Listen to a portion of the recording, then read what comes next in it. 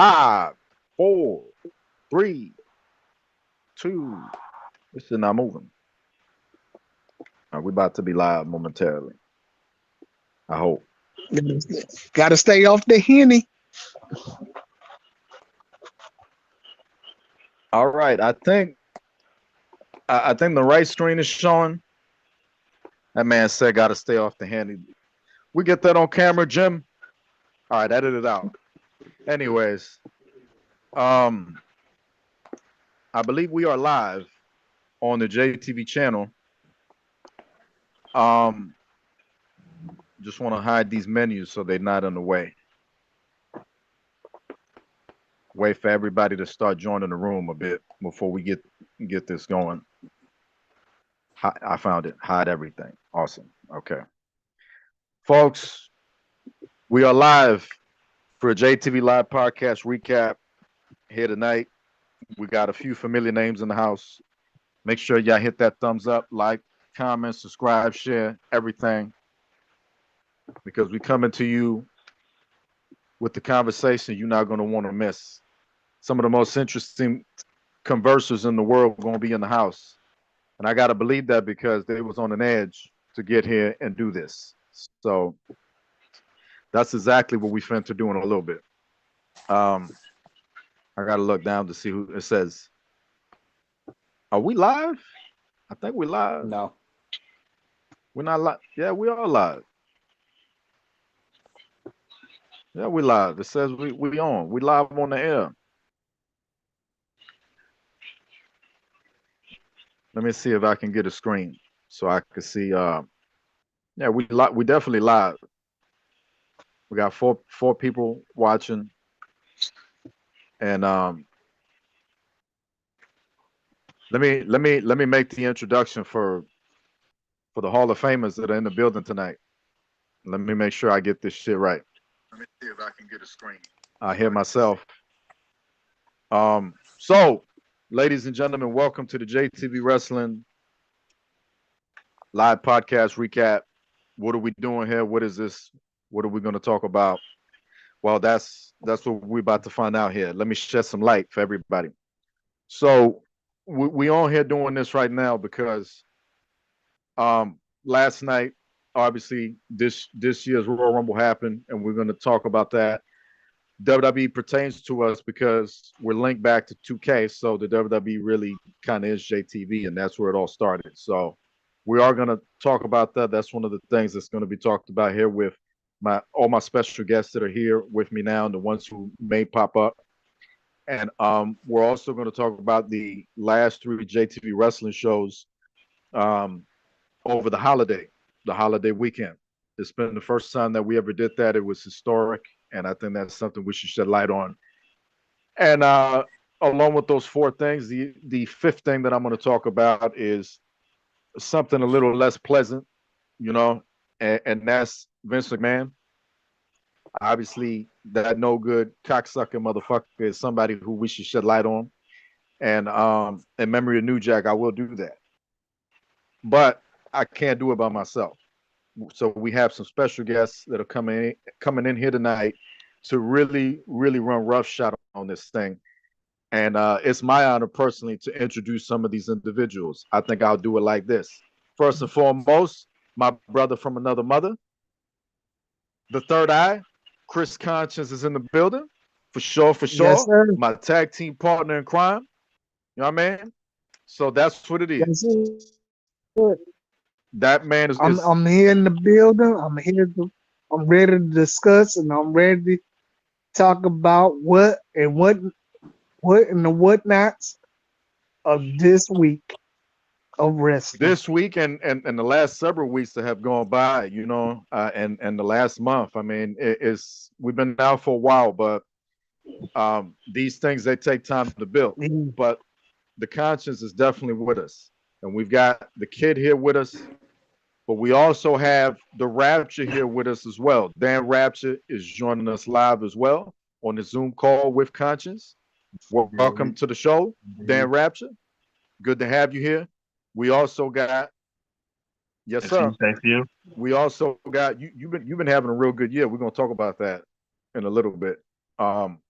We also have former leader of the Freak Show, former JTV World Heavyweight Champion. Oh, we got more special guests coming in the building, but we've got the Hardcore Demon Lowrider is with us indeed in Yes, the sir. podcast live, and also 2 out of 3 members of the three-way deadlock have arrived. I'm pretty sure that Marcus is a little upset that Nick's just joined because he could have gotten his own introduction, but nonetheless, 2 out of 3 members of the that's me being an asshole.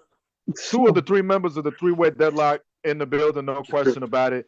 We have got, ladies and gentlemen, the walking metamorphosis, Marcus Holloway, and your new JTBC division champion of the world, Jaden Nix. Now, keep this in mind.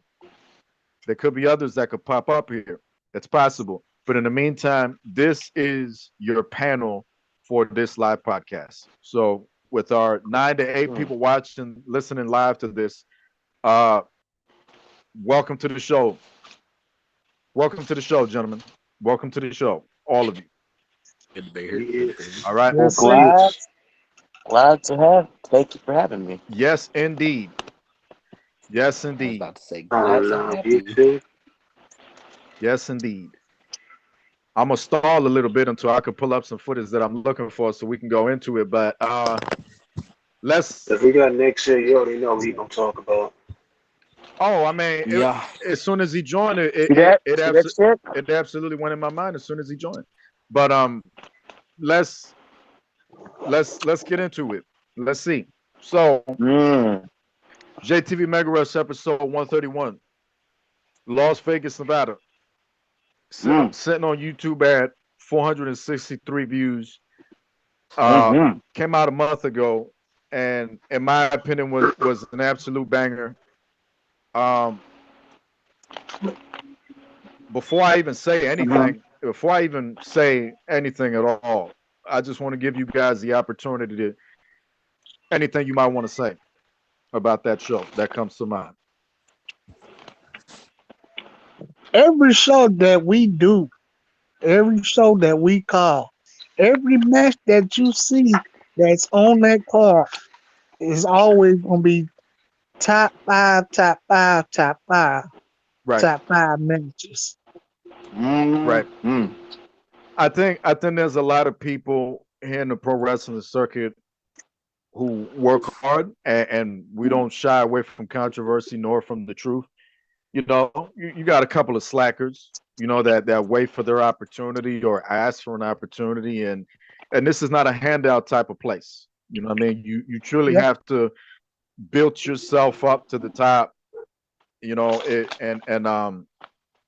I agree with that there, even though we have this grotesque side of the pro wrestling circuit, you also have that legitimate side of the industry to where you got people who really hone their craft to try to be the very, very best that they can be. Nix is sitting here with us now, and that's one person that I've seen step up in such a way in between last year to this year that we ain't never seen this side of Nix ever before.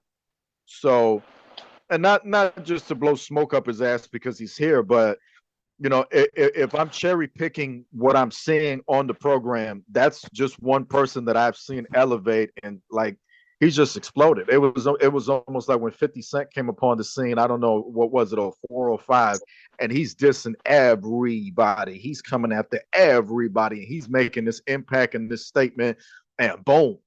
50 Cent, GUNet, and all this other stuff, and he's with Eminem and Dre. Like it took off.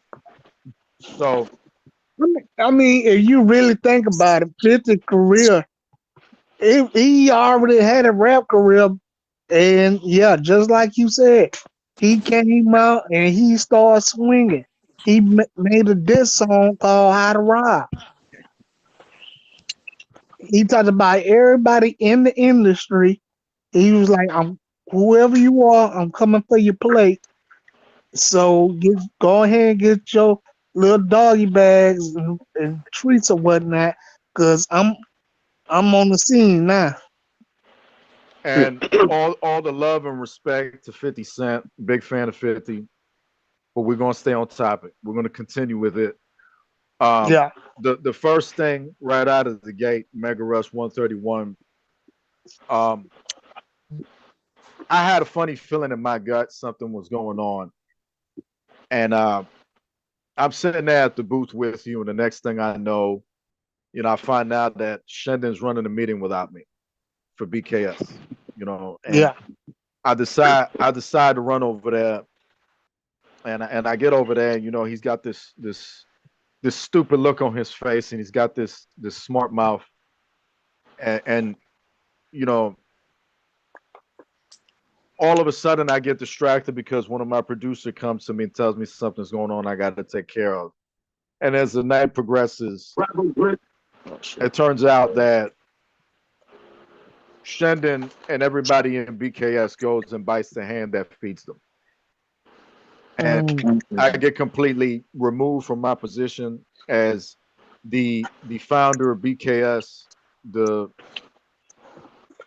The whole thing just completely 360, and now you got this new BKS that is trying to take over.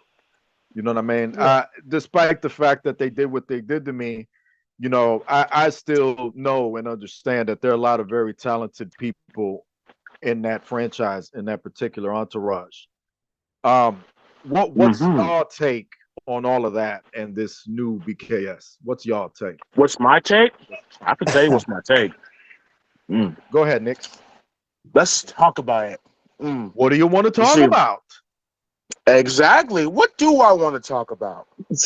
Let's talk about the fact that there's a different line of energy that just been transitioned before and after the fall of Kevin Impact from BKS. The fall. I'm sorry. Yeah, at the fall.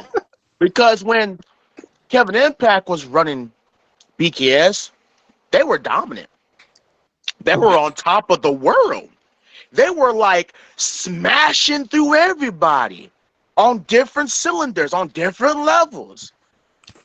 But as soon as Kevin Impact gets taken out because of some egotistical, arrogant asshole who just couldn't do it when it came to me, where are they at now? Losing. Week after week. Pay-per-view after pay-per-view. They can't catch a break, but y'all think y'all was big and bad. Y'all couldn't hold your own. The whole locker room is smashing, but hey, it would never happen if Kevin Impact was still around, was still in charge. That's what happens. That's what happens when you get a little bit too greedy and you bite the hand that feeds you. And I'm not talking about Kevin Impact. I'm talking about the 3 in 61. I'm talking about that guy. I'm talking about Your Majesty, more like your bitch. Oh, wait, my bitch. My bitch made Shendon. Shots fired. The guy who last time I thought said he was this, he was that, he was this and was that. But bitch, you was easy. I didn't have to try. But guess what? Once again, you prove all these people right and also wrong about you, that you're just the guy who's nothing more than an egotistical bitch. You talk the talk, but can you really walk the walk? You pick on people that you know you could beat, that you know you can fight. But when I step up, or when people like the one who speared you after I was beating your ass with that chain, Gorilla Cruz, stepped up, or, Marcus, the Walking Metamorphosis, touched you a bit in that all-out brawl at the ending of the ECW night, now you find out that you're not so invincible as you rightfully claim to be. You can be touched. I proved it 3 times. Because then I hear you whining, bitching, complaining like, oh, he had to submit me. So He had to tap me out. That boy said, "Oh, I got more to add to that when Nix is done after this. It wasn't fair. It wasn't. Bitch, stop crying. No Yeah, see one what I gives a gotta do? damn. All You right. over here talking about, I don't want to run it back with him. I want to run it back. Bitch, you not running shit back with me. You want to know why? You want to know why? You had 3 opportunities to beat me. What happened? You flopped on all 3. You're like LeBron James flopping on at the NBA semifinals. You like the Dallas Cowboys choking when they just meet the playoffs. You had it won. You had it won. But what did you do? You choked. Okay. I mean, hell, you had me nearly almost tapping out. But what did you do? You let that little egotistical voice in your head say, I can beat him the pin way. I can do it this way. And guess what? You allowed me to get the room and I speared the fuck out of you and choked your fucking dumb ass out. Okay. So now, Before Yeah. this become a Nick Yo. statement, Pat, I should have did a little bit more something to by add, beating you with Marcus. the chest. I should have pissed in your mouth. Yeah. Enough. Enough. You go sit your Calm, fucking ass down. calm down. I still Calm haven't forgiven down. you what you did to me. Calm down. Calm down. I'll calm down when I calm down when I So have my say. before this turns into marriage counseling, Ma- I Marriage. Calm I down, man. I You know, gotta say counselor. something. I gotta say something because before I even came back to JTV, all I kept hearing is Shinden this, Shinden that. He's undefeated. He's the baddest in the game. But I come back, and the first couple matches I watch, I'm on board straight, bro. Like, I'm sorry. Ooh. I'm very sorry. Whoa. And then at the ECW show, it Ho- was Hold on. very embarrassing. Hold on. We're gonna get to that. Right now we focus on Mega Rush. We talking about Shandon. We talking about how he is, how he works. We stay on that Well, and we work towards it. going on to that subject. We want to talk about Mega Rush, right? You know, there's going to be a bit shoot off the cuff in character, out of character, but Sure. Nick's over here saying he doesn't forgive me for what I did. If I would have had a choice that night, I would have did things my way, but other things happen. I was told certain things of what I could and couldn't do, and I made You're with going what through I a was trans given. moment, right? To be fair, it was all up to Cutscene, and Cutscene had made that decision that this is where we're gonna go. That motherfucker Cutscene, he's almost as dangerous as that default motherfucker that comes out, the mystery motherfucker off of wrestling. You know what I'm talking about? That was on. He was like he been on No Mercy. That motherfucker been on like wrestling on all the games. Default. And then to make you really scream, the motherfucker in later years changed colors. He went blue, he went red and shit. Like they don't know where they want to go with that man, you know. And That man went green. He went tan. yeah, that motherfucker default. I remember him on Warzone. That motherfucker was like black with like green lines all over his body. He was like the fucking Matrix or something, you know. But I don't want to interrupt. If you got something else, oh no, Marcus was talking. I'm sorry. Yeah, go ahead, Marcus. Yeah, Mark. Stop. Cutscene. Some days, Cutscene need to stay out the picture.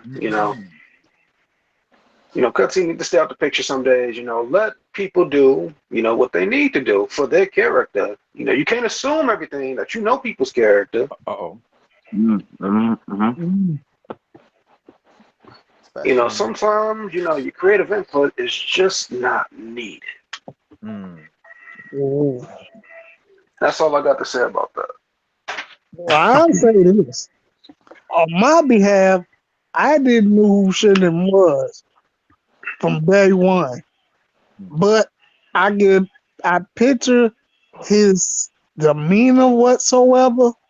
It was like, okay, this dude, he playing like the lone soldier. I don't want to be bothered. It's too much. Then, I got to get him back. I got to fight him. And, it built up to the big, I'll say this. He waited for the right opportunity to think he was gonna shine. And by shining, he did, eliminated him and the new so-called BKS. Yeah.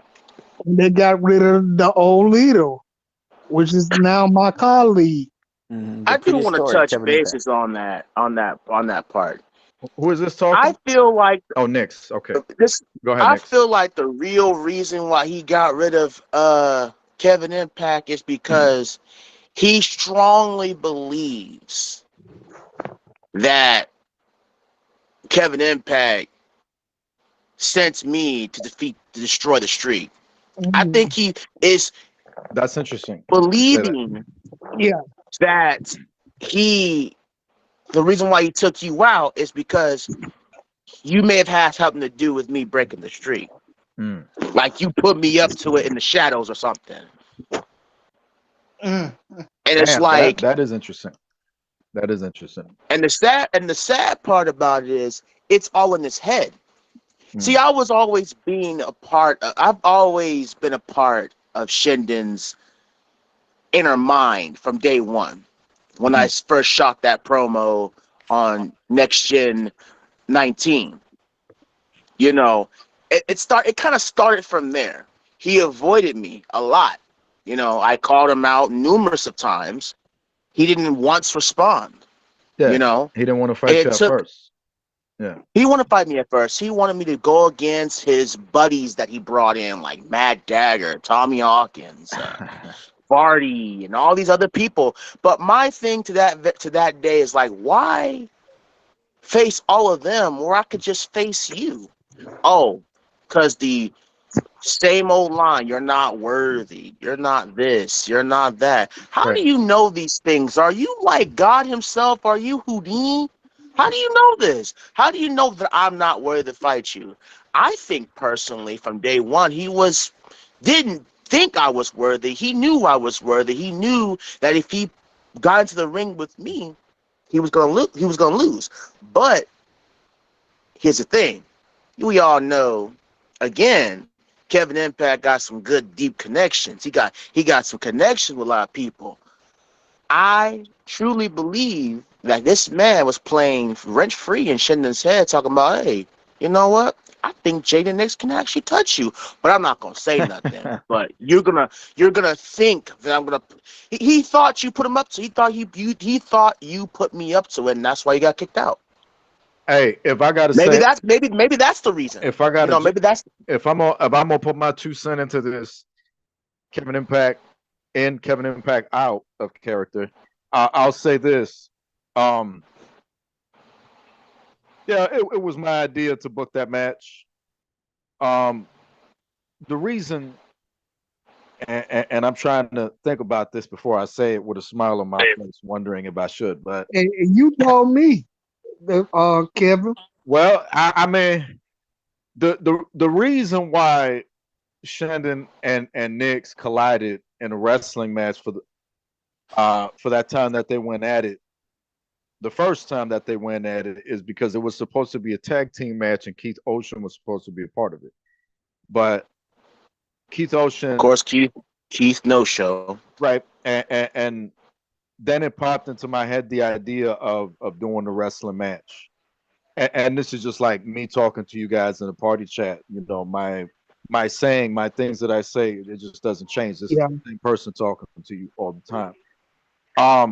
I think that the way that wrestling match went, for everybody listening, is that originally we were not supposed to have submissions in that match. We wanted to have a match that would probably be what it turned out to be, like a Ryu versus Bison type of, huge collision type of thing, like a huge battle. And I thought that the match could be garbage, but I also thought that the match could be good. I thought to myself, if Nix gets in here with Shendon, Nix is either gonna fuck everything up and have a really shitty match, and Shendon's probably just gonna dominate him like everybody expects, or maybe Nix is gonna figure out a way to have a really good wrestling match with Shen. Now, before the match, I had wanted certain things to happen. Let me think. Okay, the match I'm thinking about is not the one we're discussing because the first match. Let me see. The first match was at the Japan tour, actually. Yeah. Yep. At the which was a great show. Great show. That's Very great show. Very great show. One of my favorite JTV shows of all time. But Oh yeah, you talking about the Japan show? the Japan tour. Japan tour. That match this match was not supposed to happen. It was not supposed it was planned later this year. You know what I'm saying? Along with Marcus, you know, but in the wrestling industry, there's going to be politics. You know what I mean? Now, I'm not going to make it my mission to come on this podcast and try to bury anybody. I didn't want to come in here with that energy. I came in here to have fun with y'all. But I think I think that there was an understanding that there was going to be different outcomes of different things that was going to happen then, now, and then later on this year. And there came a situation in which I had to make a decision on a wrestling match, and this is the wrestling match that I booked. I had faith in it while also having concerns that maybe it might not live up to what it might live up to. Because much like a lot of other people that doubted Nix, you know, and we're like almost preying on his downfall. I was somebody that I did not like Nix. I did not like this man for a long time, and we don't had our history in the past. But the thing about it is that when I looked at how things turned out between me and him, it really wasn't that bad. You know what I mean? I'm a grown adult. There's no reason that like whatever he said to me and whatever he did to me, there's no reason to hang on to that. You know what I mean? That's why I decided to go the other way with him. But I found something out because I think there's different interpretations of this man Nix. There's people that may look at him like this, and there's people that look at him like that. I look at him like I did not like him for a long time. Time went on, and much like me and Low Rider burying the hatchet, and Marcus. But Marcus ain't never did nothing to me. But you know, for Nix, when we done had our situation, it just got to the point where it was about time to figure things out. As time went on, don't matter what I think about Nix kept proving himself. Nix kept working. Nix kept busting his ass. Nix had this attitude to where it's like, I want to be at the top. And there's a lot of people that come here to the PWC and think, hey, I'll just suck up to J-Kid and I'll get whatever I want. And it's like, it doesn't work like that. You know what I mean? Sucking up to me, I can appreciate the love and respect if that's what it is. But if you're sucking up to me, that's not how I work. You know what I mean? I've been accused of being maybe a corporate guy or people being involved with me being corporate guys. Lowrider has certainly called my staff in the past stooges. You know what I mean? And I respect that because that's him speaking his mind. You know what I mean? At one point in time. But the thing about it is that it doesn't really work that way. You know what I mean? People build different interpretations because they want to paint their narrative on it. The narrative on this is that Nix busted his ass ever since he came back at the Kuwait show. What was it? Vendetta, I think. I think he was at Vendetta. I don't remember if he came back at Vendetta, but I remember having him at Vendetta. And you know, he took on some redneck or something, but I can't remember. But he did his thing. And he kept doing his thing. He didn't stop. I had a conversation with Mr. Amazing in which I told Mr. Amazing straight up that I was not interested nor a fan of the idea of having Nix come over to Mega Rush because I wanted to develop him a little bit more next gen. But that motherfucker just kept coming back. So I said, you know what? I need to try to invite him to Mega Rush because he earned this. And when I invited him to Mega Rush, I still didn't like Nix. But he's proven himself, and he's trying. He even pinned me in a wrestling match. When he pinned me in a wrestling match on Mega Rush, where I was tag teaming with BKS at the time, I stood there and I went, holy shit, you know, he's stepping up, you know, and he earned my respect when he pinned my shoulders to the mat. you know. And after that, I started looking at him a little bit differently because it's the same thing that happened between me and Lowrider. When Lowrider first came knocking on the door and said, "I want to join this," I said no. He didn't quit. He didn't quit. He kept spamming me. He kept inboxing me about I want to be a part of this, but it was weird because back in like late 09, early 09, whatever, JTV ain't never been like out there. You know what I mean? Now it's like you can see us everywhere except Russia because they keep blocking us for some reason. But you can see us worldwide now. You know what I mean? We're open to the world and it's a beautiful feeling. But at that time, it wasn't like that. That's not how it worked. JTV had just been coming off the heels of the legendary, iconic, mighty VHS. So that was back in the day. And it got to a point that he just kept knocking on the door until he got his foot in the door and he said, "I'm in there."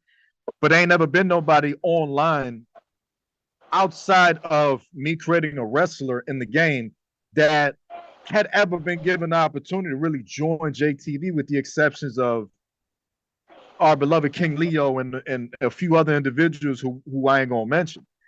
You know, the originators of JTV before we came to meet all of y'all. So,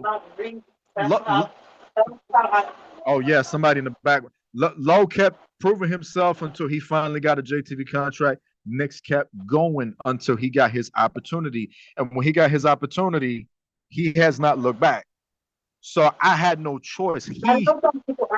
He forced me to call him up to Mega Rush. He did that. I didn't do that. He did that.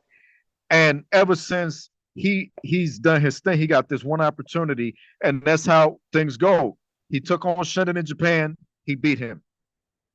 Now, I'm not out here picking sides or anything like that. I have mutual respect for Nix, just like Shinden, despite the fact that he had Axel cut me open and they threw me out of the building and shit. I still respect what that man's done. You know, he's got the World Heavyweight Championship. That's the most important prize in the game. But I like the fact that Nix beat him. I think it was well overdue. The man's been the World Heavyweight Champion for like 2 years. It is time. Okay. Nick stepped up. You know, Shinden got beat. Now, there's people who have an issue with it, going, "Oh, you know, it was a cheap victory," and like Nix, you know, took the easy way out. Did Nix really take the easy way out? In a way, yeah. But submissions, much like professional wrestling, is allowed in this promotion. We don't do this whole pussy league shit to where certain people complain about certain things and be like, "Oh, you know, this isn't allowed." Yeah, go ahead, Conte. I say this. When Nix beat him, not once, not twice, but 3 times, and he didn't beat him with a roll up. He didn't schoolboy him. Yeah. He made that man tap.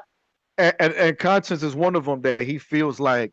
Conscience told me he feels like, and you could correct me on this if I missed something, but I remember telling me that it's really like Nix really did kind of own Shinden because he submitted him. He didn't pin him. He didn't win by count out. There wasn't some sort of a disqualification. Nothing happened except he locked this man in a submission hold and he made him tap.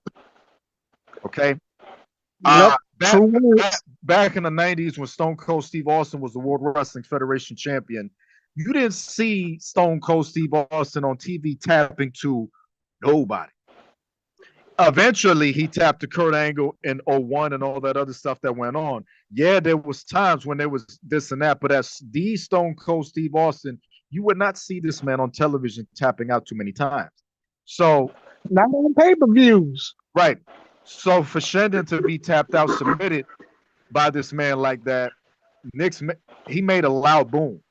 And broke the streak. And I understand once again that there's people that feel like it was kind of a cheap thing. But again, we are pro wrestling in CW. And in wrestling, in this pro wrestling circuit, submissions are allowed. They're not cheap, they count. Okay? Yep. It's like you being in an MMA fight. And instead of you going for the knockout or anything else, you decide Maybe you go for a Kakita clutch. Maybe you go for a Fujiwara armbar. Maybe you go for a heel hook. Whatever you like, a sleeper hold. The guy taps out. The guy passes out. Whatever. You know what I mean? So Nix, in my opinion, he beat him clean, and this was long overdue. I'm glad that it happened. Shendon, you know, deep down inside, I think me and Shendon are still boys. But as Kevin Impact, obviously I hate his guts. You know, and if I ever put the boots back on, obviously that's got to be somebody that I need a piece of him. You know what I mean? But the thing is, Nix is who we're talking about, and point was proven at the Japan tour. Oh You know what I mean? Point was proven. We are talking Yep. Mega Rush. We're going to try to stick with it, but this is going into Mega Rush because we're talking about Shendon and a new BKS regime. Personally, it's interesting what Nix had to say because it made me think. But I felt like, you know, Shendon really just wanted to get rid of me from BKS because he wanted to demonstrate his power over motion and how he's sort of like the Negan of the shit. You know, he has all this control, all this power behind the scenes and whatnot. It's really like a Hollywood Hogan situation, you know. So I think that storyline wise, I think the man wanted to get rid of me. I think that I was losing too many matches. I think I was probably out of time. And he saw that and he decided, you know, which I can't hate on Shendon for that. I mean, you made a decision. You made the decision you felt you needed to make. You wanted to be a snake and you wanted to take over and you wanted to try to do a better job than I did. Granted, I'm not standing on the highest mountain saying, hey, I made stars in BKS. You know, you guys here tonight, and God is my witness, there's been a lot of people in BKS that have walked out the door that never really had it to begin with. You know what I mean? And the ones who are there now are just people that I think are still trying to make an impact, but you got to want it. You know what I mean? In this industry, you have to want it. Nix is someone who wants it. I'm not forgetting about Marcus and everybody else. I'm just saying specifically Nix is someone that's demonstrated that they want it. Marcus is showing, if not equal, more so that he wants to be at the top, just like Nix. Dan Rapture is another person who I talk to Shendon and people like that about sometimes, you know, and I see that this kid really wants to climb to the pinnacle. He wants to be one of the best. He's in my inbox. You talking about Bannon, right? I'm talking about Dan Rapture. Mark Bannon, I think, is right there. He's just about there. He really, really wants to be at the top, but Mark spends a lot more time talking about it than doing it. Yeah. You know what I mean? Yeah. And that's where and and we've been on it's on tape that it's been times that I'm glad of Bannon getting the job done, but I'm also upset that if he can just push that level just a little more, just a little bit, yeah, just a bit more. Don't complain about how things are going. Keep the whole thing. Motivation. Yeah. Motivation. Well, his thing is I would say focus. I would say focus because the match that he had, it was who was that? Conwell Wolf. Conwell Wolf. That was at the ECW show. I guess we'll just keep coming back to shit. The way he went at it with him on there, he was wrestling like Mr. Perfect in them. Like, this wasn't a 2K battle. This was real. All right. This man was taking his time. He was picking spots. He was working limbs. He was wrenching the arm. He was taking him into that turnbuckle. You know, he was working the back. He was working the neck. He was taking them down. He was keeping them down. Like that Mark, that night he showed like he had it like Kurt Hennig, Dean Malenko. yeah, He he was being more of a technician wrestler yeah, than ever. and he was being skilled with it, and he was And looking he for was he had yeah, openings in that match that he himself yeah, set up like a soldier setting some mines up in a minefield. Like he's just setting the shit up to where yeah, Conville falls into his trap, and I was just like, this is amazing. And yeah. he said that he was following the shit that Nix told him. So if Nix is giving good advice on how to have good wrestling matches, I suggest you talk to him. But Yeah. that match was phenomenal, and I'll say that much so we could come back to it when we go to the ECW show. Okay. I think. Oh, Are we still live, or did they kick us off the air? Somebody else Oh, want to we add still here. something? we still here. We still Yeah, we still live. Yeah. All right. So I'm gonna see it. I'm gonna see what you guys might want to say about this next thing, and like we'll see if there's anything to really say, or if we just keep moving it along. All right. Different things going on. One particular interesting thing to build character right here. I would like to bring up the shit with Shin, Amber, and I think at some point it's going to be Dan Rapture. Now, Yeah, Dan Rapture. Dan Rapture. I knew you were going to bring up this conversation. Oh, you goddamn I knew right. you I were. mean, Tell him, Lo. I have thoughts on that. Go ahead. The mic's all yours. Whoever live. that was Nick or Lo. Yep, that was me. That was me. I have thoughts on that situation. Thoughts on what? The Amber and the Dan and the on Shin the shit? stuff between. Yep. Mike, here's do. the mic. Hold it with both hands. Go ahead. I view that. Sorry. It's time that Miss Amber. I'm gonna call her Miss Amber because I'm gonna call her that. That Amber Rocks is now probably watching. I seeing think she's watching. Shinden for who. Well, yeah, she's seeing Shinden for who he really is now, and she just can't believe that the person she once cared for and trusted and loved, have devolved themselves into this bison-like evil character, and it's like, damn, I don't know who you are anymore. Good reference. You've done your sister wrong. You've done your family wrong. You've done everybody. You have burnt bridges. And it's like a lot of people keep saying that Shinden was bound to be this guy. No. That's where you have it all wrong. Shinden was just simply fooling us in the beginning. He was playing the nice guy. He was playing he was playing the classic evil villain. The classic. He starts off good, and just like Joker says, it only takes one bad day. And something happens between Corey and Corey Flash caused that one bad day, and now everybody's paying for it. And Amber is smacked down in the middle of it. And now Dan is playing I'm sorry, Dan, if this comes out a bit rude, Captain Save-A-Ho. But I think also you put too much needs to ketchup on that on those French fries. But go ahead. Dan needs to be careful. Yep. Dan also needs to be careful because she still likes Shinden. And at the state she is, she could do anything to get back in the good graces of Shinden.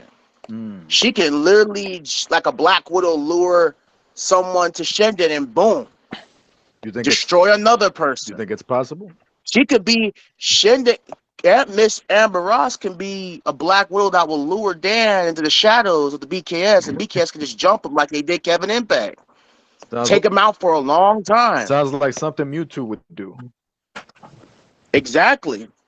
So I would say Dan shouldn't be so quick to play lover boy, and we need to also to see where Miss Amber Rox's head is at.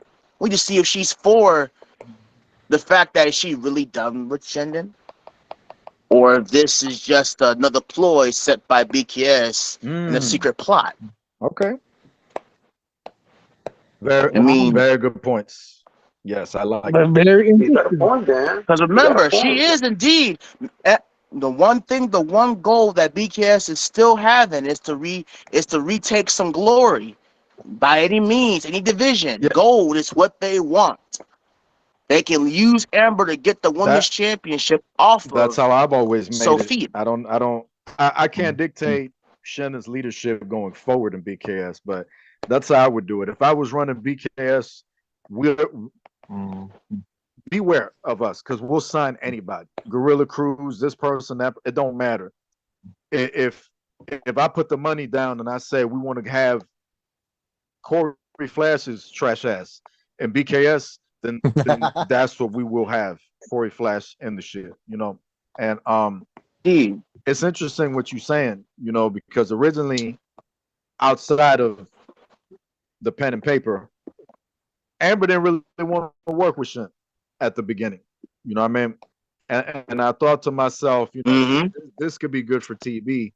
We got to make it happen. And as time went on, you know, got an opportunity to get to know each other. Amber is just someone who she's like that. You know, she tends to be shy, but she also it's like a cat, you know, or a new pet that you got, and the pet just hiding under the refrigerator, under the bed, whatever, don't want to come out because she takes her time getting to know you. And I think Amber has put time to getting to know this ponytailed, you know, best of all time guy in JTV. And ponytail best of all time. He ain't very best no more. She got an opportunity to get to know this person. I'm gonna say this.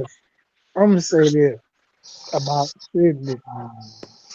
Sydney was once a Roman Reigns. Yeah. Okay. And then I see that. He became like he was the powerhouse. Then he became it started to become his yard, the big dog's yard. Yeah. And then slowly but surely he became, you know, he wanted to have a seat at the reason why he turned is he wanted to have a seat at the table. And then along came a young warrior and ate his meal. But Dan Rapture, although I do agree with you, I agree with you 100%. 3 times. Roman Reigns, really? Roman Reigns can sell. Roman Reigns can sell. He can lay down and take hits. At least Roman Reigns is still undefeated. We're gonna talk about we're gonna talk about him soon. Let's talk about it. I'm just saying that he was. I'm just saying he was because he was undefeated for 2 years. He kind of was like, you know, was he really undefeated for 2 years, or did he just pick people he knew he could beat? You gotta ask yourself. You gotta ask yourself this. Was he really even facing challenges like that? I mean, come on now. The last real challenge he ever had was pretty much Troy Jackson, you know. Troy Jackson was the only person who showed that he could touch Shin. Yeah. But Shendon, the way he cooperates in the ring, he don't like to put people over like that. He doesn't like to, you know, lay down for people for a minute. And he don't like to take hard bumps or hard attacks from them. He likes to play this guy. So basically you saying that he got the looks of Roman, but he don't got none of the stats. He don't got none of the stats. He plays. But he act like he don't want to take a fall and don't go against tough guys. So he like Hogan. He likes to play against. It's like having Because Hogan a don't rip. like to lose either. Hmm? He don't like being humiliated. That's basically what they're That's why saying. people. That's Now, he's Roman, he's Hollywood Hogan, he's a number of different people combined into one, and Yeah, that's what I'm saying. he likes to book himself into success. yeah, There it is. and I agree. There it He is. hasn't really, That's and all I I'm saying. 100%, I 100% agree with Okay. that statement. That's all I was saying. Now, That's all when I it was- comes now, Vardy's another person that I'm going to touch bases on later on in this podcast. Oh yeah, But Oh, my Lord. main definitely. focus is like going back to the whole Dan Rapture Amber shit. Yeah. Dan needs to really be careful on who he thinks he's gonna have the back of, because I think he heard again, you. I think he heard like- you the first time. Let's not repeat shit here. Let's You keep this really on. want me to break my silence here, Nix? Listen. Let's You give this man. really want me to share my Dan, opinion on this Dan, whole conversation? Dan, that's why we're here, Dan. Take the mic and speak on it. please go ahead, take the mic. Yeah. What you got, Dan? Come on. What you 'Cause got? I'm fully aware on the situation I got myself into with in between Shendon and Amber. Yeah. I'm fully aware she's conflicted on what happened at Mega Rush 131. I'm fully understood. I'm just here to try to get her mind off Shendon. Somebody cut my And mic. besides that, I am pretty much trying to get her mind on winning that women's championship Who could cut and my that. The hell? So pretty much that's my mindset right now. But I am 100% in the back of my mind knowing Amber is conflicted on Shendon. So with Yeah. that said, I am having a mindset. Keeping it in mind. Keeping shit in mind. If it does happen, I have to be ready. So Right. yeah. It's possible, Yeah. but from the looks of it, I think it's safe to say that she hated his guts. She certainly didn't want to follow him after the shit went down. She just been in The shock. nasty things he said about her too. Well, the thing is, he's talking about Mega Rush 131. That's what we talking about. But this shit dates back to what's one of y'all was talking about earlier. Y'all got me hyped when y'all said this, but I think it was you that said it, Nix. This shit started because of Corey. Oh yeah, Corey's the one this that all started. Yeah, all this because drama Co- started because of Corey. Corey was relentlessly like poking the bear. Yeah. Constantly. Yeah. He Constant. brought Yeah, something you're that was right. already in Shendon to the surface. It Yeah. was already hidden from the beginning. Corey just what you call took off the mask by force and showed these people who Shendon really is. It didn't take 3 episodes, 4 episodes. It took time Yeah. for him to break down the wall of that of who Shendon really is. So this is the true Shendon that we are seeing. He's always been out. He's always been out for himself. We just have to. And the more that Corey Kept was on pushing. the more that Corey kept on messing with him and messing with him and messing with him and messing with him, time and time all over again for years, he had his Mhm. breaking point when they had that steel cage. Mm-hmm. That We showed it right then. that Right he- then. Now this he- is completely out of character. This is completely out of character on what I'm about to say. that Yeah, that's the thing he about people. broke. He snapped. Here's the thing about that and people. When that happened at Showdown, it kind of reminded me of the double turn with Austin and Brett, because Brett went in the hero, Austin went in the villain, and then there was a switch during the match Yep. and then after the match. This is something where these guys went into this situation, and at first, X amount of people was going with Shendon. This amount of people was not going with Shendon. They wanted Corey to beat that man, get the championship, and break the streak. And it shifted as time went on because when they saw Shendon winning, dominating this kid and everything that was happening, everybody turned on him. Everybody turned on him. I done seen the live stream, the voting shit that was going on. It shifted from 50-50 to we want Corey to win. By the time it got to the cage match or whatever it was, they wanted Corey to win. Everybody sided and was going with the All-Star Kid.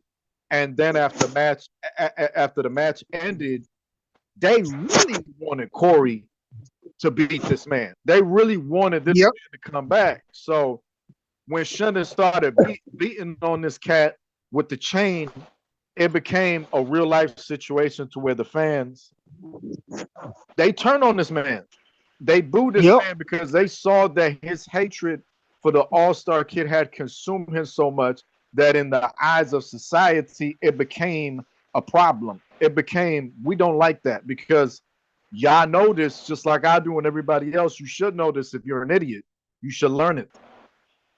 The way people work in society, right? All of us in this party, we ain't do none to nobody. We have been as good as we could to this world and the people that we care about, right? But society looks for a reason to mess with you. And over time, even if you're doing the right thing, like let's say there's like a, I'm not gonna say that. I'll say something different. Let's just say that somebody really bad did something real bad, and you take it upon yourself to discipline this person. At first, you're doing the right thing, but after a while, in the eyes of society, you the bad guy. That's how it works. You see it all the time, and when your family fights, people you know fight on television, even cops do it. A police officer could be beating the shit out of somebody now, and somebody instantly assumes that the officer is a bad person assaulting the criminal when you don't even know what happened. You can't do that. You cannot do that. If you don't know what happened, you don't have, your say don't count. You have to. That's what's happened to me in the past with the Kevin Impact statement. That's all it ever was. If anything, you have to know everything that happened. You can't just take somebody's side like that. So with the police officers, it's the same situation. They'll be beating on someone and somebody already want to jump in. Just last night, I seen a video and there was this woman that was instigating this shit for no reason, trying to put her in handcuffs because he told her she needed to sign the ticket. She refused to sign the ticket and she was stalling. When you refuse to sign a ticket, you have to know you are now liable to go to get locked up. You go to jail for not signing the ticket. Okay, they could do that. They can arrest you on the spot. She didn't want to go to jail, so she's screaming, fussing, making this huge scene for no reason. And the cameraman's talking about, "Oh, you ain't got to do all that. You ain't got to do." Bro, she's not listening. She's not comprehending. She's not obeying. At that point in time, you already a criminal. You going to jail. Before that, in our country, in the U.S., I'm thinking everybody in this party from the U.S. But if you're not, you don't count. But for everybody that's from this beautiful country, that's how that shit goes. All right. So what happened with Shendon is that Shendon was beating on Corey. Corey was the devil that deserved to get his ass beat. I'm not gonna lie to you. I was enjoying the shit, especially when Corey's cherry was shooting all over the place like a hydrant and shit. I loved it. I love seeing Corey get his ass beat. You know what I mean? And when that shit happened and he was beating the shit out of him with the chain, everybody like in a way loved it. You know what I mean? Because it been like a year or two when Shendon became the world heavyweight champion at New Dawn, and he beat Mr. Amazing. Cutscene included. When he beat Mr. Amazing, right? Yep. And Corey came out. Corey had this. It was like a stick, like a steel stick that had. It was buried in like concrete or something. You got to love what 2K20 brought, but I loved it. So Shendon is celebrating with the championship belt. The confetti's coming down in the arena. The arena looks nice. Everything. Corey hits this motherfucker with and cut him. He smashed his head with the thing. Or he hit him with the belt at first. My fault. He hits him with the belt, knocks him down, and makes it well understood that he's the next guy coming for Shendon. And he smashed Shendon's head with this concrete, and he bloodied him.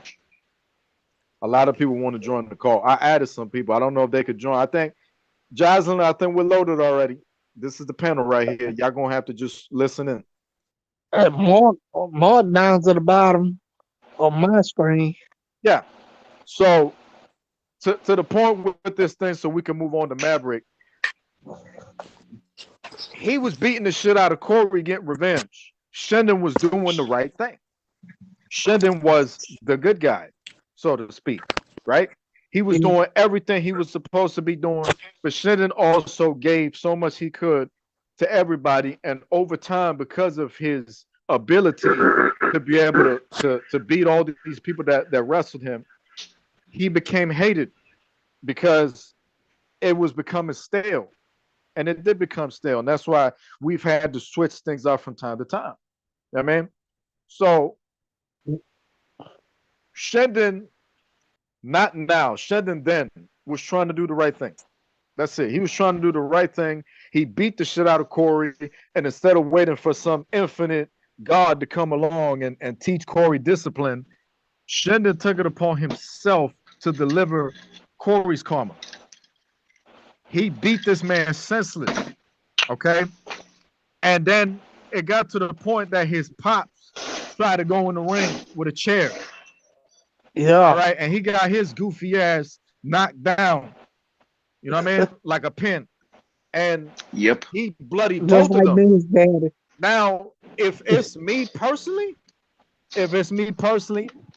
all right, I'm a New Jack fan, just like Marcus Holloway and you. To me, the way we look at it, Corey should have died at Mega Rush at Showdown. Shendon should have killed that son of a bitch. He should have killed him for what he did. All right, but after a while, society seeing that, they're like, wait a minute, he hit Corey, right? But now he's beating on his dad, bro. That shit is not cool. That shit is not right. That's an old man. This is not okay. You know what I mean? Me looking at it, I'm not gonna give a shit. He was beating him down. His daddy tried to step in. And correct me if I'm wrong. You said that his brother showed up too, didn't it? Yeah, Flash was there. Sean Storm is Corey's neighbor from way back in the day when he used to swim under the covers and shit. And they go way back as Team Flash, way back in the day. And so you had an arsenal of your family there and people that had your back.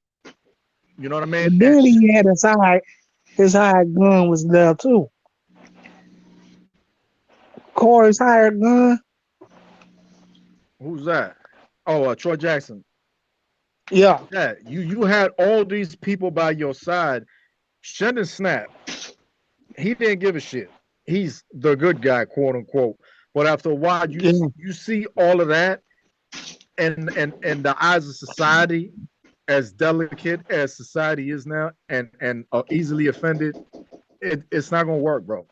It's not gonna work, and that's the reason why they started booing that man, and they turned on him. Be like, he offended them straight up. His actions were offensive, but it was one of the most bloodiest things, one of the most evilest things that have ever happened in JTV history. Nobody has ever beaten on somebody and their pops like that to the point where like they had dents in them. I mean, it looked like an accident of cars colliding with each other. They was just leaking fuel all over the place. So I felt like people felt like Shannon crossed the line. That's what I believe because I understand how people work. I don't work the same way. I say Corey Flash deserved every single damn thing that happened to him. I can't side with the idea of his pops getting his ass beat. You know what I mean? But you got in the ring. You knew what to expect. Yep. This is all wrestling ring. We don't do no pussy shit in JTV. And You heard that, Will? Huh? You heard that, Will? That what happens. Yeah. I just feel that what happens, Will, when you step in our society. No question. But the man Did got this man just say Will, as in Will Smith? Yep.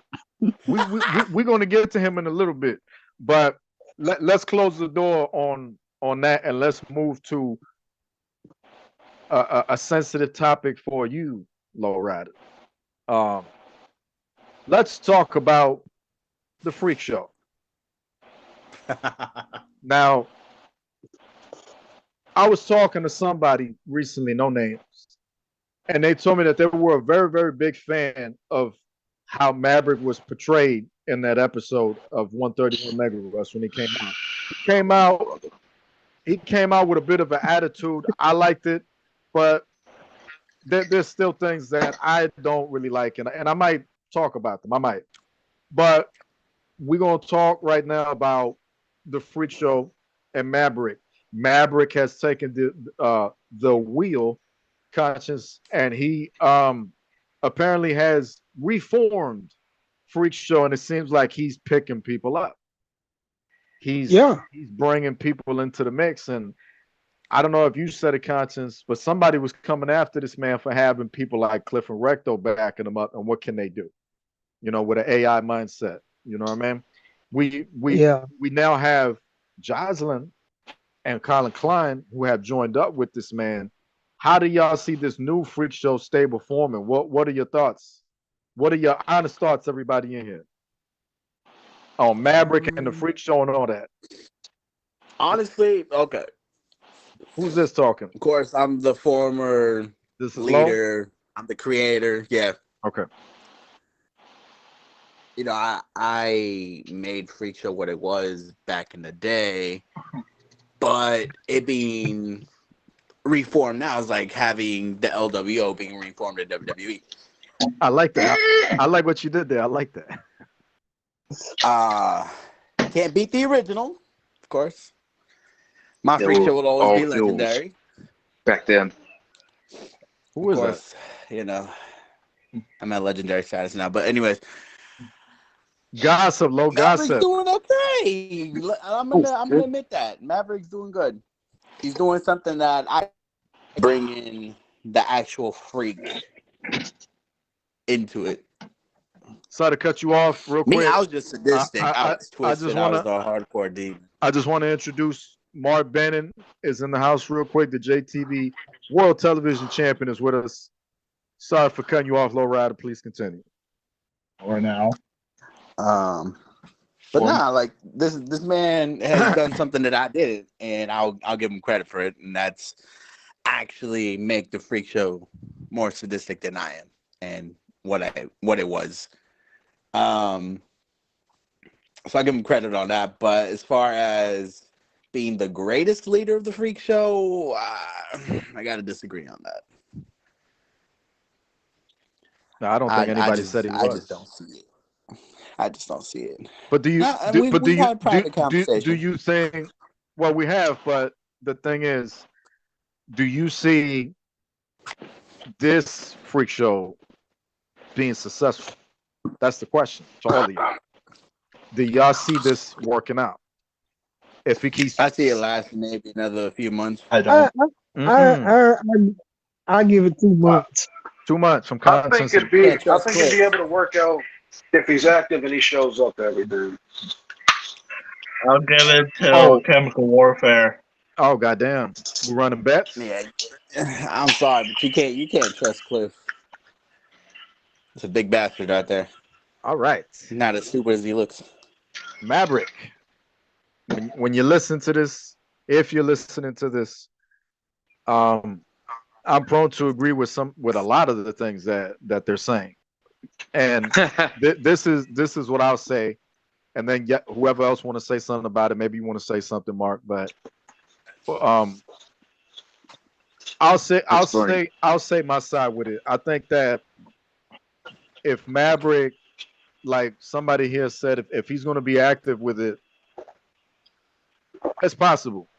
You know what I mean? I look at Maverick and I think, sometimes he wants it, sometimes it's so. But then I think of the wrestling match that he had with Colin at the Halloween show. And even though they spam like a motherfucker, that was actually a pretty good match. That made me think, oh shit, he can actually be a singles champion. You know, and I needed that. I needed that for my soul because before that, he had cited some frustrations with just different things that went on because he worked the program with Shin at the Rage in the Cage, which I thought was great. You know, Rage in the Cage I liked because it was different. It was like a movie. It was like what they did with Hogan and what was that called? Brawling or I forgot what it was called. The Debo Hogan film. I forgot. So it was kind of like that. Yeah. No holds barred. No holds barred, right? It was kind of like that. There was, we did something in JTV that you never seen. You never seen the camera just like pan out, zoom out, and it goes from like the entrance all the way to the top of that cell that we call the Rage in the Cage here. You never seen that. So it was like it was a film. I thought his work there with the Freak Show Room of Trials was fantastic because he had Shannon running from room to room. And it was really kind of like a take of The Big Boss with Bruce Lee, which is one of my favorite movies. And I thought his work was fantastic, but it was programmed. You know what I mean? I had a pretty good wrestling match with him at the Japan tour in 2K20. If you go back and see it, all right. You know what I mean? He did some work with Marcus and the book and with Ray and everything, the Skull Brotherhood, all that went on. Great, right? Fun stuff, fantastic. The book got destroyed, everything, and he kept messing with Marcus to the very bitter end. All right. I got to stop for a moment and think about what else done went on. You know what I mean? Because you got to stay with it. He was on 19 for a bit. He broke it in when 19 went public worldwide live the first day on the page. He broke it in. I think he cut the first promo and he was like, oh, finally 19 has begun, and then everybody else joined along. 19 died for a bit. And then I had to do something real fast to resurrect it. We were successful and it's stayed alive ever since. But the thing is,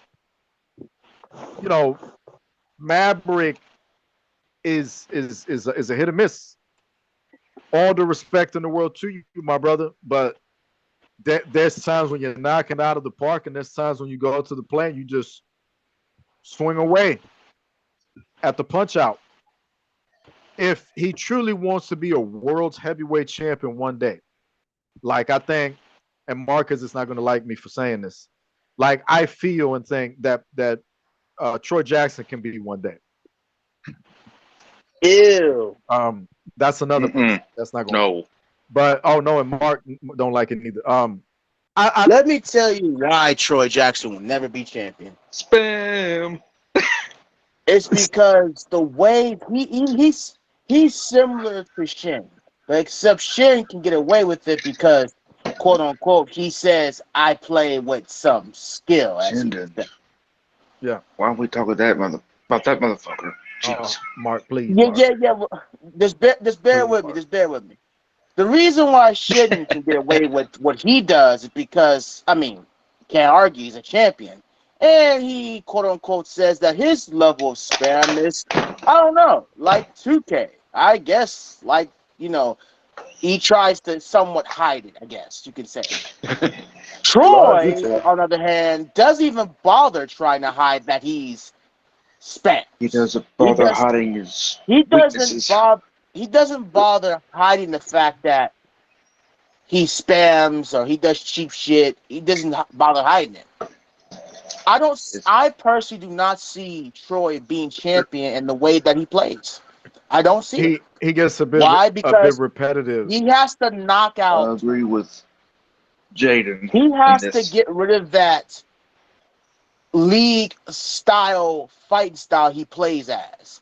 Until he learns how to fight like Mark, me, Like an actual Nero, wrestler. an actual wrestler, and actually learns to sell, I don't see him nowhere near a championship at all. I only see him as Corey's lapdog.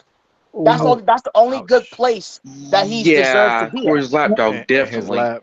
Hold on. In a sense, Corey's shadow. Corey's the one who's keeping Troy actually relevant. Let's talk about it. Come on, let's talk about it. Oh my God. Corey is the only one that's making Troy relevant. I was surprised Uh-huh. he even got an If anything, opportunity. it goes hand in hand. It goes hand in hand. They're making each other relevant. It's 50-50.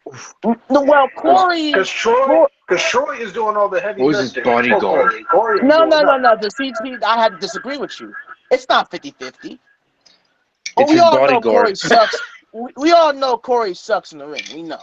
Mhm. We Corey is can a agree with failed that. champion. Let's put it that way. He doesn't try to actually put in the work to actually wrestle. But is he respectable? Hell yeah, he's more respectable than Shin. He's more respected than Troy.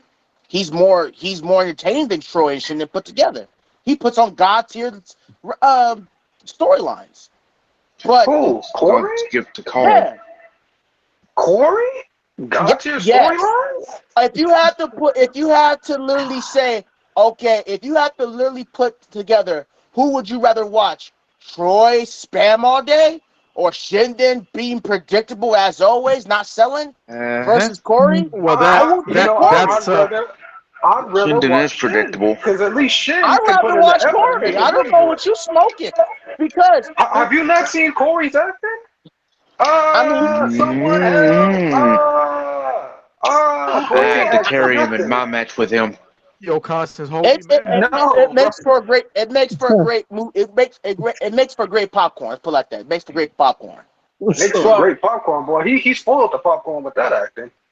Anyways, Exactly. Anyway, He said he looked in the bag, ain't no popcorn there. Top that.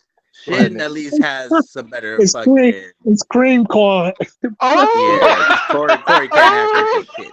well, anyways, let me get back to what I was saying. It's not whole corn, it's cream corn. Let me get back to what I'm saying. But Troy, I don't see him being champion of anything. Maybe possibly a tag team champion with Corey, maybe. Yeah. But doubt that either. Until Troy starts playing like everybody else, he's not gonna be champion here. Like everybody He's on not. line, yeah. He's not unique. Come on. Everybody was saying. Come on. Everybody looked at Troy like on some. He's just a bootlegged version of a lot of spammers back in the day. No, he looked like a bootlegged version of my partner Marcus Holloway. Let's talk about it. Boy, he can never be me. He can never be me. Let's talk about it. I like it. All you Constance. gotta do is put that man. All you gotta do is literally put that man with that wild hair dude that Marcus Holloway got, and then you got a bootlegged version of Marcus Holloway. Come on, let's talk about it. Well, Troy doesn't try to be himself. Where's the lie? He likes to nitpick. He likes to nitpick off of. Marcus Holloway is his biggest fan. as a way He got that man's camel pants. He had that man's camel pants at one point. He had that man's dreads at one point, probably. I don't know. Bro, you're gonna instigate a confrontation between these two, man. Chill. Confrontation. Chill. If there was a confrontation, Marcus winning it. Period. They're That's gonna look at Marcus. I'm gonna win it by not showing up because I've got no interest in fighting Troy. Corey Flash and Troy Jackson versus a three-way deadlock. I'd like to see that match. What do you think? That's a death wish. Troy Jackson versus Corey. I'm just gonna look. Yeah, it's a death wish. I'm not gonna spoil anything. 'Cause I know Troy's gonna watch this later. But if you put Corey, if he won't spoil it, I'll spoil it. If you put Corey and Troy Jackson in a tag team match with us, we already know who we going after. The weakest link, Corey. Yeah. No offense, Corey, but you know. Oh yeah. Nah, they mean that. Yeah. They mean that. Troy out first, and then we gonna Jesus. jump Corey for the rest of the match. Exactly. See, and they pulling the whole he shit because they tell you what they're gonna do before they do it. It's like Al Pacino and Robert De Niro. He telling that man, listen, I'm going to do this to you, and I want you to know that. Yeah. I like it. It's I like like the it. same way. It's like the same way we did Shin and Skinner. We took Shin out first, and we jumped Skinner for the rest of the match. Hey, Yeah. yo, You know the sad part is you know the sad part about that tag team match. Now that you brought it up, we talked about the plan. We talked about it. We talked about exactly what we was gonna do to Shin. Have you ever played Modern Warfare 3? There's a part in the Modern Warfare 3 said no rushing. We went no rushing on them niggas. And guess what? Once Shendon was out the match, Copy Boy John Skinner was easy. He was pretty much easy the whole match. He couldn't do shit. He couldn't do shit. There was He tried to tap out Marcus. Guess what Marcus did? He lined him up for me to spear him, and Marcus Finch took it home by slapping his ass out. And Marcus begged that man, don't do it. Don't do it. Don't do it. You don't want to go this route. Don't do it. What did John Skinner do? He did it. He pissed that man off. He pissed that man off. So we took control. We had a plan. They didn't have a plan. Their only plan was to go in there and win. Mimic us. That was it. Their plan was to steal your moveset and use it against you. Yo, I got a personal vendetta against Will Smith. Well, yeah, him, but what Nick said, not Nick's, but Dix. Hey yo, listen, man. Hey yo.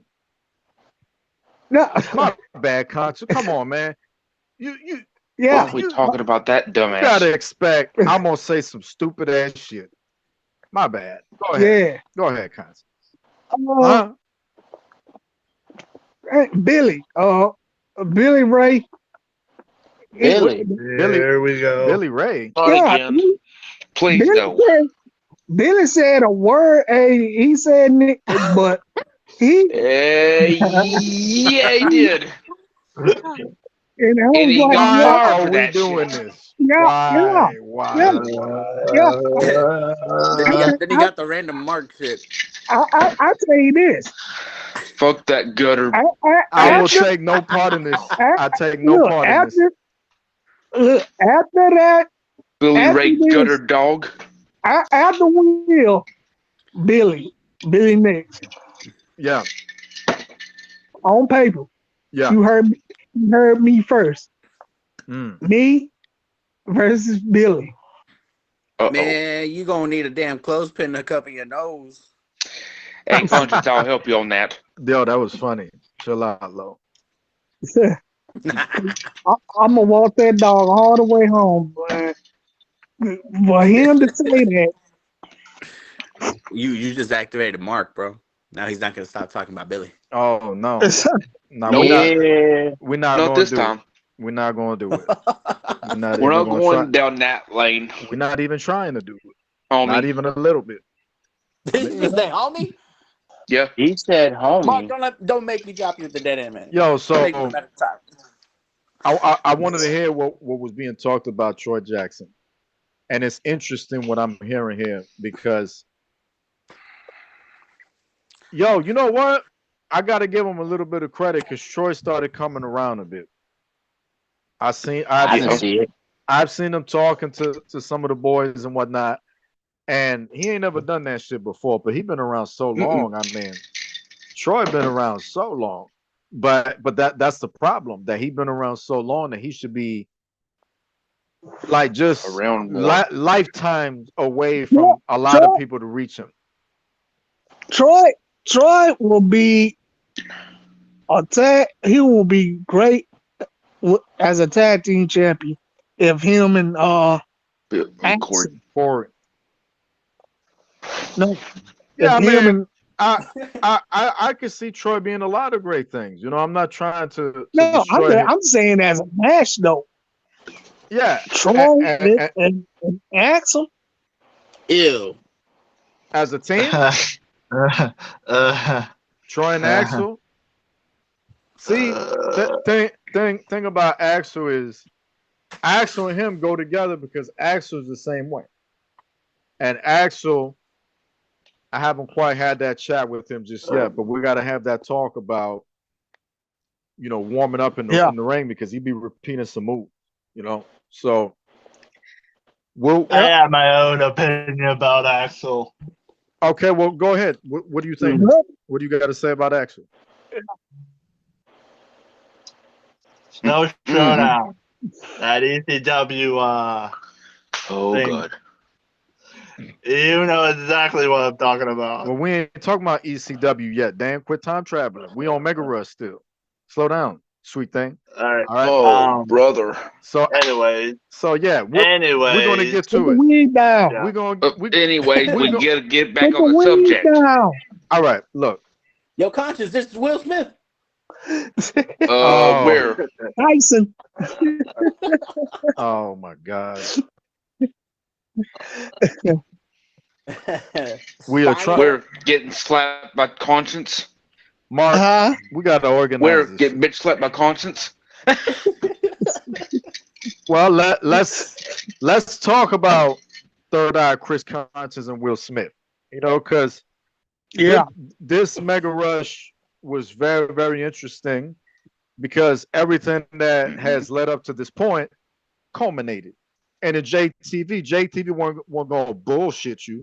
We weren't going to make it to where you got to wait a year or some shit to see. Never bullshit. To see these two go at it. Conscience told this man straight up, you get in this ring and I'll beat your ass.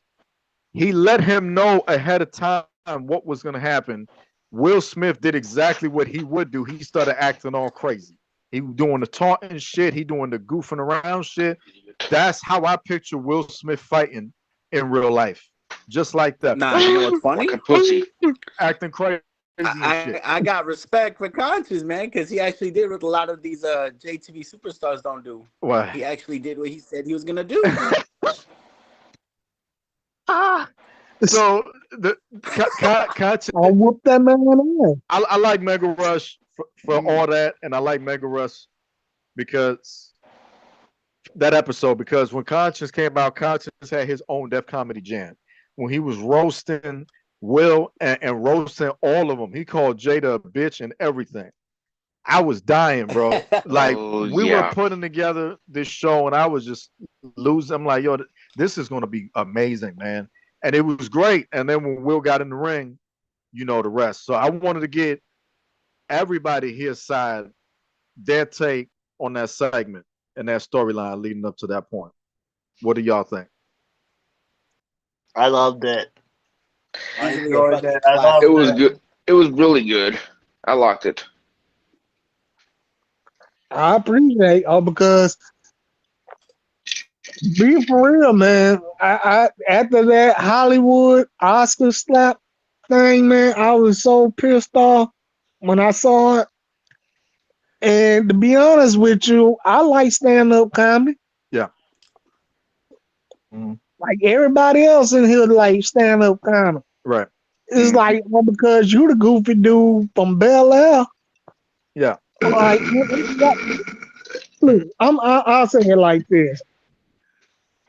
The reason why Will gets so much heat, he get it from he had heat from the original Aunt Bill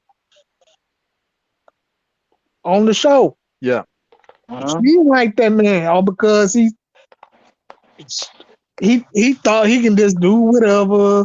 And she was like, nah, if you want me to do that, I ain't doing such and such. So get me out of this. And that's why they took her out of the show. That's why on that episode when they had Lil Nicky come in and Jazz was like, you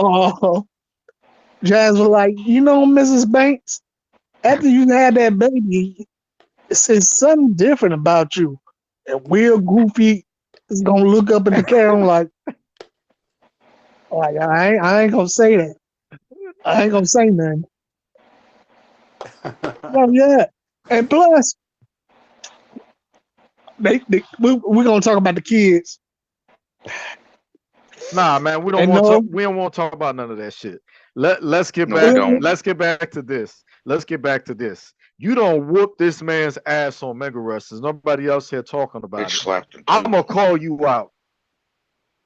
This shit between you and Will went on. We still don't know what's going on because Jada said she's sewing behind the camera when she ran. She ran out the ring with a bat. She was gonna stick it to Chris Rock, but Chris caught her, and then she had no choice but to get her fucking bald headed ass out the ring. You know what I mean? She like a fucking peanut in a dress. So, you know, minus the weight. So, because a peanut, a peanut, all Wayne head looking motherfucker. Although a peanut is more thicker than Jada Pinkett Smith, but that's besides the point. You know, she went, she did her dirt, whatever, and she got out of the building with Will on Mega Rush, and Will had been bleeding. You cut him. I mean, the motherfucker had no business coming out the ringside. You spoke your mind, and he decided. Or jump at the guardrail. He decided to come to JTV. He decided to get in the ring with a wrestler. He gets his ass beat, and one of the greatest things about that was August Alsina getting his ass beat. You started whooping his ass. I loved it. It was a great moment for CAW television. And what had me, I don't know if it made y'all laugh, but what had me dying as a fan was when Constance whooped his ass, this man got out the ring and left. He didn't help or bother to help, what's your face, Will Smith. You know what I mean? He was gone. And when Will was left to get his ass beat next, I'm freestyling. Shout out to Rakim, birthday boy, 56. I love Rakim. Yeah. Guy MC. Yes, up. Well, I was just saying. The thing I liked about it the most is that I was whooping Will ass while I had a shirt that the man that she wished she couldn't have. I had a Tupac shirt. That's a Tupac shirt ass whooping right there is what happened. All right. Yep. He done that's the nigga you wish she could have been with. She wished she could have been with, but she never. And to make matters worse, just to show Jada's true colors and how she really looking out for Will. While globally loved Will Smith, I don't love him no more. I don't respect that man. He is simple and a cuck. Nah. But for everybody that's still, look who came in. For somebody who strangely is still a fan of Will Smith, they would not appreciate the fact that when Constance was whooping on Will Smith, Jada didn't do shit. Jada didn't do shit. Nothing, man. Nothing at all. Chris Rock might have been around, whatever. She didn't care, bro. You mean to tell me she's so vindictive? Check this out, because this is like a soap opera. This bitch is so vindictive that when Will was getting his ass beat, she didn't help him, right? But when there was an opening to hit Chris Rock with a weapon because he called her G.I. Jane 2 or whatever the fuck it was, she was going to hit him. Yeah. She was going to hit this man with a weapon.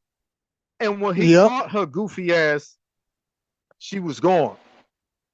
She didn't even bother because she knew she didn't stand a chance. You know what I mean? Yeah. So she just refused. At this point in time, it's going to be interesting to see what the next chapter is going to be between y'all. You know what I mean? Go ahead, Constance. I already know. You do? I already know. Because let's see. In the next episode, you'll see. She'll probably bring out Jada in a dress. Willow ain't gonna do nothing. Will Smith. The only Smith I got no problem against is his oldest boy. Willow. Hey, I think You his mean Jade? I think You his mean kid Jaden Smith? I think his kids Oh. are weird, but I don't have anything against them. My issue. No, I'm talking about his oldest boy. Who? Oh, his other kids? Yeah, he got an oldest boy. He got way before he got with Jada. Scallywag Jada. Yeah.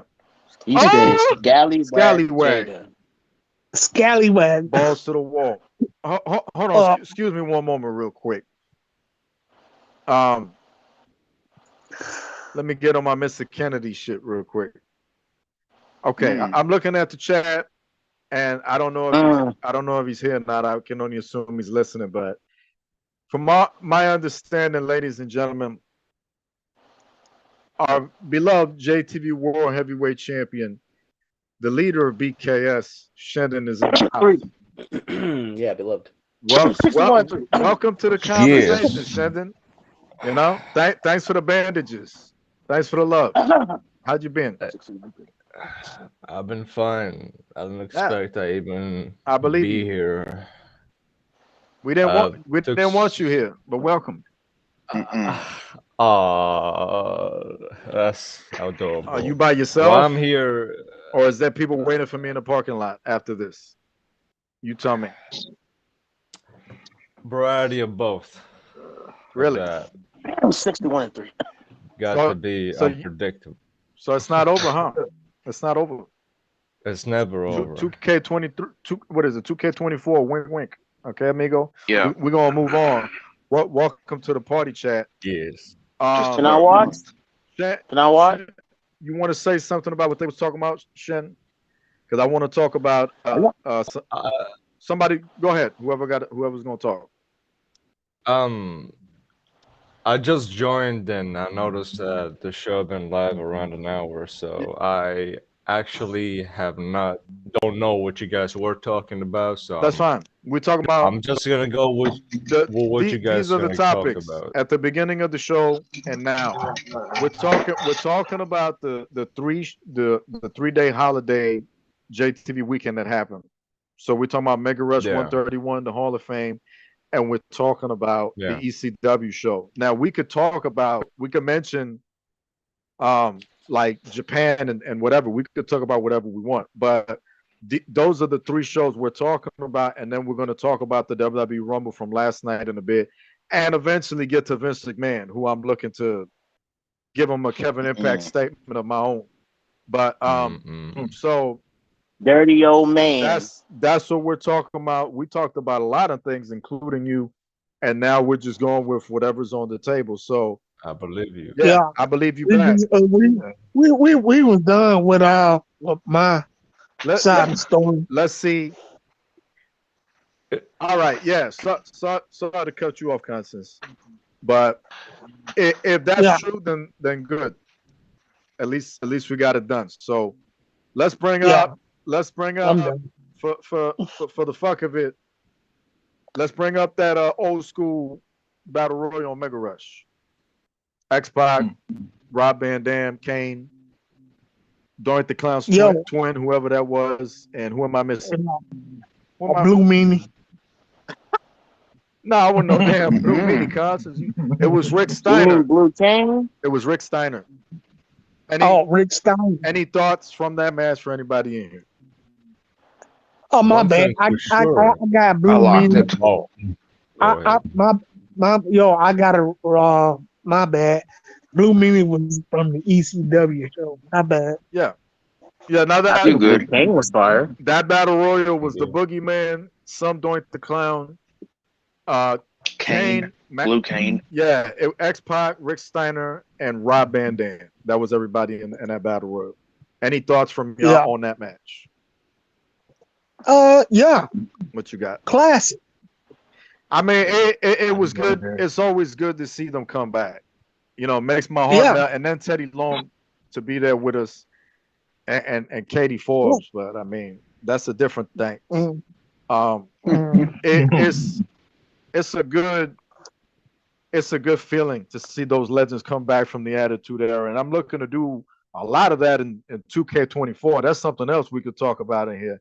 2K24, Lord. JTV is bringing back. You know this, Lo. You was there.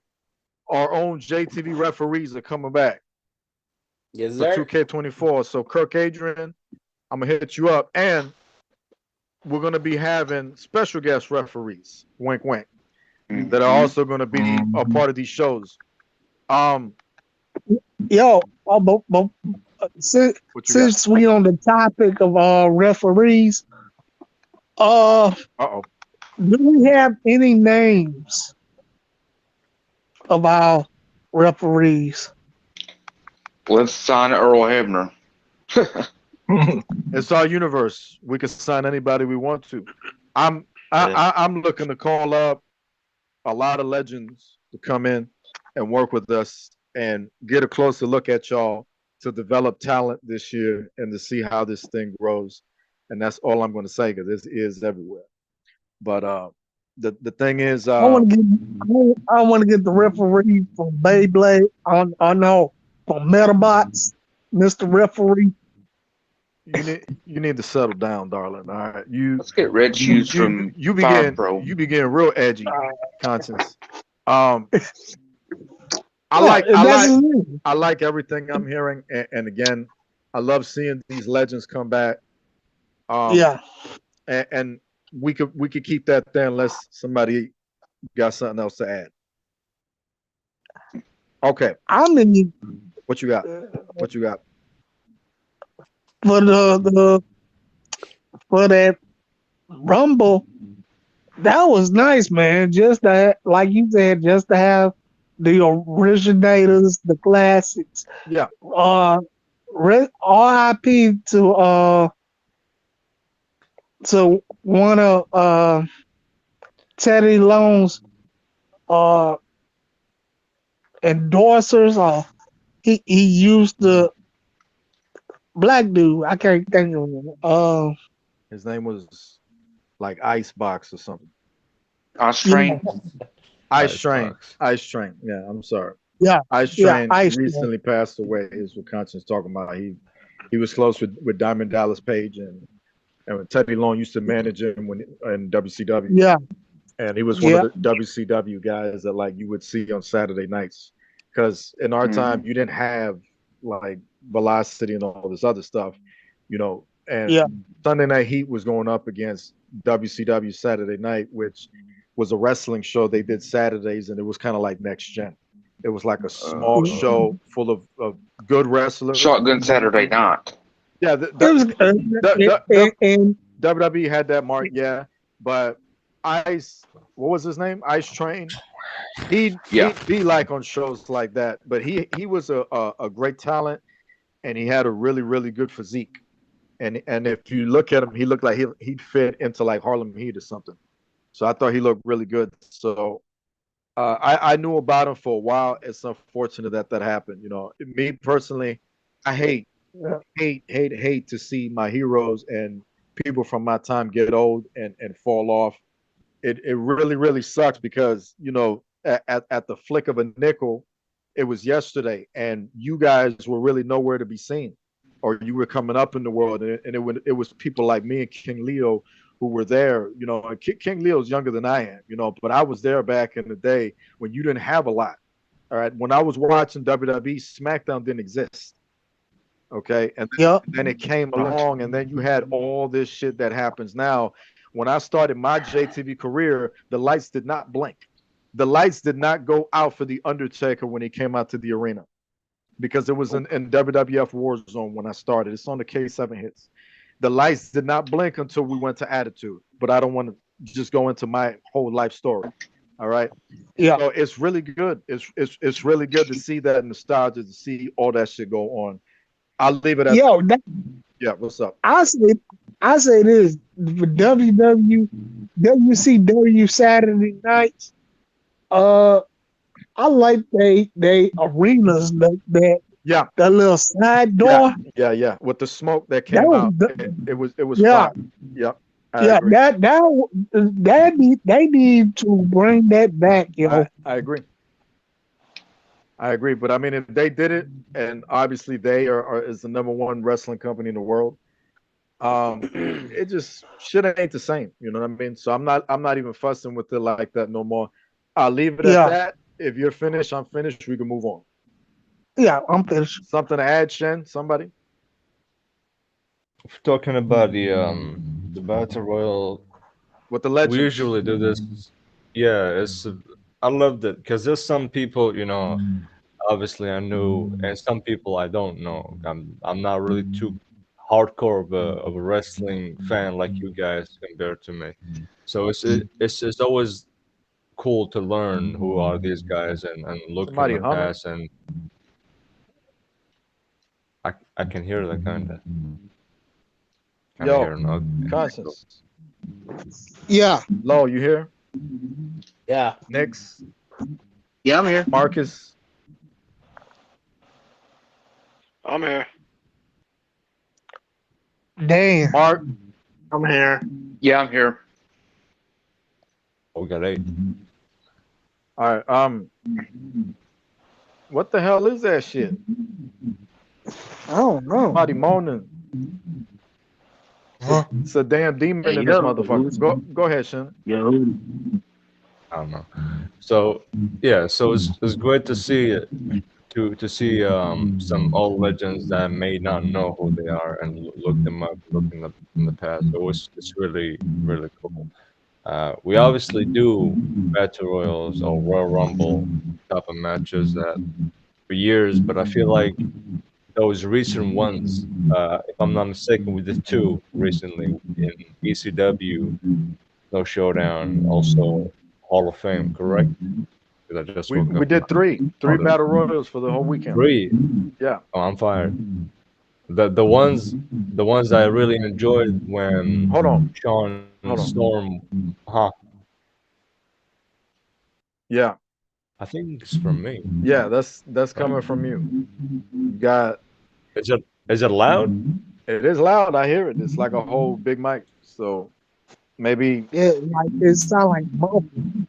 Okay, let me just join from my restart. phone. Yeah. I'll be back. All right.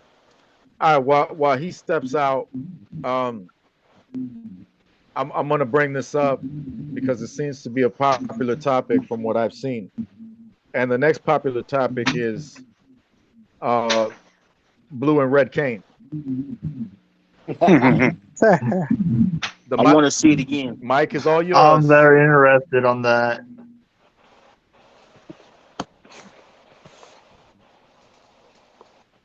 Anybody else? Anybody else? Anybody else going around? 2K, I'd like to see it. 2K, 2K24. I want to see Barry live. Casket match with them too. The timing is Yeah, I interesting, want to isn't see a it? casket match. Red versus Blue King. It's interesting that Can blue and you guys red hear me cane. now? I hear you. Blue Yeah. and red cane caught beef, but we're going into 2K24 with the casket coming back. Nice timing, huh? Yeah. That thing was very freaking entertaining. Very entertaining. The blue cane and the red cane shit is very entertaining. Also, when like people were hoping for Sean Stone to win in the end, it was very entertaining as well. I think that was cool. Marcus was One of my pissed, bro. favorite Remember that shit. battle royal matches. Like you fucking Very fun to idiot. watch. Blue Cane was All the way. celebrating before he won. He thought he won. And then Sean Storm came out of nowhere with a sneaker to the face, and knocked him right off the apron. I like it. I didn't think it was gonna get over like that. I wasn't sure. I needed to believe in it, and that's the reason why I booked it to be there the whole weekend because they kept coming back the whole. Yeah. Every night they kept showing up. I just thought y'all be screaming when you see that shit. Like, yo, they keep showing up. Like they really. It's gotten to the point now where I agree. They gotta solve this rivalry. Yeah. They gotta Yeah. end this. You know, so I think that's going to be good to see. It's going to be interesting. I never thought of the idea of a different colored Kane fighting itself or whatever. But this is dope, and I think people appreciate it a lot better that it's the traditional Kane as opposed to any other Kane. Because it's special and it's authentic, and Yeah. um, that's my favorite Kane. Even though I really love the whole bald Kane and everything. But that's the Kane that I like playing as. That's the one that I used to cut out on paper as a kid. That's the one that was in the first game and everything. That's the Kane I know. The underrated World Wrestling Federation champion. That's the man that I know. Isn't that right, Mark? Yeah. Okay. That Kane who debuted and he used to wear, he had a cape. Yeah, he did. That was supposed to happen. I know about it. I've seen it. I remember it. But it was a little goofy. It was a little cartoonic. They got rid of it. You know what I mean? But Yeah. with a lot to cover here, let me jump to our next topic. AJ Jenkins is the new JTV Total Champion. Excuse me, Five-star champion. So, thoughts? What are y'all thoughts? Very interesting. And Very interesting indeed. And he kind of earned it, in my opinion. He got his ass whooped, and he got his ass whooped by You think he earned it, disgusting Shin? Axel.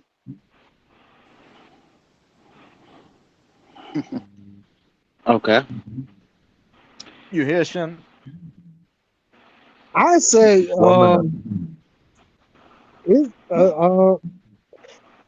it's gonna be kind of interesting and entertaining to see him. Let's see how long can he stay champion. Yeah, I can agree with that. All right, I'm back. Yeah, I think they're saying, you heard what they said, right? I heard, yeah. Okay. I think I love it a lot because for the ones that haven't followed his career since the beginning, it's not always been bright for him, It's been like he's been getting a lot of opportunity for championships for so many times, and he's not been giving up, and keep on doing his thing and pushing and pushing and pushing and pushing. And also as he does that, he's also developing his character and seeing new side of it. So with him winning the championship, I would love to see more of him because he's been looking really good on the recent shows, on those the 3 shows. Right. So he's earned it, like, for sure, and then I would love to see him more with the title. Not necessarily with the title, because obviously when you win the championship, it will help you as a character. So I want to see what his next step will be. So I actually love the fact that he's a champion, finally a champion. Yeah, I think it's great. I'm proud of him. I think that he's had a few opportunities. Shit has not worked out, but that's just how wrestling is. It goes around. Sometimes there's more opportunities. Sometimes there's no opportunities, and sometimes there's just not enough. So, it's a little bit of everything. AJ's had an opportunity to shoot inside the basketball hoop a few times, and he picked up the ball. He played. He kept shooting. He kept missing a few shots, but one went in. You know what I mean? One went in, Yeah. He scored, and he became the champion. Would have that been the case if Gorilla Cruz would have never stepped away? Probably not, but this opportunity presented himself. Cruz had to step away because his health was not good. And, now he's back ready for action, ready to do his thing. I've talked to the guy, and it seems like he's going to be coming after you in that World Heavyweight Championship, and I'm looking forward to seeing it. So Bring it on. I want to watch. I believe you. So It's very unexpected, for him returning. That is we're gonna get to that. We're gonna like- get to that. We're gonna get back to that. all right. I will. That's on the ECW Yes. show. But so okay. AJ's got the 5-star championship, this new division. Do y'all like this division being in JTV where you fight and you win by submission and count out and KO. Is this division good? I enjoy it. I love it. MMA rule. Yeah, I'm alright with it. You said you don't like it, Lo? Nah, that was me. Oh, okay. So the division is good. It has this new championship. AJ's a champion. He's representing that 5-star division for a little bit. My bad. My shit keeps on. Oh, Yeah. wait a minute. To get my face off the camera. You good? Shit. Yeah, my shit keeps on stopping for some odd reason. I think it's the app. Okay. They need to fix their damn app. Well, But yeah, so my thing, I don't have a problem with submissions or anything. I don't have a problem with it at all. Especially if it's in the what? of course you do. Huh? Yeah, of course you don't. Who said that? Who said that? Who said of course I don't? Nah, man, you The one and only. just keep talking. Keep talking. Go ahead. Tell us what you think. Okay. I think the whole MMA rules for the 5-star champion was a good change. I like it. Right. I really do like it. It was an interesting match setup. Yeah. You get knocked out or you get tapped out. Yeah. And not to take nothing away from Axel. You know, the guy is He was great. beating AJ's ass a lot. I don't remember he was. I don't remember he was. But He was beating AJ's ass, and I was surprised that AJ even came back. I remember it being like 50-50, and then AJ just pulled the big W. But He sneaked that shit. He sneaked that win. with all due respect to Axel, I have confidence, a lot of confidence, that AJ can beat Axel in a straight up wrestling match in JTV. But Oh yeah, that night, because of the 5-star rule, it became a situation where Axel wound up getting knocked out, which I'm sure you enjoyed that next wing. And when I mean, I really did enjoy that. I really did enjoy it. I believe you. So when the referee called for the TKO, obviously we knew somebody was going to walk out champion. Now, me personally, in all honesty, I thought Axel was going to win. I thought Axel, Oh yeah, he was close. I thought Axel was going to kill this kid, is what I thought in my mind. So I didn't think that AJ was going to be walking out with the belt. But when he walked out with the belt, AJ said something. And this is something that affects every single person in JTV wrestling. AJ said that the One-Eye King is born. AJ has morphed, shape-shifted into a new chapter in his book, in the story he's trying to tell all of us.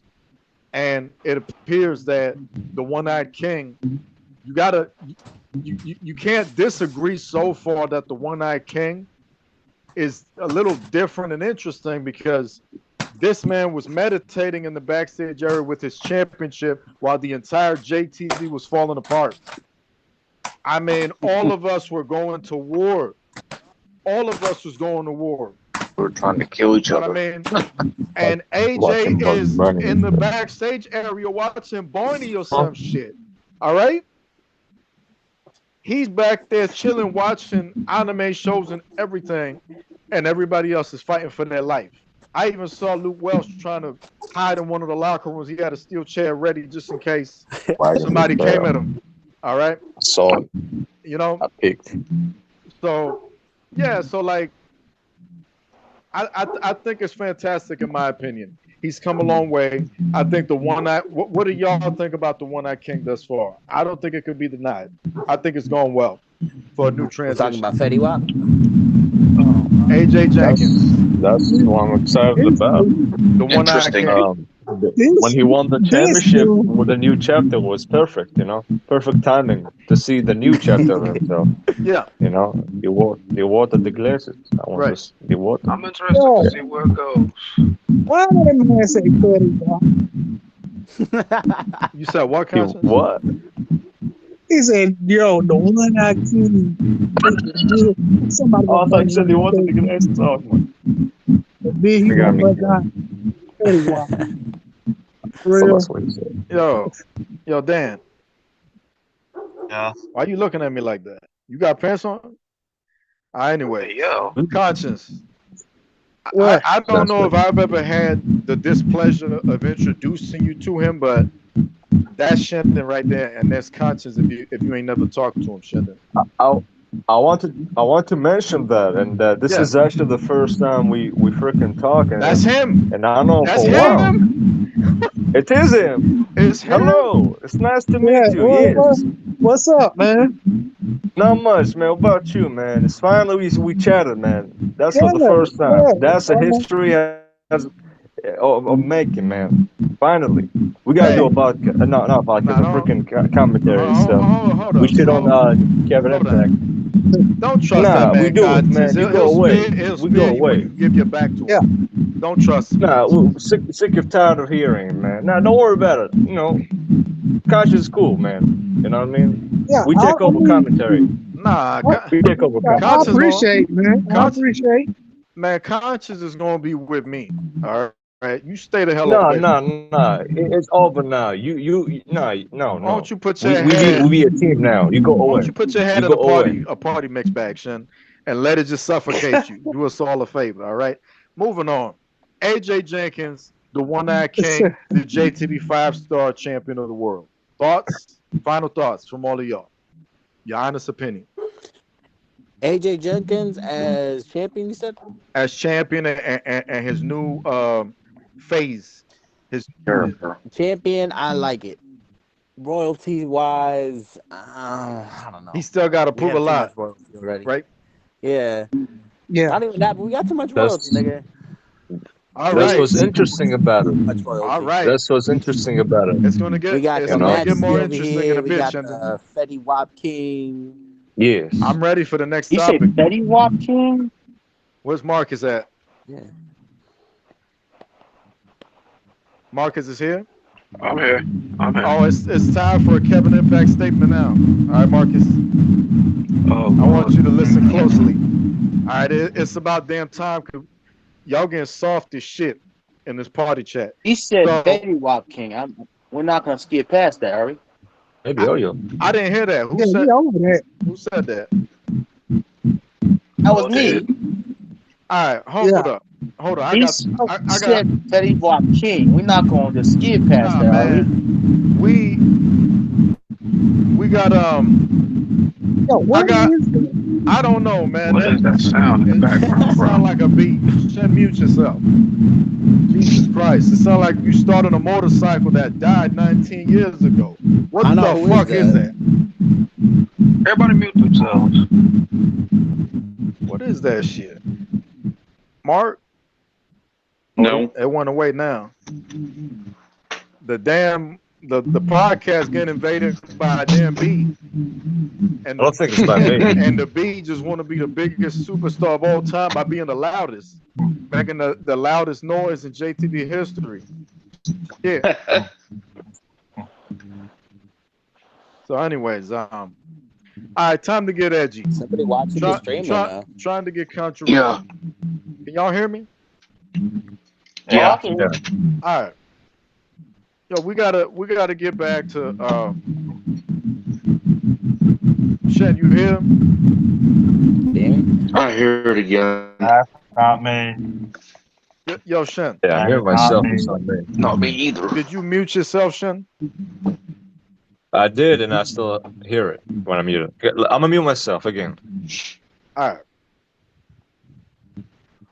All right. No, it's still there. Yeah. It's promo time. It's promo time. All right. Fuck that sound. But Die it's slow. remote. It's promo time. It's time to talk some shit. It's time for us to do what we were made to do. Okay?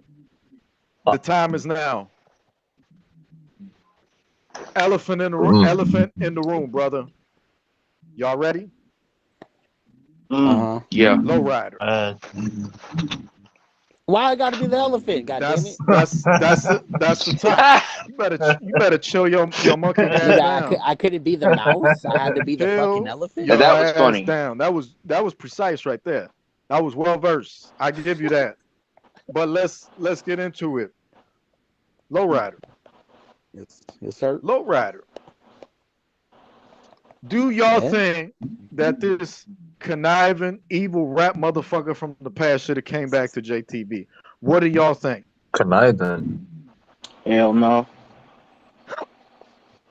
Yo, who said that? He Who the said fuck that? said that? Yo, who said that? Dan? That was That me. was not me. That was me. Nah, that was kid. I thought it was that. Keem. Ain't nobody give a damn about his opinion. Kid, Yeah. you just trolling, man. I'm giving y'all the Nah, I'm opportunity. being. You said be truthful, right? I said hell nah. You shooting, man. You shooting. You gonna get on the mic. You better shoot. No bullshit. Here's the Nah, mic. I'm just saying. Why should he had not come back thus far? Me having the personal vendetta against your lovable hardcore demon. You know, I I'm was about bought lovable. into. I was willing to die on the sword for this man, and for him to be like, yeah, you'll have no job here no more. I'm shutting everything down. I was like, what the fuck? That wasn't him, though. Nah. I'm not That really. wasn't him. I'm not really sure. It might as well have been him. I'm not really sure I understood nothing you said, but I'll say this. No, we the story. You know how I defended this man, Lo? You know, I defended this man at a time and point. And that's how we got into it. I mean, You know, okay. In all honesty, nigga, you shouldn't defend me. Shit, I knew then. I now know now. You a demon. But- You definitely we going off subject here. Okay. We're talking about backstage politics. Okay. Oh, backstage. I just don't like your face. All right. Trust me, I don't like you either, my guy. All right. I know. He's doing this thing with Ari, and I like it. Ooh. How y'all feeling that He's lotion. that whole Ari Low thing? What is it? Air Low. How y'all feeling? I mean, Lo is kind of carrying the group. Lowe's kind of carrying the group. I'm just saying. It's not. It's not really a group. It's more like, I don't know how to explain it. Like a BFS. More like a thing click. Yeah, like BFS. I like that. You know, BFS. You know what he said, like, because to call it like you making it like it's like a faction, and it's not really like a faction. They got each other's back. Mm-hmm. You know what I mean? And I'm just managing now at times. Lo can take care of himself. Lo is, I mean, Ari can take care of herself.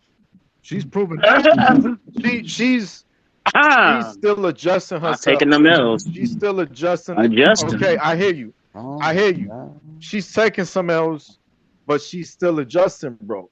She's in a time right now in JTV where shit hasn't been like this. Okay, you had a few bottom feeders in the past that were, you know, twerking and doing stupid shit and really weren't trying to get over or cared about the women's division in JTV. Ari is competing against females now that are trying to dial in. Fucking top caliber. You know what I mean? At that. You know what I'm saying? And Amber's dialed in, ready, willing, and able to get that belt back.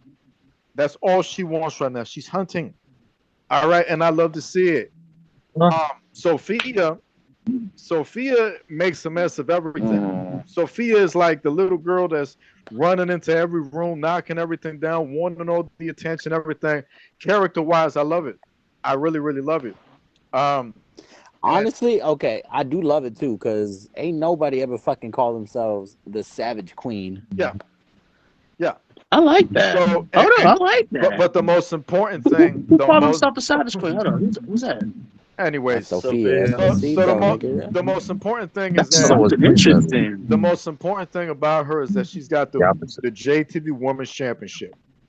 That's the most important thing.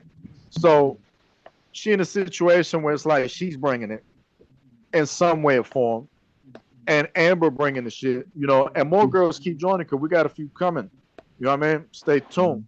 But Jocelyn has tasted the championship, but she's still green, so she doesn't. She don't know. And she's very eyes. She never lost it. Right. It's very interesting. Really. This is a cage Well, match. here's the thing though. You gotta hype yourself up and you have to believe in yourself even when you don't really believe in yourself. So I think that type of self-confidence can be positive. I mean, it humbles you. You know what I mean? Which probably would happen to our beloved Shendon here. But at the same time, it's something that you learn. You know what I mean? So even if Jocelyn rams herself into the wall hard as fuck, just busting herself like the Sandman with a beer, she gonna learn because after a while she's just gonna get tired. Which is we're talking about Aerie is who we're talking about. I think Aerie is just in that path, and she's just working towards an inevitable breakdown that's gonna lead to her going. That's it, and she's just gonna start turning it around, and before you know it, she probably be the women's champion again. Low and Aerie right now. For me, I'm a big fan of it. You know, I think it's a cool thing. It kind of reminds me of the Lex Luger thing with Ms. Elizabeth and different things that come into mind. You know, I like it. I think it's great. I think there needs to be some program at some point in time between Low Rider and Russ Walker in some wrestling match, maybe with a special guest referee. You never know. But I'm imagining that match needs to happen. And I'm imagining that Amber is probably going to win that women's championship from Sophia. And when it happens, I see Aerie really stepping up to being that next person. You know what I mean? She's had the experience, but she really needs to grind hard to stay in good shape. But, and I've said this before, when she went to the PC with us, at first she was getting there, and then reminded her of a few things. Some of y'all reminded her of a few things. She told me she worked with you, worked with Marcus, and I said that's great. And I started seeing that she was getting back to it. You know what I mean? So I hear you, Nix, but I really see improvement coming from her. Everybody here is going to have their own opinion. Conscience, me, you, Shen. Everybody going to have their own opinion. But for me, as a fan, I see progress coming from them. It's unfortunate. It's something I don't want to talk about. I'm going to leave that alone. But for everything else, that's my take on that. Would y'all like to share? Yeah, like I feel, Low Rider and Aerie are really amazing. You know? I bet. I like that. It's always great to see some old, faces coming back. Damn, that freaking thing is loud. Me old, goddamn it. No, old faces, not old freaking like as an age. Hey, come on now. The hell? You know what Mangales means? You don't want to know. Him winning matches is old too. Y'all have the same thing in common, all right? Mark knows him. You're alike. He got pressed out man quick. I just think Mark don't like you. Mark likes you in a day and hates you another day. I don't understand him sometimes, but yes, be the friend. I'm coming for Mark's championship. He being the friend, yeah. Oh no! Don't even start. I heard him say, "Don't you dare, Lo! Don't you dare! You know what you doing?" Mark, listen to me. I fuck with you, Mark. Oh, Keith! Oh, shit! I got you 300. Oh no! I got you 300. I've been saying, but man, you in the conversation. We got the water to glasses. I didn't know. I was listening. I didn't want to interrupt. It was an interesting conversation. Ladies and gentlemen, in the house has just joined us. He is the JTV submission. Oh no, he's not. Ladies and gentlemen, Former Ocean baby. He's in the house. He's something. Thank you. He's something. Well, thank you. I appreciate it. Welcome to the No, I never lost it. Story. I never tapped out. Never lost it. Just to clarify. Just rung the bell. I just think it sounded like Bill Clinton. Referee rung the bell. And that was it. I told him to ring the bell, Nero. Wink, wink. All right. If y'all done yapping your traps, we're gonna move on to the next topic. Just good to see old faces. That's Yeah, that's it about that. definitely. I mean, we transition now to something different because um, Yeah. any thoughts? If y'all remember, I'm trying to remember. I think there was domination, but maybe we could just ask Marcus and Marcus, Nix, and Mark their thoughts on this. Is Johnny Franchise can't join us here this evening. The wrestling match from Mega Rush tag team match, 3-way deadlock. Marcus and Nix against Mark and Johnny Franchise. Any thoughts on that match from anybody? Let's see. Was it unfair, What is Mark? that to say? Did they I mean, cheat it, Mark? what is that to say? Me and Nix fucking killed him. Beat the fuck out All of him. I have to say is Johnny Franchise couldn't handle it.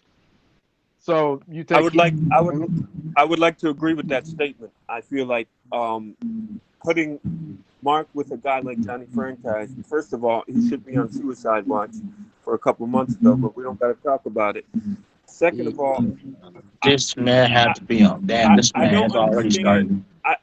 I truly don't understand why Mark keeps getting treated like this. You keep putting him with guys that are shit. You got him with Billy Ray Dog. I mean, they got destroyed every night. I mean, they put him with fights, but they got destroyed every night. All I'm saying is, Mark is a great superstar. I feel like he's being used wrong in the wrong way. I mean, you got the 3-way deadlock. I mean, Marcus Holloway and Jada Nix are basically brothers. You know what I'm saying? And I and agree. you put him up with a guy that was a next gen, and lost the television title, and damn near lost his mind. I mean, it's not. He has lost his At mind. this point, to be honest, I think the 3-way deadlock should be the 2-way deadlock, considering one of them is a MIA. I appreciate religious practice. No. I appreciate you like that. No. It's always nice, but like I was saying, I feel like that was absolutely a disgrace, and I'm sorry you had to be a part of that, Mark. I'm sorry, Mark. You know, you always got a fan in me, Mark. You know what I'm saying, sweetheart? Just keep doing what you got to do, and that's all I can say, man. That's all I can say. Almost believed him that that nigga hit the sweetheart. Gotta do what I gotta do. So No, I truly fuck with Mark. I think Mark Bennett is top 5 in JTV right now. I do. I say that with pride. I stand on that. Mark Bennett is no joke. Once he stops fucking around, y'all gonna find out. That's all. We all gonna find out. Well, speaking of find out, I want to get y'all thoughts on what do you think we're going to find out next about this walking metamorphosis, Marcus Holloway. Y'all thoughts on his recent actions? Do you think it's going to become a problem for you guys on the roster? Is he going to be an issue? Nix is struggling to keep them together. And it's a problem for everyone. Is this something new, though? I mean, I feel like it is something new. I know it's something new. He's never been this outlined, okay? Absolutely. Marcus used to go through the clouds. This is over the atmosphere. Maybe into the galaxy. But I feel like it's always been edging to that point. I feel like everything in Marcus' career has been building up to this moment. And I feel like he's just evolving, developing, and showing his true nature. Showing his true nature. I feel like he's comfortable. I feel like he's finally feels like he's in a place where he can elevate him and Jada Nix, and I feel like he's just going all out. And not only that, but as far as character-wise, this is the best thing that could have ever happened in his fucking career. To be honest, I'm a big fan of it. Yeah. Of course, I had the whole persona of the hardcore demon once, and then This motherfucker comes out with the berserk fucking metamorphosis, fucking psychotic, even worse than fucking Lowrider, and he's fucking killing the fucking character. It's fucking going amazing. I'm more fucking entertained in that than most of y'all's matches on the show. Oh my god! Like once I hear the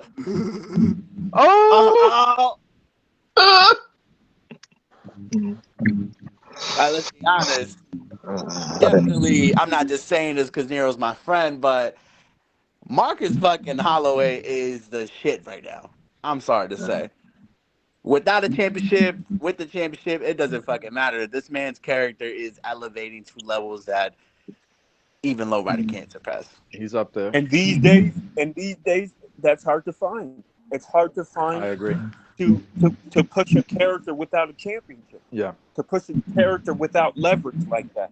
And I feel like it's being done well. And I really feel like Marcus don't even need a championship. Like I feel like that's how good his character is. They don't. Yeah, exactly. He really does not.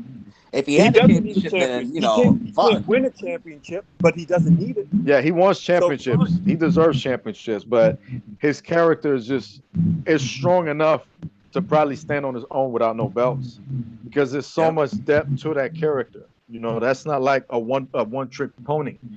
You know, it's like having, because we had Bray Wyatt. Yeah, that motherfucker had no championship, but his character was elevating his entire fucking career. I agree. This is exactly what's happening with this one. And I'm loving what I'm seeing, to be honest. But I will say this for Marcus Holloway: he has to be careful. He has to be careful, because if you go too far in the deep end, you're gonna drown. Nope. And I feel like that's what happened with the scene a little bit. I feel like they went a little too far. You got a point, man. You got a point. A little too creative. And then people weren't understanding. People weren't relating. So you just got to, in my personal opinion, you got to be careful. You got to be careful. I was trying to be careful, but I'm playing with a little Sonic, and I choke slammed the shit out of him just now. But anyways, that's besides this podcast. I believe it. Yeah. Marcus, obviously your peers are speaking louder than anything. You have had a great season of 2K23. The Marcus Holloway character has taken off. You and I work well together. I think you don't work so well with others, especially people that you put through tables. But great job, man. From me to you, respect. Keep up the good work. Keep making that noise. We done gave you credit. We done gave Nick's credit earlier in this podcast, and that's just us keeping it real. You're not gonna sit up here with me and get credit for not doing shit. That's not how this shit works. You got to prove yourself. And all these men that are here virtually proved themselves at one point in time or are proving themselves. And I respect that shit 100. So I was going to focus on next, but he been talking way too much, and I don't want that motherfucker to open up his mouth again. So we just going to go skip right past that shit.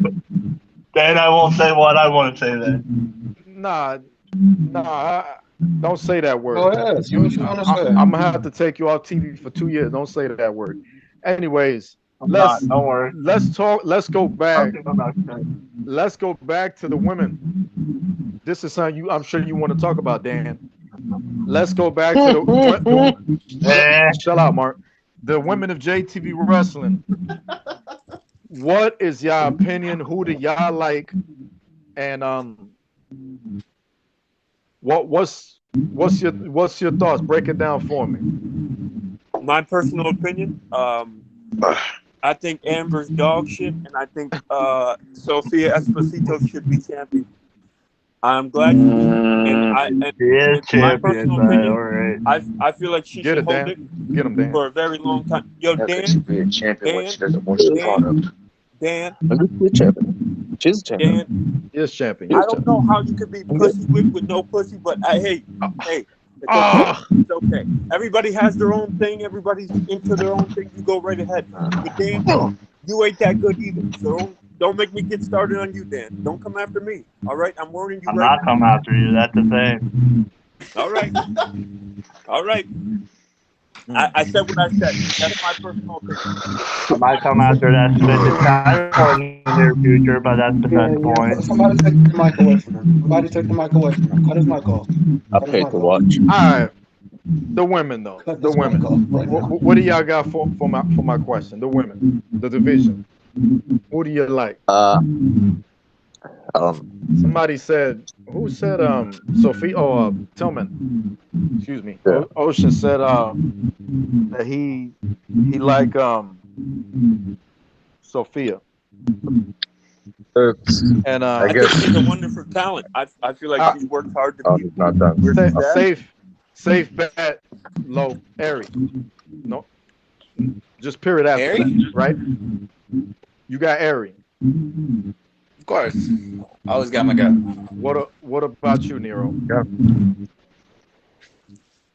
What do you call yourself? You hear, Marcus? Thoughts, Knicks? My thoughts? Yeah. I'm going with Amber. I mean, not Amber. I'm sorry. What I meant to say was. The hell? Sophia. I'm sorry. I have to go with Sophia. I mean, All right. Amber's cool. She cool. Amber's great. She's great talent. I just see more of Sophia at this moment. Yeah. You know. Anybody else want to share as we keep it moving along? About the women's or Yeah. about those The two? women. Yeah, the women, the talent. I freaking love it because I always want to. You think they stepped up? The division. I think they stepped up. I think they're stepping up, I should say. Yeah. A lot. Like it's balanced in a way because I see Amber has improved a lot since I remember on the last year. Well, I'm talking about 2020. She's been a champion before, you know, up and downs, and then she's been like on the beast mode now, just dominating through everything on her path. You know, she basically like defeated like who was that? She was in the match with Sophia, Jocelyn, Sophia the champion, Ari, Jocelyn, who was the former champ, and it just, you know, she's sending a huge message, the fact that, hey, I'm becoming a champion again. So she been killing it as well. Jocelyn, you know, she became a champion, some up and downs, but when it comes to promo, Jocelyn in the women's division, she's on the top. You know, when it comes to promos. Sophia, I just saw the comments. Amber ain't too happy about your comments, but we here to speak on mine, so that's why we here. Send a picture of Brother Ray, she'll be fine. But She'll be fine. So Sophia, you know, I like her recent, you know, little, because she's a little different now compared to what she was in the beginning. In the beginning, she was like known for her chair and shit, hitting that on Colin, and she got that chair thing going on with her. Now, step by step, when she got the freaking championship, you know, the Queen. Yeah, who The laughed? Queen Savage. Yeah, The water, the glass, the water. So anyways, There's a lot of You'll be fine. You'll be fine. Don't The worry. Queen Savage thing that Mark? is I like, you know, and looking forward to see more of Ari. You know, I don't know much about her. You know, I've seen her matches here and there in the past, but I would love to see more of her. And like you said, there's more women to come, so the division gonna freaking blow up, and I'm excited. So doing good. Yes. Doing good right now. Just gotta keep Fantastic. at it. Let me get y'all thoughts on the very entertaining. Dan's gonna have a story about this. Trust me.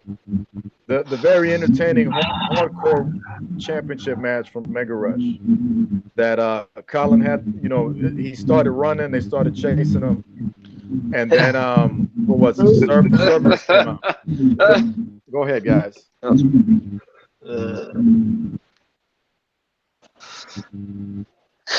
Something to add? No, I was just thinking of that match. Okay. It was funny how they were just chasing him. What do y'all think about Eddie Dice? Thoughts on that, Eddie Dice? Eddie Dice is nice. I like Eddie Dice. Y'all think he's I stepping feel like I up? want to throw him off the building sometimes. Eddie Dice, doesn't get the damn job done, and but. I mean, Whoever he, said Eddie Dice, at least he sells, Nah, No.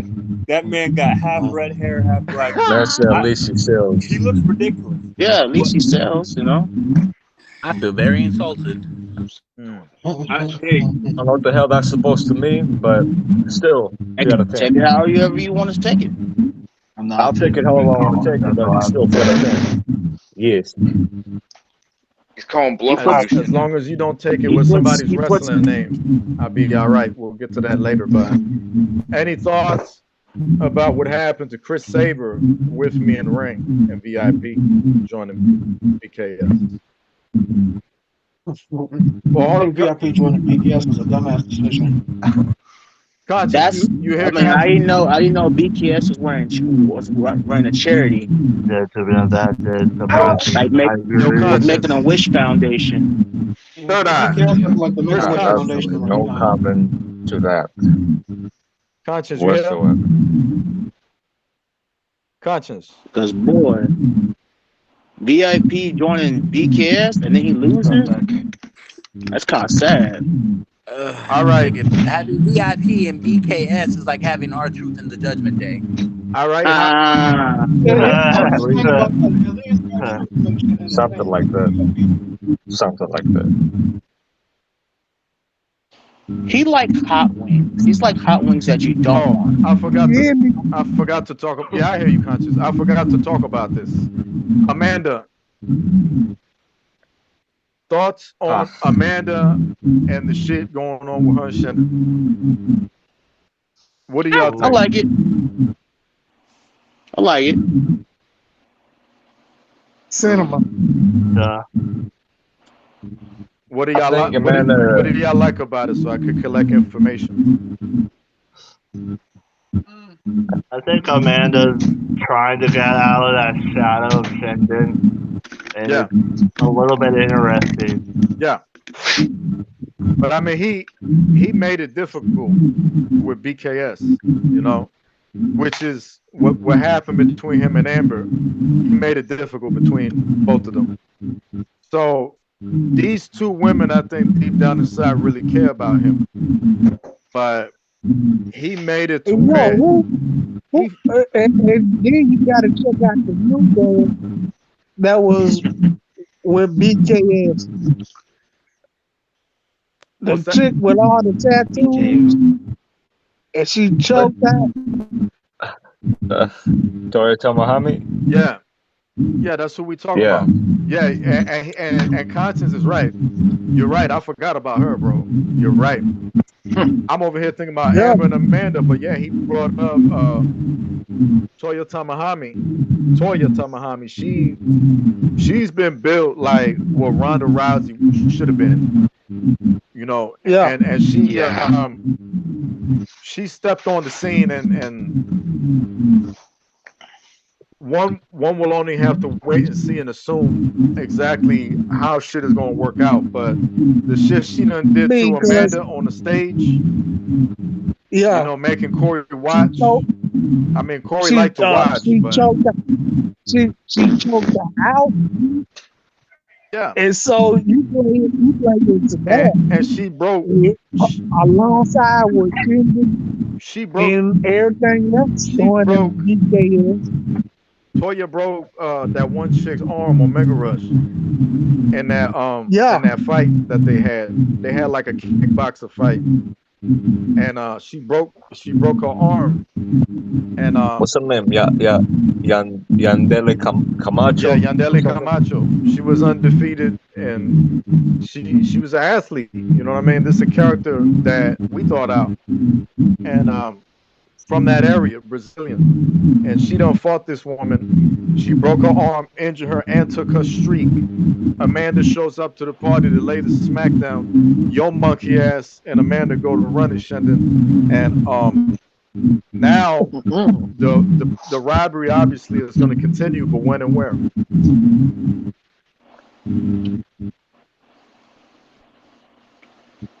If no other thoughts, then My thought is, I think Amanda's garbage. She ain't shit.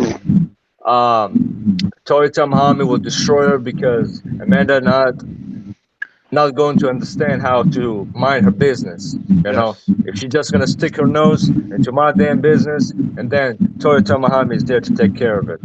That's all I got to say about that. All right, Shen. How did it feel? How did it feel for y'all? The Newsom Club popped up. Thoughts on the Newsom Club?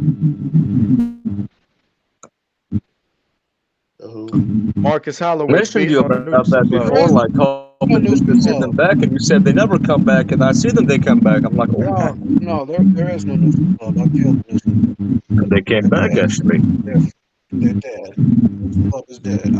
Are they dead, Marcus? Are they? Watch them come back. I'll kill them again. All right. You gotta talk about your anger issues. Well, we need to talk about your ego. My ego? There's nothing wrong with my ego. There's nothing wrong. See? There's nothing. There's lots of things wrong with your anger issue. Did you not see what you did a long time ago to New Jack after you lost your title to freaking Troy Jackson? You killed that man. Literally. Did you not see what you did to Shen after your match after you beat him for the Z Division title? Well, we're not going to talk about that. Okay, we're not going to talk about my New Jack match. I mean, we talked about with all honesty, he had it coming. So you know. Okay, New Jack had it coming too then. Can we talk about the fact that you're just a dangerous worker?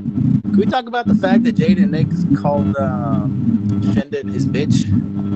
Yep, and I'll say it again while he's here. You are indeed my bitch. Well, congratulations. Let's talk. That is the most time ever in history you speak a lot of shit, a lot of ego in your head. You know something?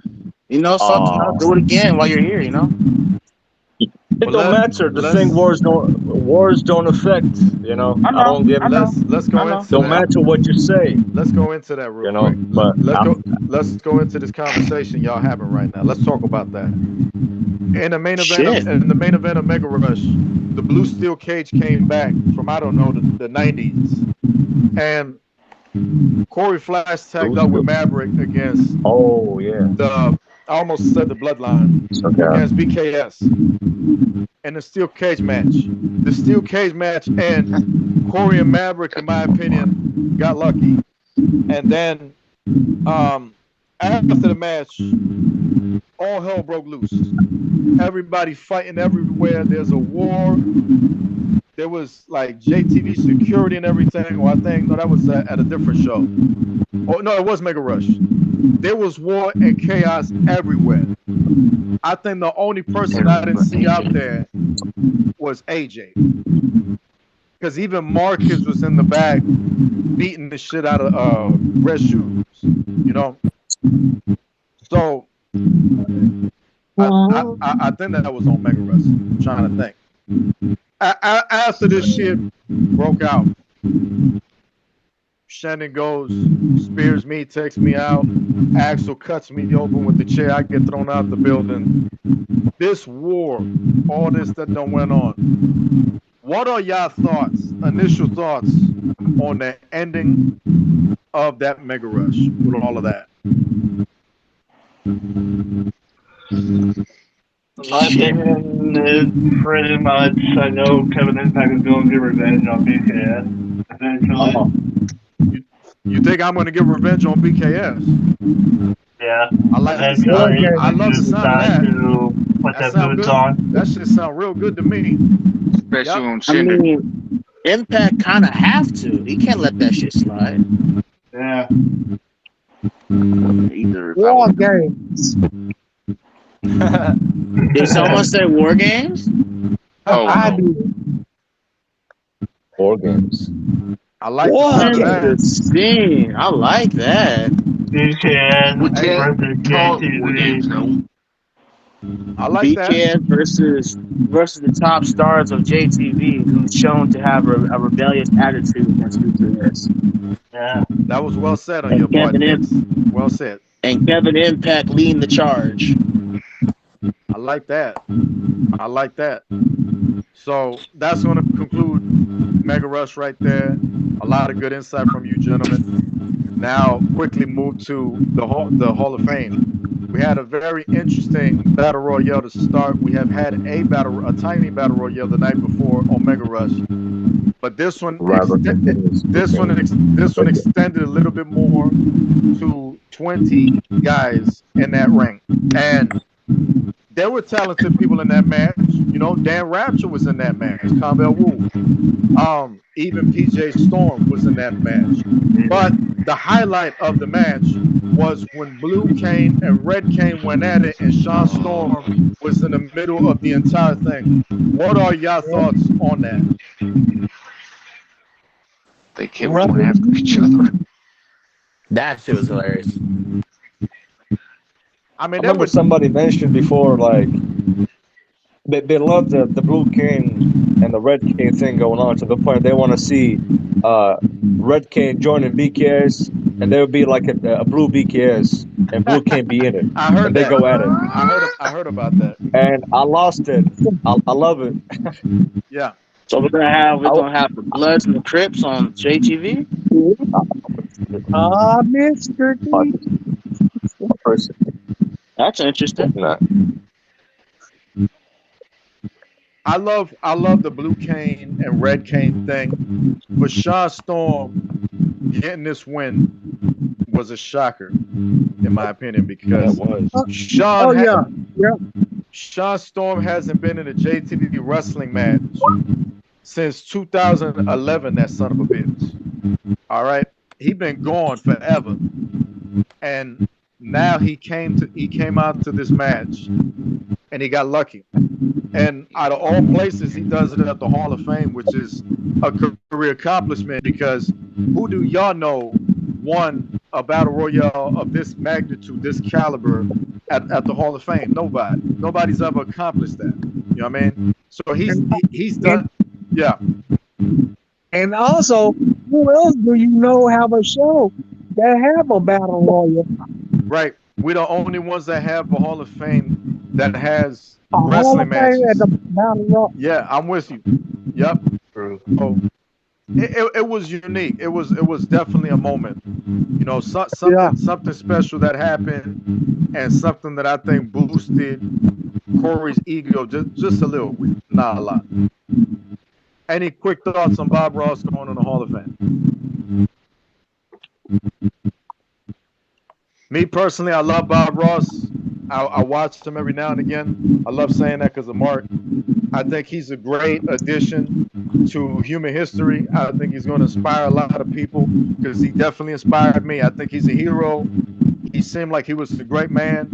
Me and him love animals, so I think it's fantastic that man's in the Hall of Fame. I hope you guys don't have any bad history with Bob Ross, but me personally, I love that man. And Speaking of Bob Ross, I'm right there with you. Yeah. Saturday morning, the dude with the most quicksanding voice ever in the picture. Yeah. He be like, just tell you, he like, okay, I'm gonna for that. You take some weed, that's how you do that. All right. He was so calm. I think they even did a movie about him. I want to say it was called. Well,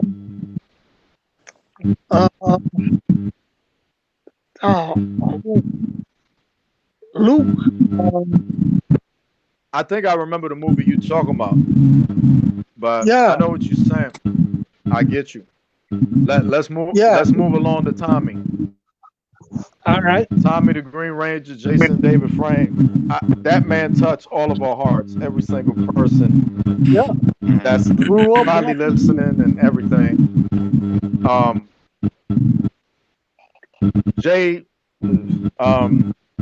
VIP had became seemingly real close to his daughter, and she got a video with him and everything, and they exchanged numbers and whatnot, and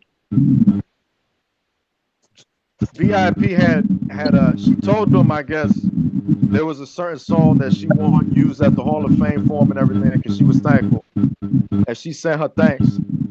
Tommy's daughter did, and VIP has been accused in the past of a lot of cerebral bullshit. Let me put it that way. Yeah. But I do believe this one. I do believe this one, and to get a shout out from her for us to say thank you for putting her dad in the Hall of Fame for somebody like me that was coming from school to watching Power Rangers and my beloved mother to cook me dinner. God rest her soul. Shout out to her. True Hall of Famer. Back then when Fox was the family I could barely hear you, Constance, because of that damn beat that's in the party, but this man, I said, yeah. I said back then when Fox was the channel to watch. Yeah. This man is a Hall of Famer of life.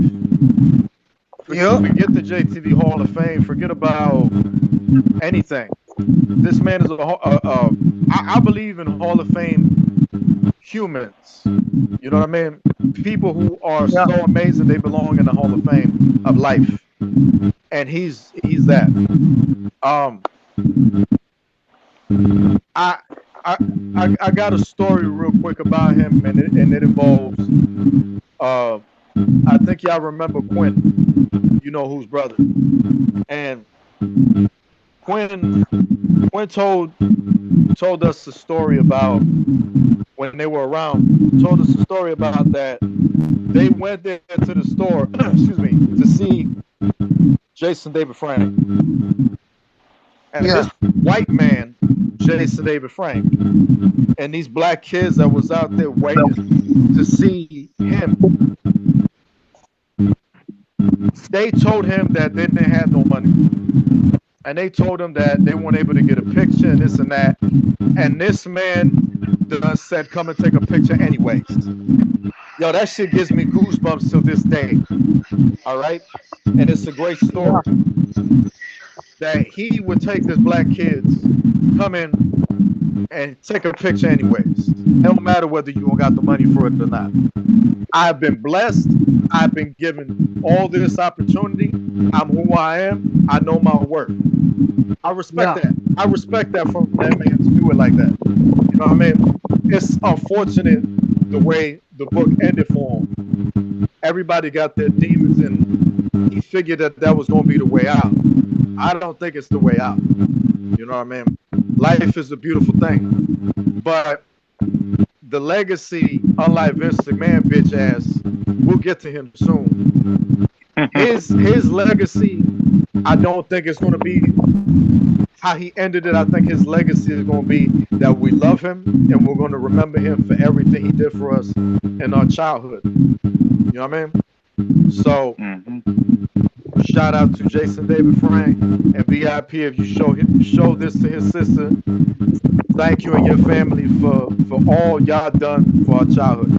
And God bless y'all. If nobody else has nothing else to add, some of you anime heads maybe, I'll move along if there's nothing else. I'll be honest. Yes, Mark. As a Power Ranger fan, I grew up on Jason. I'll never forget. Mark, you want me to kick your monkey ass out of this conversation, Mark? Is that what it is? You got the audacity. You got the audacity to come in here in the moment of us speaking always speaking of this man like this and say that you fuck with the Red Ranger more? No, Really, Mark? I said Jason David Frank. Damn. When he was the Red Ranger. No, when he was the Green Ranger, technically. You ain't making no sense, Mark. We're gonna move along. Yes. All right. So, are you guys fans of Troy Jackson versus Colin Klein at the Hall of Fame? Did you think it was a good match? Nope. That shit was some spamming ass bullshit. Yeah. Terry Funk goes into the Hall of Fame. Your thoughts?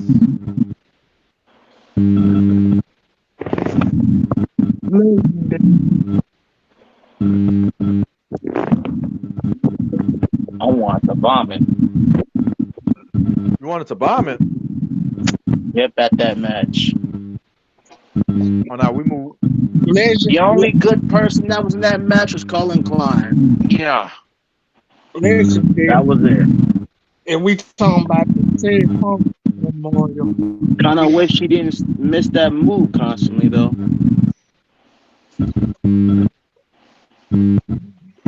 With that kick, that flying kick he was doing, it didn't work out for him.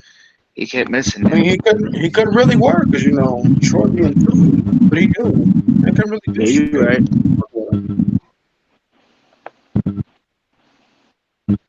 And that leads me back to what I was saying. I don't see him being champion no time soon. The way he plays. Yo, Shen. Yo. See if you can leave and come back. That shit is horrible. I said, see if you can leave and come back. Maybe that'll fix up because that shit is unbearable now. It's just spamming. Because even when I mute myself, it still does nothing. But I'll be back though. Yeah. All right. Did he leave yet? Yeah. He left. It's It's still going. Somebody getting budget cut. What is that shit, man? I want to know what that is. My damn. So let me see. I'm gonna mute somebody. See that? Let me see. Hey, mute yours real quick. Hold up. Oh, All right. Chill out, Shen. I saw that. Chill out, bro. It's not key. That Come on, shit yeah. scared the Mark, shit out of me. I mute thought. yours. That ain't me. Just try mute. Just mute yourself, just in case.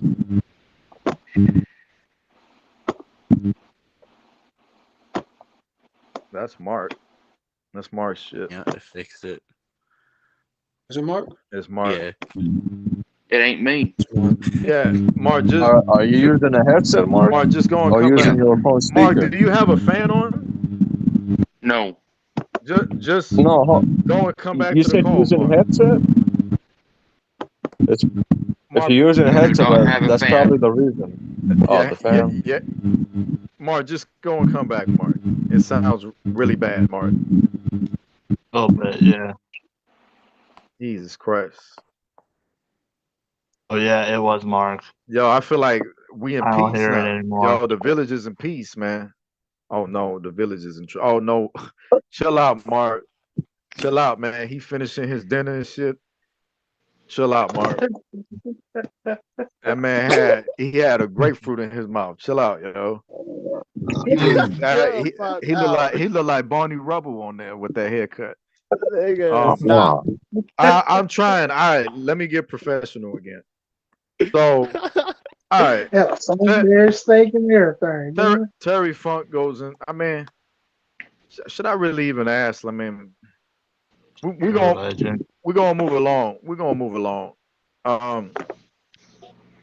Let's do this. China, Terry Funk, Bray Wyatt. Legend. Just let everybody have your soul, especially you, Marcus. This is your moment. Marcus just like, look, man. I asked him. I'm like, can you put Bray in the Hall of Fame, and his reaction was like, I've been waiting for this my whole life, kind of thing. You know? That's one of those things that's right off of Marcus' bucket list. Yeah. A bucket list for those that might not know is a list that you make, like that you something you want to do in your life, you want to accomplish, you know, to check off your list. That's your bucket list. And Oh, really? Like, I thought it was a list that goes in a bucket. yeah, that's what it is. It goes in the bucket, but that's still something that you want to do in your life. You know. And do you like burn the paper in the bucket or what? I don't know. I don't do that shit. That's like some white people shit. That's just what they call it. I have never done no dumbass shit like that. When I want to accomplish, if I'm telling you I want to beat the shit out of Corey Flash, then that's what I'm going to do with my life, and I'll do it. Oh, I got dibs. I believe you. All right. Yeah. So And then he got the glove on just in case. China going in first woman in the history of the Hall of Fame. How about it? Maybe. Well earned, well deserved. She without question made her impact. She without question is the most dominant woman in the history of the wrestling game. You know, there's nobody like her. There never will be First nobody woman like to enter the Royal Rumble. All the love and respect in the world to Rhea Ripley. She's doing it like no other, but yeah, ain't nobody replacing China. I don't care who you are. I say one more night in China, bro. One more night. Come on. Oh, Jesus Christ. All right, so Bray Wyatt inspired a lot of people here, a lot of people worldwide. You know, it was a tough pill to swallow. Much like Kobe Bryant, it's still hard for me to believe that Bray's dead. We need to put him in the Hall of Fame next year. I hear you, brother. Difficult to believe. I hear Too you, soon. I Too hear soon. you. It's kind of like Bray. I'll say Bray, Kobe.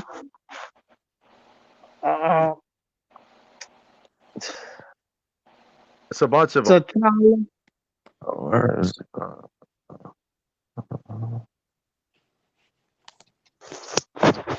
The man left way too soon, and it's an unfortunate tragedy. Both him and Kobe both did. We can't. Yeah, absolutely. We can't. We got to carry on his legacy, and I think that Marcus is one of those that's carrying on his legacy. The dude that played Black Panther, he died too early Yeah, too. Bozy Man. Yeah, it's hard to believe. You know what I mean? So yeah, those are hard to believe. But even though Bray's gone, I still recognize the excellent career that he's had, because for the little time that he had, he accomplished a lot. Because there's people that might argue that Jay Briscoe should have accomplished more in his career, and he accomplished so much with the Briscoe Bros. Yeah. And I don't even mess with them like that. I just give them credit and respect because I know what they've done, and I know they've been around for a while because I remember them dogs hunting way back in the day. Now, you know, Bray was around for a couple years. Bray was WWE Heavyweight Champion. Bray had his own faction that was successful. Bray had like 3 different characters that he did over the years that was successful, which at first I didn't like. At first I didn't like The Fiend at first. I would argue with Corey because I didn't trust it. I'm like, why would they do this to Bray? Bray, like, in my opinion, you only fix something when it's broken, right, gentlemen? I didn't see it broken, so there was nothing to change. But then he started getting The Fiend over and everything, and it just worked. And he did a whole bunch of different things as The Fiend, and late entry, with the shattered Bray that came in the end. It hurts. It's really, really sad. When I think about that man in my mind, in my head, and I see his eyes and I see his face, it makes me really sad to think about that. But his legacy is going to live on, and evidently none of us really exist. I'll let you figure that out. So the thing is, we'll all eventually, I think, be in the same place, and I think that for the collection of stuff he's done, he's left a good legacy and inspired a lot of people. And anybody want to add? Yeah, and you definitely right. It's like Yeah. when we lost Mr. Brody Lee. Yeah. Brody Brody Lee, Lee. no question. It's still hard to believe. Yeah. Yeah. I told He Corey, I'm he like, yo, bro, we were just watching this man just a few years ago. And now he's just gone. yeah. It's just it blows you away, like, bro, like You really can't let somebody else have the mic, can you? You can't help yourself. I'm giving y'all the opportunity to talk, and it take like 4 or 5 seconds for somebody to say something. If you don't talk, I'm gonna run the show. So No, Chris Conscious was talking. The third eye was talking. All right, well, what do you got to say? You can't help yourself. What do you got to say? You can't help yourself. All right, moving on. So, anyways, on to the next one. This is where you get to have your fun. This is where you get to have your fun, Knicks. All right. We move to the very infamous tag team match from the Hall of Fame between John Skinner and Shendon BKS against the three-way deadlock, Marcus and Knicks. Shen, are you here? Yeah, I'm here. Before Knicks takes over the mic and just keeps doing the same shit over and over, this is your opportunity to set the record straight right here, right now. What happened in that match? I want to hear him first, though. No. You go first. Why don't you tell us? Give us your side. Give us your side. Because while he talk, I'm organizing stuff in the background. Mangil, if you look at the chats. Okay, he's busy right now. Yeah, he's busy. I'm not looking at none of the chats. All right. So, I mean, if nothing to add, Shem, what could I really say? You know what I'm saying? Marcus and Knicks went out there. They did what they were supposed to do. Knicks, oh, you ready? Yeah, I think I'm almost done. You know, I take full responsibility. All right. Go ahead, Nick. Go ahead, Ocean. What do you got? I take full responsibility for what happened. Okay. Yeah. In the Hall of Fame. Yeah. It was before the Hall. It was the Hall of Fame, right? It was Japan. Japan tour. It was in Japan. Yeah, Japan tour. My bad. My bad. Yeah. I take full responsibility. If I was there, that shit would have never happened. And you know what I mean? Yeah, I hear you. And my absence, it left a hole. It left a hole in the group. And like I said, I apologize. You know? Oh shit, you weren't there? I wasn't there. No, I didn't realize. Oh fuck! Excuse my language. Oh my God, that was so original. That was so funny. Let me tell you something, sweetheart. You think you're hot shit because Marcus Holloway is carrying you now. I mean, he's been carrying you for years. I mean, he's the only reason why you're still here. He's the only reason why people still kind of like you just a little bit. But anyways, back to what I was saying, because I know we're just gonna go back and forth and we're gonna argue, and it's just not gonna matter because that's. I want you to cage match. That's the type of guy you low. But Yeah. anyway, I'm confused. Yeah, he's talking low. Okay. Oh shit! Was that? I thought I was talking to fucking. Never mind. Just Listen, fuck man, it. watch your Anyway. fucking mouth on here, okay? Oh yeah. Hey, I'm fucking sorry. All right. But You fucking piece of shit. You doing that shit on purpose. You know we live and you can get away with it, you sick bastard. Hey, at least I Shut didn't your pull ass Billy, up. all right? Freak. But let me tell you something. Nigga out here sounding like fucking Dusty Rhodes and shit. God It's damn okay. it, low. It's okay. Y'all gotta watch your fucking mouths on here, man. YouTube gets offended. You All just- right? Fuck you, Jew. Man, fuck yeah. Listen, man, quit fucking around. We gotta answer these questions, all right? This I'm wrestling trying to match. answer the fucking question, Nah. but they keep fucking interrupting me. Shed, you back? Too many fucking, man. What is going on? Listen, Yo, that laugh was ridiculous. I want to hear this. I want to hear this part. Shen, what happened in that match? Verbatim. You tell us what happened. Obviously, before the match starts, obviously, I wanted to get prepared to actually, obviously, to try to win the match. I'm not going to put full blame on the Skin Man. The Skin Man tried what he can, on the part. Yeah. I don't like how Compare. you put that, but I'll let it go. Well, I'm gonna mess up a lot when I speak, so prepare for that. But obviously, what Tillman, or I should say Keith Ocean, has mentioned, he says something there about, maybe some people doesn't know. The original match of the Japan wasn't supposed to be a one-on-one.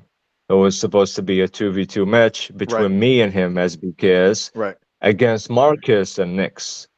Things happened, whatever happened in the background. Things switched up. Somebody So fell. it There was the switched up. cameraman that fell. Original match Yeah. of the Japan. He Oh broke my the God! Why camera. I have my voice? What the heck? $5,000 Cut that off. camera. Fuck that guy. Oh my God. Yeah. So it was a very unfortunate match for me. Obviously, if anybody under Yeah. my position wouldn't be happy as well. But the thing about that, the ending of the streak shit, it is very predictable for me it's going to happen on these games starting 22, 23, because I personally not a fan of at all. So having issues dealing with shit with the game, especially when the servers they have the new server shit where it only has like North America, Germany, whatever, UK and stuff like that, but they don't have where I'm from, which is in the Middle East. So on 22, especially on 22, obviously when you need to freaking train and practice, mostly of my training, I train on playing against random people, online. Some people doesn't like to do that on one-on-one against people. Some people prefer to play against the boys, who they know. Some people prefer against AIs, but I personally prefer against, people one-on-one, because you don't know what to expect to face, either spammers or either good or either garbage. So variety of challenges and so on. So that's how you improve. So that shit didn't happen.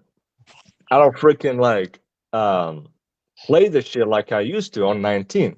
On 19, 18, all the old games, not even freaking 20. 2020 was freaking terrible game. And it just lost my interest. But this year, 23 it's I've been playing more than 22. So for the people that knows that have seen Shandon for a while, from that match, that's not even him anymore. He been doing lacking and garbage, and I'm disappointed of myself, but also at the same time, I can't blame myself at the same time. So, uh,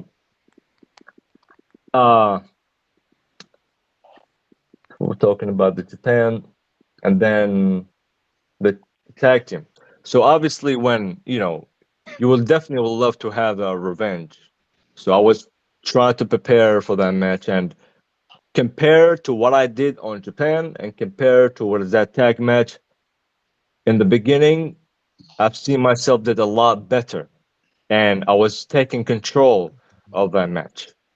But unfortunately, when it comes to only league hardcore players will understand, when you be sneaking the game, just relying on one strategy, it's that you can not even do anything about it, no matter whoever it is. It just happens. You know what I mean? So I don't want to jump into the Snow Showdown because you want to get to that in a bit. So I'm not going to talk about that yet. So the tag team match, it didn't go the way how I wanted, and it's just the same strategy how Nyx has had. It just having the easy way out. Doesn't do it with others, but does it with me, because I am his threat, and he knows that. So as much as he wants to talk a lot of shit, because I've been quiet and letting him to enjoy this taste of success that he had never tasted in his how many years he been here? 7 years, 6 years to actually be on that level, and it took me just less than a year to get noticed around Mega Rush and Next Gen at the time. So I'm giving him the time that he, for him to improve, because there's couple things you need to improve. Finally, he changed his team. Something that used to be freaking terrible. You know, that's another thing. You want to talk now? You want to talk? Another Oh no, thing I'm that just listening. I believe you. I'm gonna step away from character wise. Character wise, believe he's garbage. But let me put the character the character thing on the side, and I'm gonna talk about from as a fan, or as a whatever, you know. I like the improvements of him, you know, evolving. I would love to see him improve and get better, especially at promos. You know, that doesn't take forever to set a point. Doesn't take forever, like to take 10 minutes to set a point and repeat the same thing over and over. The best promo that he ever had from all these years was the recent one. I don't even freaking know which show was. What show you dropped that promo after the match? Was it Mega Rush? You remember? I believe it was Mega Rush. It was. Okay, It was. maybe. Was it Mega Rush? I think it was Yeah. Oh, Hall of Fame, I believe. I don't think it's Hall of Fame. What? One I of don't them. even remember. It was one of Mega Rush. It was Mega Rush? Yeah. I thought that was great. It was great for him because we obviously wanting new faces. Obviously, I don't need the streak. I don't need it when I won the World Heavyweight Champion at New Dawn. The streak thing been interesting. It became part of the gimmick, you know. So it doesn't happen to a lot of people. You know, the streak thing is a part of the gimmick, like kind of Undertaker. But Undertaker, his thing is a little Goldberg. different because he got, you know, WrestleMania and stuff. That's different, you know. I obviously personally think that Nick's for the streak thing, I don't think he is the right guy to do it, in my personal opinion. But we see, Agreed. we wait and see, and maybe that will change. love I it. hope this I love it. the streak thing, with all these years that he think he was doubted, all these years he think I was talking shit, but it's more like when I talk shit to people, it doesn't really mean I'm shitting on them. It's more like I want them to improve a lot of time. I guess you misunderstood that. I like to see everybody to improve. It hypes me because I've been telling J Kid that I want to see more hunger around here, You know, or, you know, in 2021 and 2020, not a lot of people are showing up that much, but it's starting on 22, and a lot of people are showing up. You know, and I like it. So I hope to see more of Nix. If you want to continue talking shit, he can, but he gotta watch his mouth because at Snow Showdown, he know damn well I got his ass. You know, it was counted away on one side match, and you had to use the same strategy you rely on. And you know damn well when it comes to submission, it does not require no damn talent. All right. So all you gotta do is just tap or put somebody in submission. Even freaking Casper, his paws can put and spam, and he just wins the match and end the streak. So it is very predictable, and I knew somebody would end the streak on the 22 or 23, and I knew somebody would use submissions to use that as an advantage. So it's predictable for me. But did I thought it was you? No. But it could be anybody. It could be Keith Ocean could end the streak. It could be Mark. So you're not impressed at all at him defeating you? He hasn't convinced you that he's good enough. I don't know about impressed, but I'm not gonna shit on him in the ring. You know, he's not garbage in the ring. I think he's good. You think he's good? You know how to dodge. You think he's good? Yeah. Yeah, he's good. I'm not gonna shit on him like that. You know. I think he's good. He relies on submission a lot. It's an easy way. You know, it's unfortunate you rely on that because I don't even remember the last time you even pinned somebody. Can you even name me last time you pinned somebody? When the last time you pinned somebody? You remember, Nix? I don't. We lost Nix? I'm just waiting for you to be done. No, I'm asking a question. It don't matter because when I'm done, I have to step up because there's some stuff I got to work on. Dave knows about it, so that's why we should go back and forth because they're waiting on me, and I'm not gonna say what, so I don't want to spoil. So that's my question. I can't recall the last time I pinned somebody. I believe probably Mark. I think I pinned Mark. Maybe I'm not really too sure. No, yeah, you didn't. Oh, then no, I didn't probably pin Mark. Wait, I think I used his own finisher. Yep. When I was Yeah. using the crossface at the time. Actually, I think it was a submission also. But anyways, so yeah, I'm not gonna shit on him. You know, he good in the ring and stuff like that, and talking a lot of stuff, a lot of shit is good for him. You know, I don't need the streak anymore since New Dawn.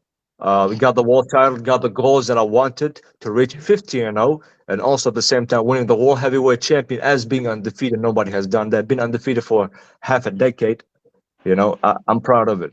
So, is it time for new faces, new stuff to show up? Because there's a lot of people have been, you know, shooed and removed, and we need new faces. And I'm so happy Marcus is also one of the guys because I've been mentioning him a lot of time to Jay about, you know, we'd love to see him, me and him work together. And it's very interesting to see him on this level at this moment because he deserves it. Been killing it, you know, back in Next Gen, you know, on Mega Rush and also on JTV 19 a lot. So I think Marcus is well deserved for that. But as for the tag team match, you know, Nix, you cannot deny, you know, I was there. But if it wasn't for your little submission thing going on, then Is it would that be what you believe? the other Is that side. what you? No, Is that what you believe? it is factual. There's you obviously gonna disagree with that. Obviously, no doubt. You know. I'm not So disagreeing with anything, but is that what you honestly believe?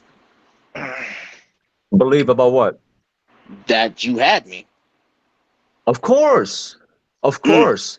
Right. I'm gonna tell you this. You got me on the Japan just because I barely played the shit. I don't like it anymore, and I wasn't even knew the fact it's gonna be 1-on-1. If it's 2v2, I could care less to lose in a 2v2 match. It's You're even you're admitting he beat you Huh. straight up in Japan.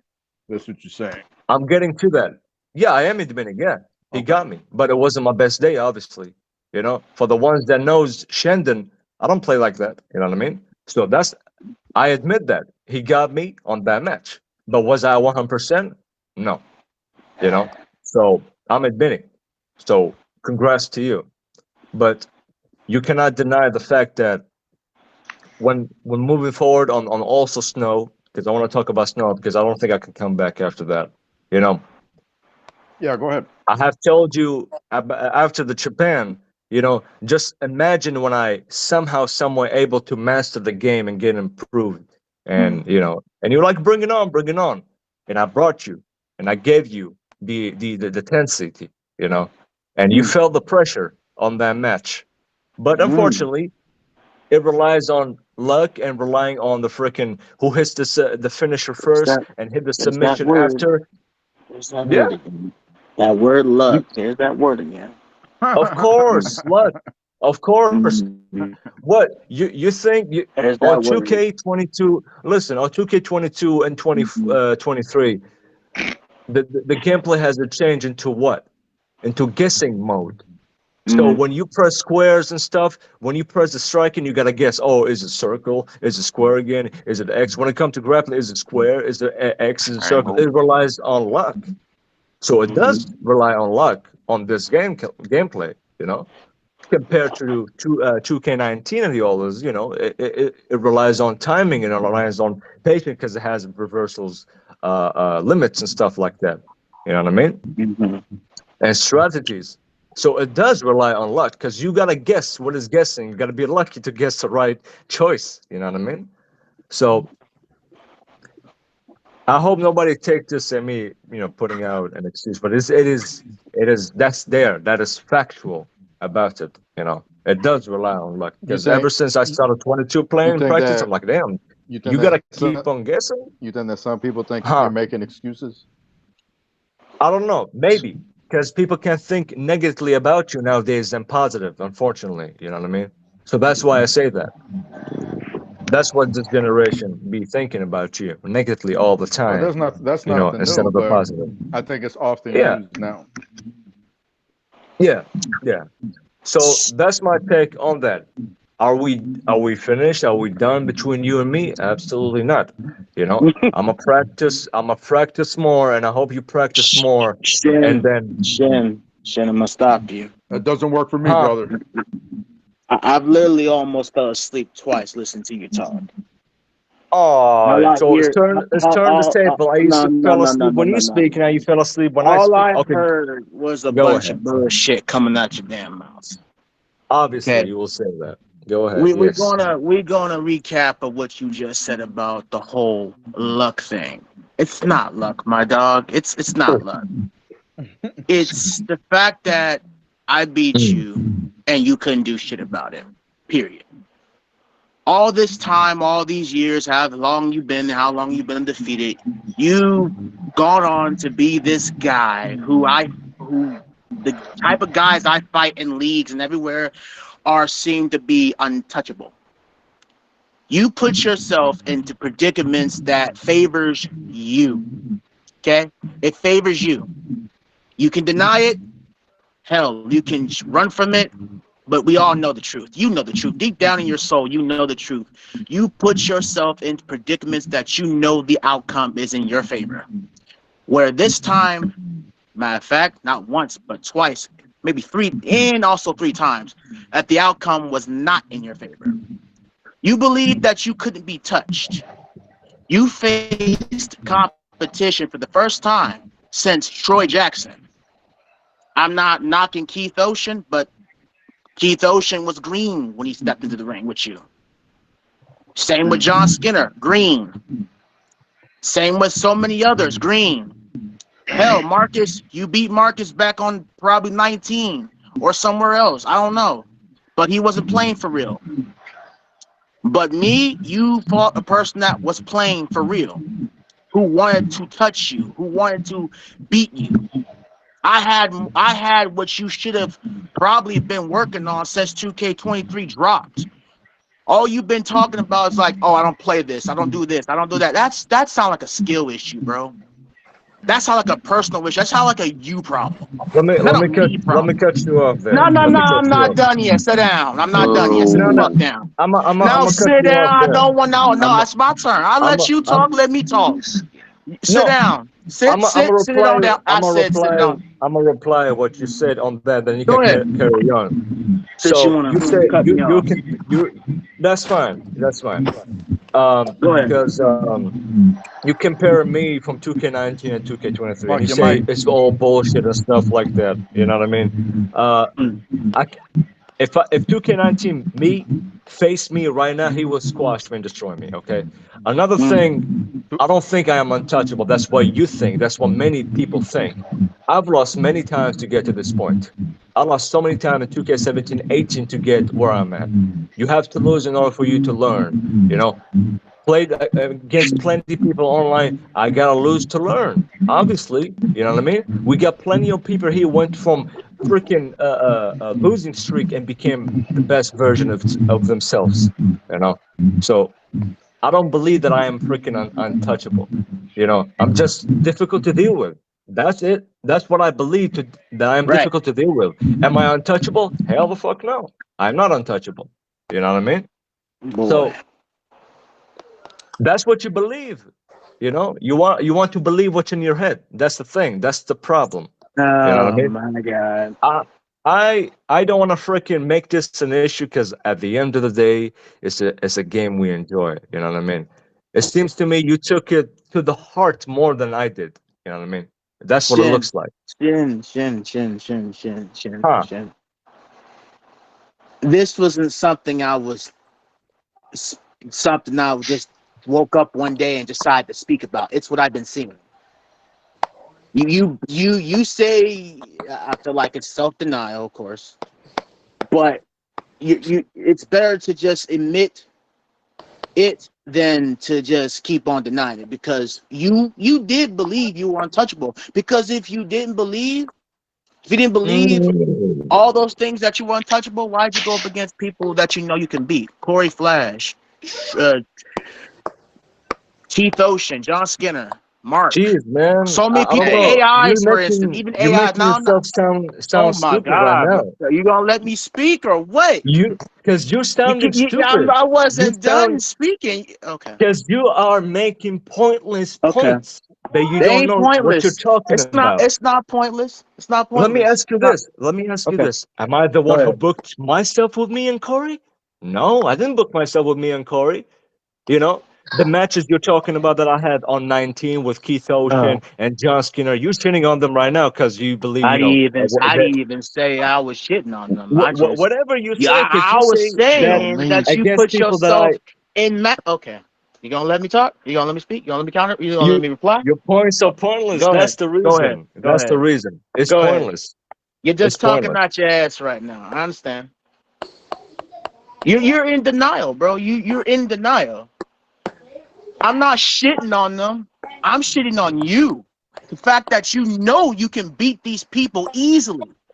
You're gonna play the honorable hero, play the honorable, I'll let you get some moves in because you know already that you can beat them. You know that. Okay. Even You if I know know that. and don't know, So what's the problem with that? So what's the issue therefore, you there? already put yourself in positions to be able to win those matches. You pick and choose. Because if you didn't pick and choose, why did it take so long for you and I to finally meet in that ring? So, so It's you're not because saying, I wasn't worthy. It's not because I was unworthy. Because you knew I can touch you. You knew I can beat you. You know I not, can destroy you. That's the not simple really, fact. And I proved it not not once, really. not twice, but 3 times. So what? I I use wonder how you submissions. did So all what? that. No. So what if I use submissions? I took your kingdom's curse and made you use resiliency. That was a threat already. I could have choose to beat you. I could have chose to pin you. I was green barring you. I was literally taking you ways that you took other people before. Just admit it, bro. You just couldn't keep up with me. I love this. You play it for leagues. I don't play it for leagues. I play it because I love putting on great matches. At least I sell more. At least I don't kip up out of everything like you, making the matches look garbage. I don't I hit don't think I people kick up on with any matches. You repetitive barely watch the moves. matches, I and don't plus at the try same time, I hard. haven't I don't competed in league sit for here a and try long hard like, I gotta while. remain 5 points ahead just to win a match. You're too greasy. You're like, damn, I'm gonna sweat so much to the point where I'm gonna stay 4 points ahead of people. You couldn't put one person over. You could let it get close. Could let it get close. You couldn't let it get close. Now So we're talking therefore, I about came in. not So I putting came people in. I over. showed you how the game is played. You didn't put me over. I took myself over. I put myself over I didn't because say I that I showed put you over. everybody in the JTV locker room and the ones who watches JTV that I beat you. I beat you no matter what results it was, submission, knockout, pin. I can beat you on any cylinder. I don't need to follow the rules like dear old little shin because it's skill. No, I don't care. I beat you. Simple. Whether it be submission, knockout, anything, I beat you. Get over it. Stop making excuses, bro. You sound like one of those kids that be like, you didn't win, really. I had 1 step ahead, though. No, bitch, I squashed you in a foot race. There was no step. No, well, I let you win. No, you didn't let me win. I beat you. It's a difference. Right. So as soon as you start realizing that, the better. You come in here talking about your big bed, Shindemed, your majesty, no, you don't care. You don't this. If you didn't care, why the fuck is you going to behind the scenes asking it? Let me run it back with Jaden Nix real quick. Let me run it back. No, there is no running back. I don't have to prove anything else to you. I beat you once, twice, 3 times. That's it. There's no running it back. I don't need to prove anything to you. I can beat you now. I can beat you then. Doesn't matter. Past, future, present. Period. Love the passion. Stop making excuses talking about you're this and that. You're not. You're not. Go play with somebody else. Go book yourself Exactly and go book my yourself point. against Mark or anybody else, but you're not fighting me. You're not fighting me ever again. I already proved my point. The next time we fight will probably be like the ending of 2K24 for your JTB World Heavyweight Champions, if you're still JTB World Heavyweight Champion by then. Ouch. That's if you're there. Okay. Hell, by that time, Marcus Holloway might have beat you too. Hell, maybe Mark might beat you. Hell, maybe A.G. Jenkins might beat you. No. Maybe Lowrider might beat you. Hell, maybe Dan might beat you. Don't put me and take on your the bitch. commentary, bitch. This point, Calm at down, this point, Nick. Therefore, Marcus, maybe please. Kevin Impact might come from the Shadow Realm Marcus, and beat please. your ass for the World Heavyweight Champion. Kick you and they take back over PKS. Goddammit, I'm so fucking bored of this rivalry already. I'm bored of it too. There's nothing to it. I don't need to face Shannon. Shannon needs to prove himself worthy of me. Are we talking about ECW? You had 3 times to get it done. Period. Stop making up excuses. You lost. All right. Thank you. Luck don't got nothing to do with it. I know we're going to get this over with the thing between him and I. That's supposed to be like a different podcast with him. Ain't nobody I know complaining. this will come about. Yeah, I know this will come that you say excuses and stuff like that. And all I'm saying is just in general, not about myself. You know, I'm speaking in general. You saying I'm not putting people over and stuff like that, and you saying I'm booking my guests against people that I believe I can beat. What, like who name me names. So I can believe you understand, because you keep on assuming and assuming. all I'm that not shit assuming. Go back and watch assuming. every JTV. Go back and watch every JTV episode you've ever been in. You've beaten them name all. me You've names that you beaten believe I AI. booked them against AI. What you mean AI? What the hell are you talking about? You fought AI before, Shin. You fought AI before, Shin. AI, okay, I fought AI, but it's like Newsom Club. You even squashed Corey. You squashed Corey. You know Corey don't play this game for reals. I mean, he plays it, but he's not really that good at it. So you already knew that was an easy dub. Okay, so. Oh my God. Okay. Okay. Hold on. I see what you mean. So you're saying that Corey doesn't play a lot of games, and I took that as an advantage. You don't even know what happened to the background. Supposedly this match, not supposed to be 3 matches. You know, the ladder, the whatever the matches type that I can't even remember right now. Maybe the steel, the cage match and stuff. That wasn't the plan. I suggested it to have a bigger and better freaking match between me and him. When the match starts, obviously I'm gonna go PvP. But also I offered him we can do a redo, the same results, but we make each other look good. That's what happened. I did this make to yourself many and look multiple. good, but okay. We make both of us look good. Okay, Shit, I not did from this where to I many sit. people. What? Not from where I sit. I mean that. Your matches between up until now, until you fought me, were predictable. There's matches. Yes, I went PvP, and there's matches I've went working matches. But obviously, when I want to do working match, you're as an undefeated guy. You don't want to freaking just lose the streak just right off the back when you work so hard in so many years. You know what I mean? So at least you try to help other talent. Should I name drop whoever the people I assisted? Mark, Keith Ocean, John Skinner, even Kevin Impact at Vendetta. You know, we make each other look good. Even Corey, but Corey, you know, he kind of declined. He doesn't. He just want to get the match over with. You know what I mean? But I tried to make him look good with the story and stuff like that. But most of the parts, Jay took care of it and stuff. Yes, I faced freaking AIs, but the AIs wasn't really my choice. You know, it was story wise. Name the freaking AIs I faced. Go ahead. There's reasons behind it. You just kept on saying the stuff based on what you see, but you don't know what happened in the background. You know what I mean? You had it. Like I said, I'm going to continue to say the same thing. You had it easy up until this point till you fought me. Is it really my fault?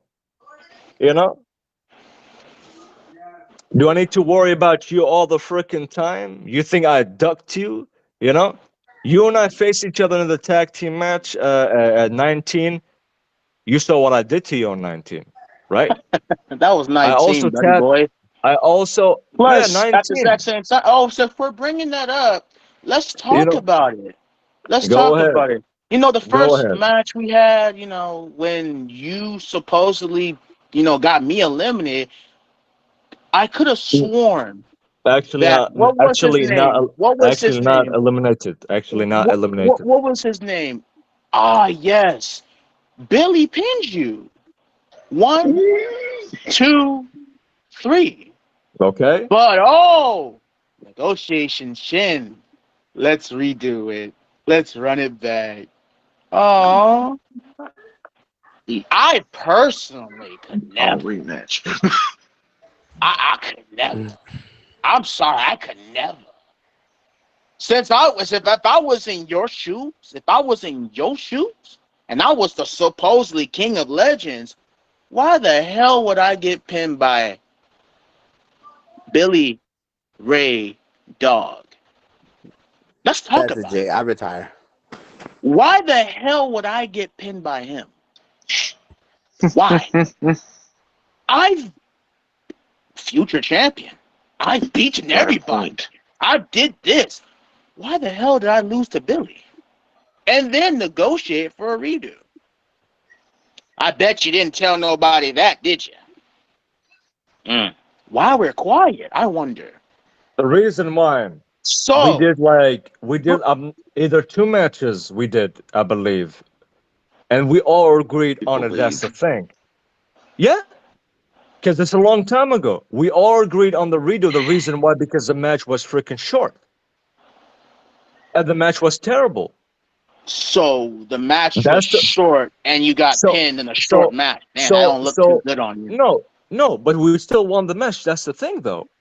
I mean, you We got won the pinned, match. so therefore No, there no, should have been no it streak don't, back it don't, then. it don't, it don't matter. It don't matter. Okay, I got pinned. It was a short match. Everybody agreed to do a redo. Even though Billy, you want to mention his name, you know, wanna have that freaking win. He said he wanted to have that win, but everybody agreed to do a redo. I So didn't agree to if that.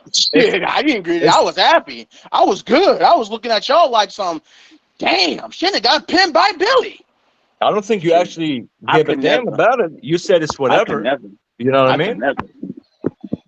You I just could never. decline. You didn't decline the freaking shit. Everybody agreed on it. That's I fine. didn't say shit because I Did was you? over there rolling and dying and laughing at you right at that moment. Well, I you was actually like, were this quiet the nigga. whole I time. was like, this nigga right here really got pinned by Billy. Hold up, I mean, I'm in disbelief. at least I didn't get tapped out by Billy at Ragnarok. At least I didn't get tapped Okay. out by him. At least I That's didn't get fine. tapped by. At But least I didn't get tapped by myself 3 times. How do you feel? that's fine. You want to compare 19 to 20 to 23? Yeah. You know, it's Listen, unfortunate. You if we're know, talking you about cannot compare that. submissions, why you didn't get the job done 3 times? Huh? Let's talk about it.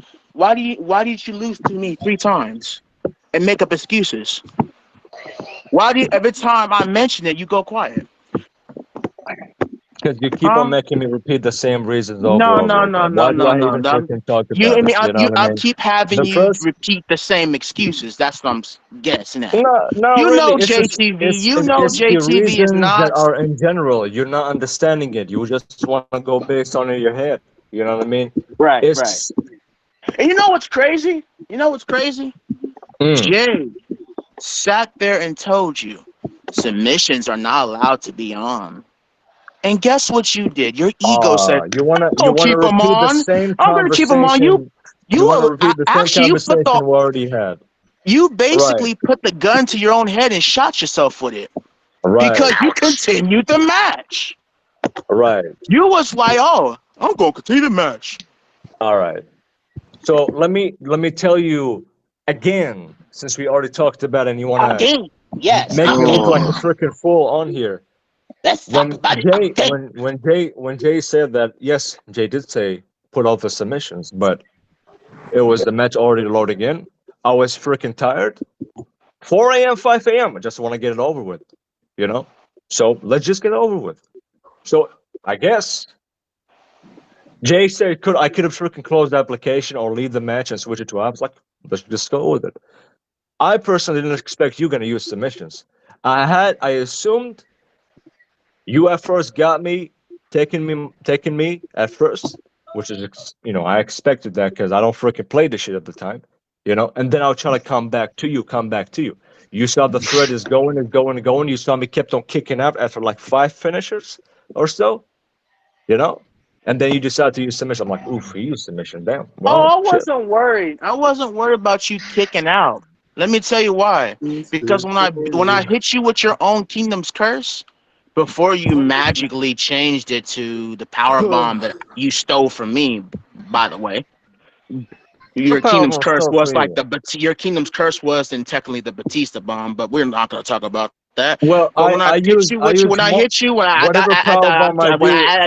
want to hear. I don't want to hear. You know? When I hit you with your own Kingdom's Curse, Oh, it went 1, 2, and then resiliency because you knew you could have almost got pinned.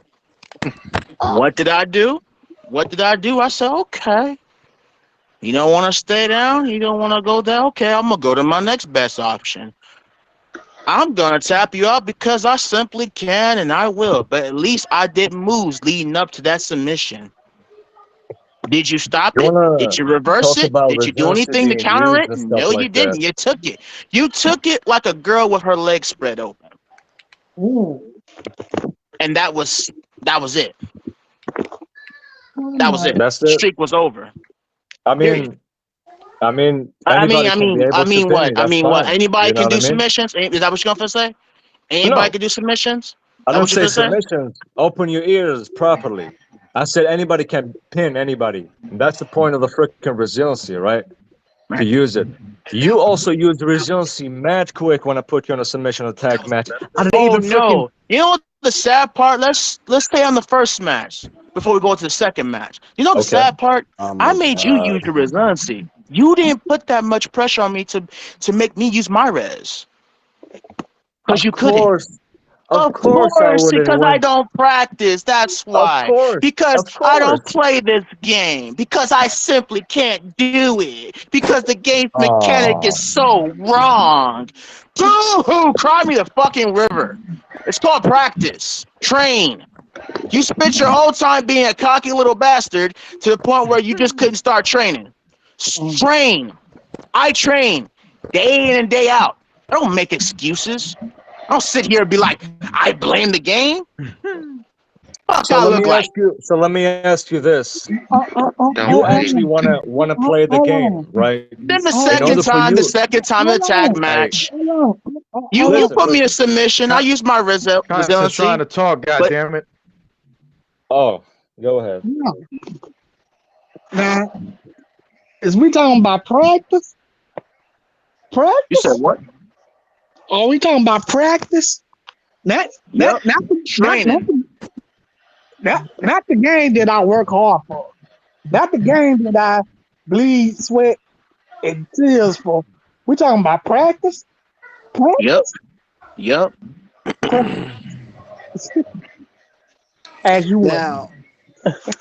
All right. So let me answer to you, since you say, "Oh, just practice." It seems very easy. You took so much time. You took so much time to make up all excuses. You could have been training. I can barely hear conscience. You're very low. Yeah. That was a joke. Yeah, that was a joke. Remember what Allen Iverson? Practice. Practice.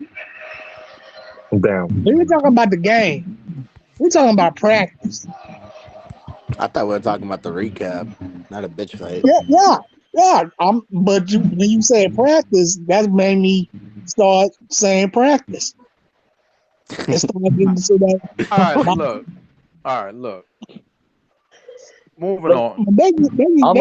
I'm gonna end it with this though. Yeah. I'm gonna end it with this because there's a lot of fucking misunderstanding. Misunderstanding. Yeah, you are a lot. You like to talk a lot of stuff about it when you don't know the stories behind the reason. And when I say my reason, all of a sudden, man, Shandon making excuses. If he blah blah blah. You can't want to believe that way? That is fine. You just can't accept you lost 3 times. But I did say I accepted defeat though in the beginning before even you open your mouth. Go rewind back. You know. So, anyways, when you want to play the game, obviously the game gotta freaking work for you, right? Obviously, you know, the best way to freaking practice and get better at the game, you know, from my experience of these years being in freaking plenty of leagues, you gotta play online, and so you can play against different styles and so on and so on. So you come up with strategies and get better at the game. For me, as a, you know, in the Middle East, for me, there's no servers for that. You go on the freaking game 2K right now, as we speak. You go on the servers in the region, whatever it's freaking called. You cannot see Middle East, so I'm forced to use Germany. In Germany, the MS, the ping shit is terrible. So what happens to me? Lag all the time, disconnects all the time. In the beginning, when 22 comes out, it's always freaking disconnects me. So how am I freaking supposed to freaking practice? Plus, it was crashing a lot. How am I freaking playing the game?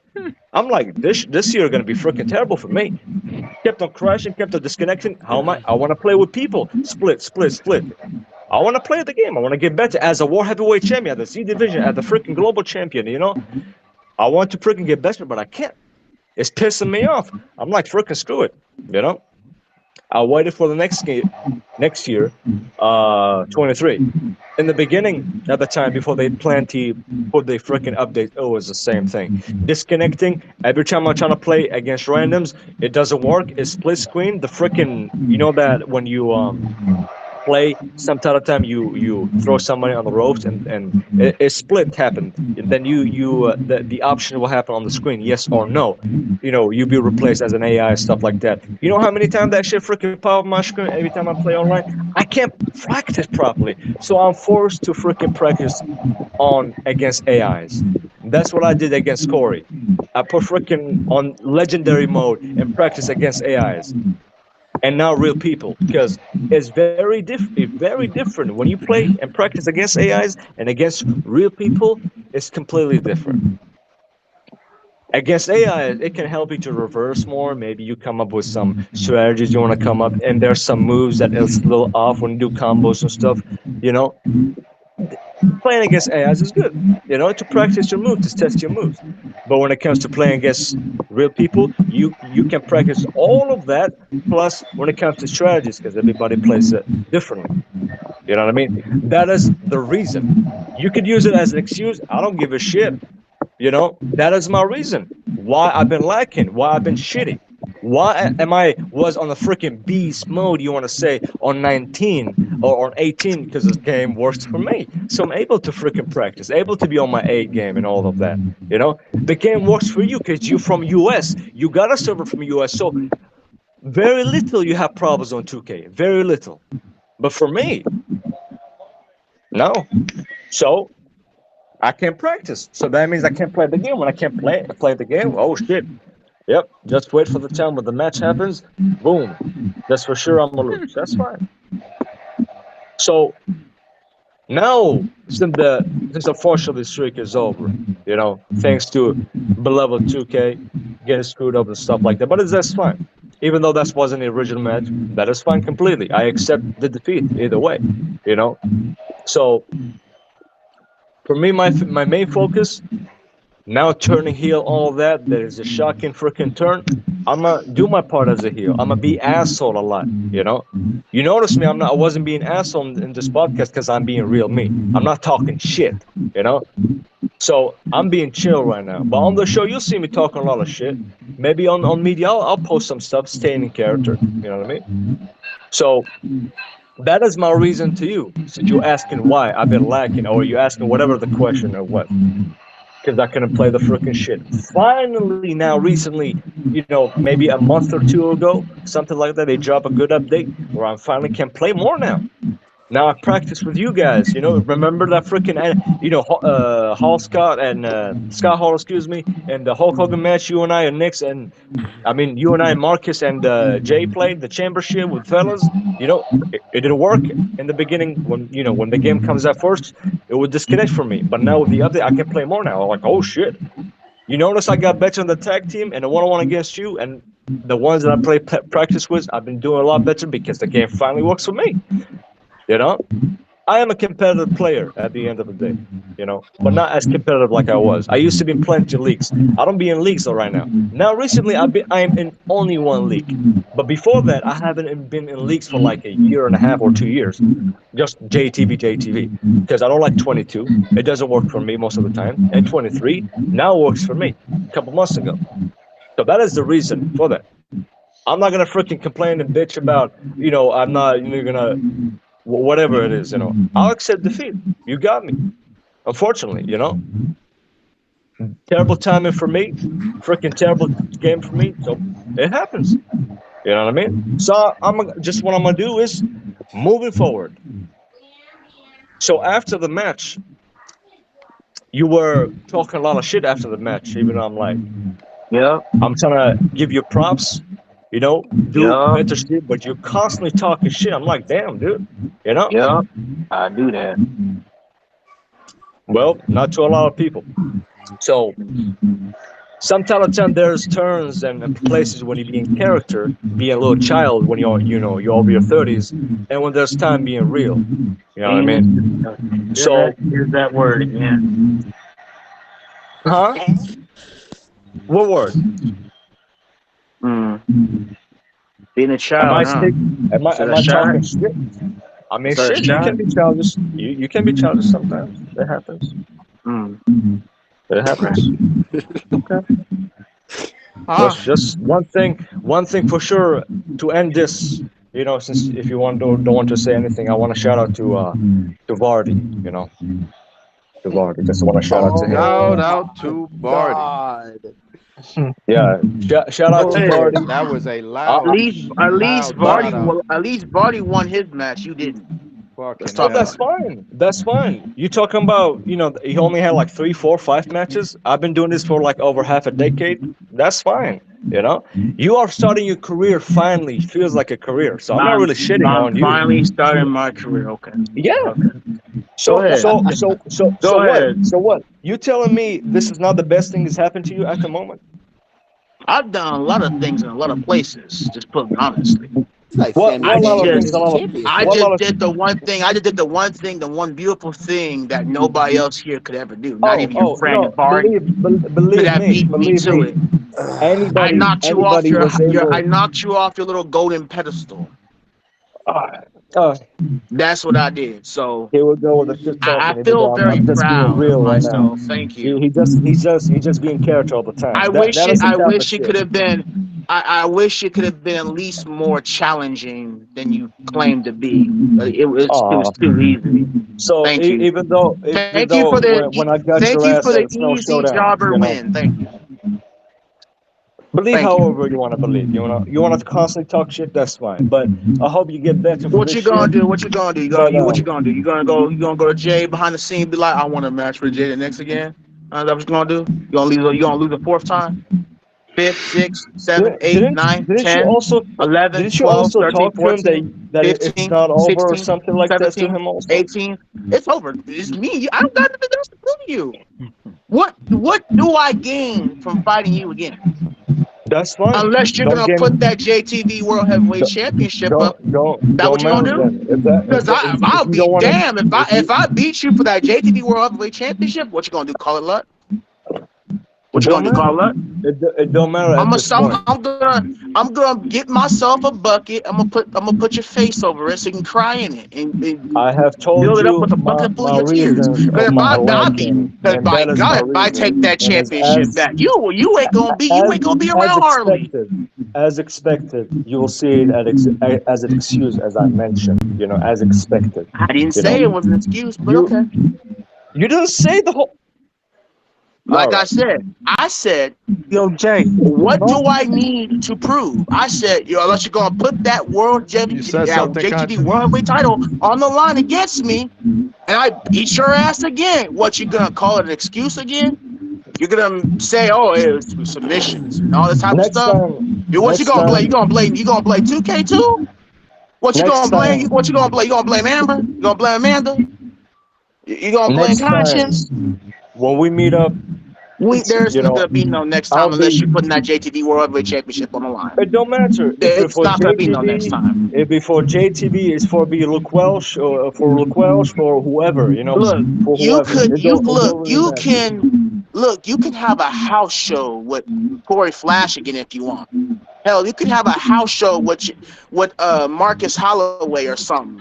Or you could have a house show with Lowrider. I'm pretty sure he wants to fight you. You could have a house show with Mark. Anybody else, but you ain't fighting me. You're not worth my time. Okay? You're not worth my time. You had 3 times I to get it mean, done, kid. You at didn't. the You end, failed.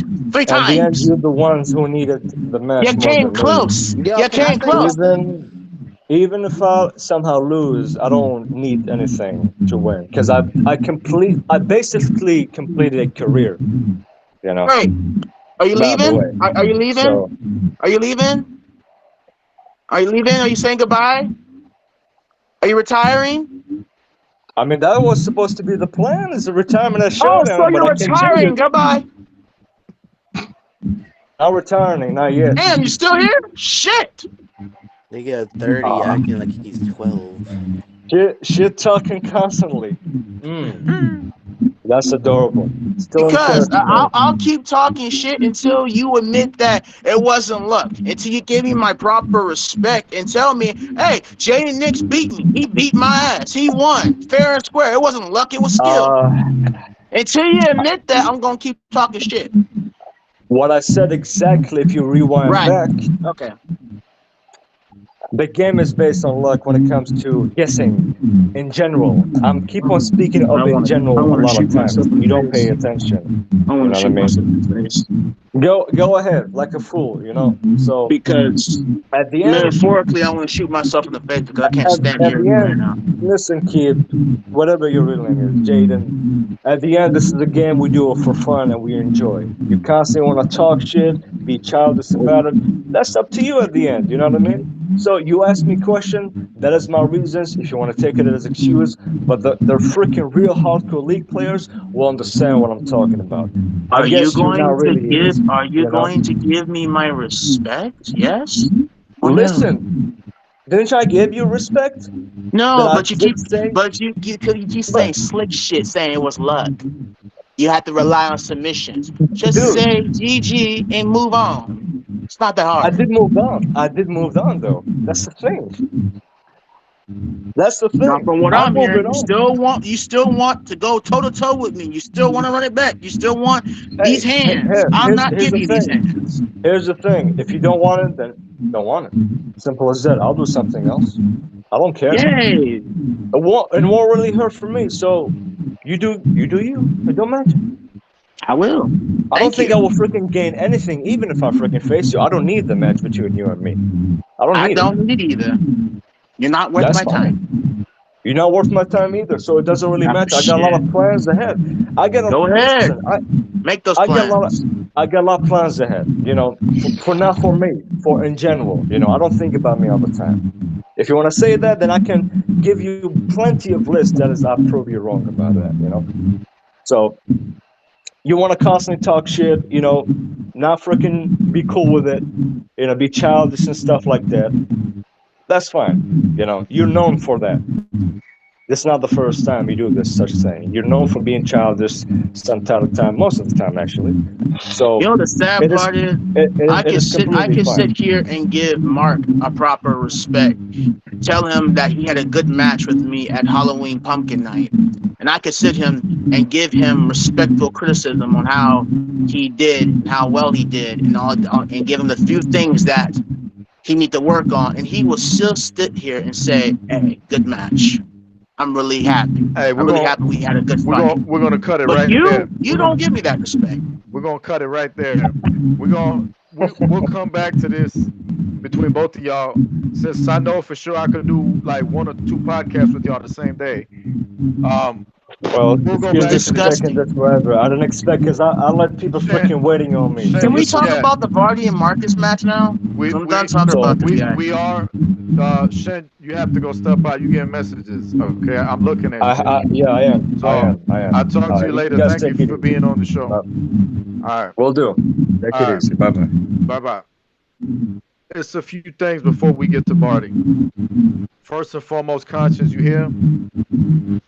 Yeah, I'm here. I was just, Lowrider. I was just listening to the whole. I was falling asleep. That was just a whole build up yeah, for Yeah, both of those they dudes. hate each other. Both What of can I those say? guys got animosity.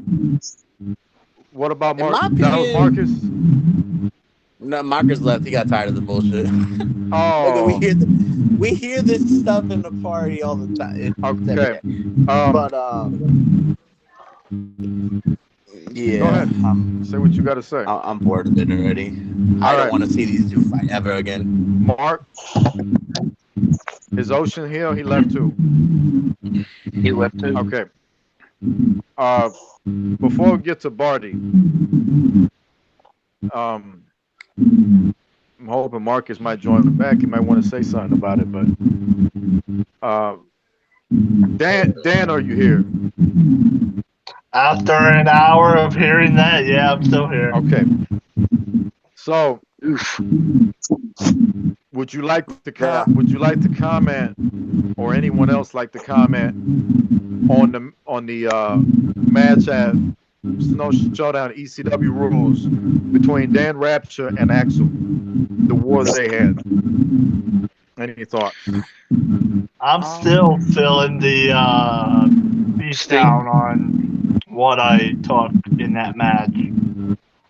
But then again, I took it like a man. I'm still wearing that knee brace because of the match, but you hurt your leg because of the match. Yeah. But yeah, that's not going to stop me from stepping back in that ring and doing what I've been doing, trying to prove myself in JTV. Right. The kind of knee brace is kind of a battle wound. Trophy in a way. I'll say this to you: you ain't home to go back out there and try to fight again. Mark, leave and come back, Mark. Your B's acting up again. All right. Continue, Conscience. All right. I think Axel obviously needs to hit the PC for a little while. I'm gonna talk to him about that. But as far as his work in the ring and what he's been doing since he walked in through the door at the Pumpkin Night for his first wrestling match, which was against you, Dan. I believe it. Yeah, I think it was against Dan, or was it Conville? I think it was Dan. And so Conville. Was it Conville? I do believe, yeah. So my first wrestling match was. Well, my point is, wrong. Ever since Axel walked in the door, he's still proving that he's a wrestler, but he's proven that he's a hired gun, and he's a fighter. He's a guy that takes care of business. I mean, hell, I signed him to BKS myself. So these two going at it. I think as time progresses, that it's probably going to get to the point that they might have some issues, Dan and Axel, because matches like that, you just can't take them too lightly. You know what I mean? This builds towards some sort of issue, you know, and Dan has always been open-minded about being against BKS, you know.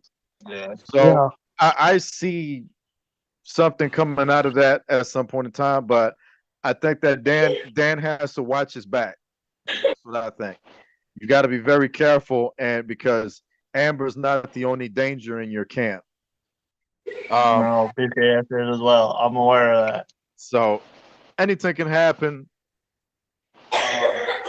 I thought it was a great battle. I think Dan got spammed a bit, and I think they put on the best match that they could. And even though he shot on me, it was a war because Axel kept trying to put Dan away, and Dan was like, He just kept getting up every time he hit him with a big finisher, and I can appreciate that. You know what I mean? So, Like I said, like I said, he had heart not to Yeah, just fight him once, but fight him twice. You yeah, know what I'm saying? right. And I can agree It's with that. like he was like, yeah, you got that W, but can you do it again though?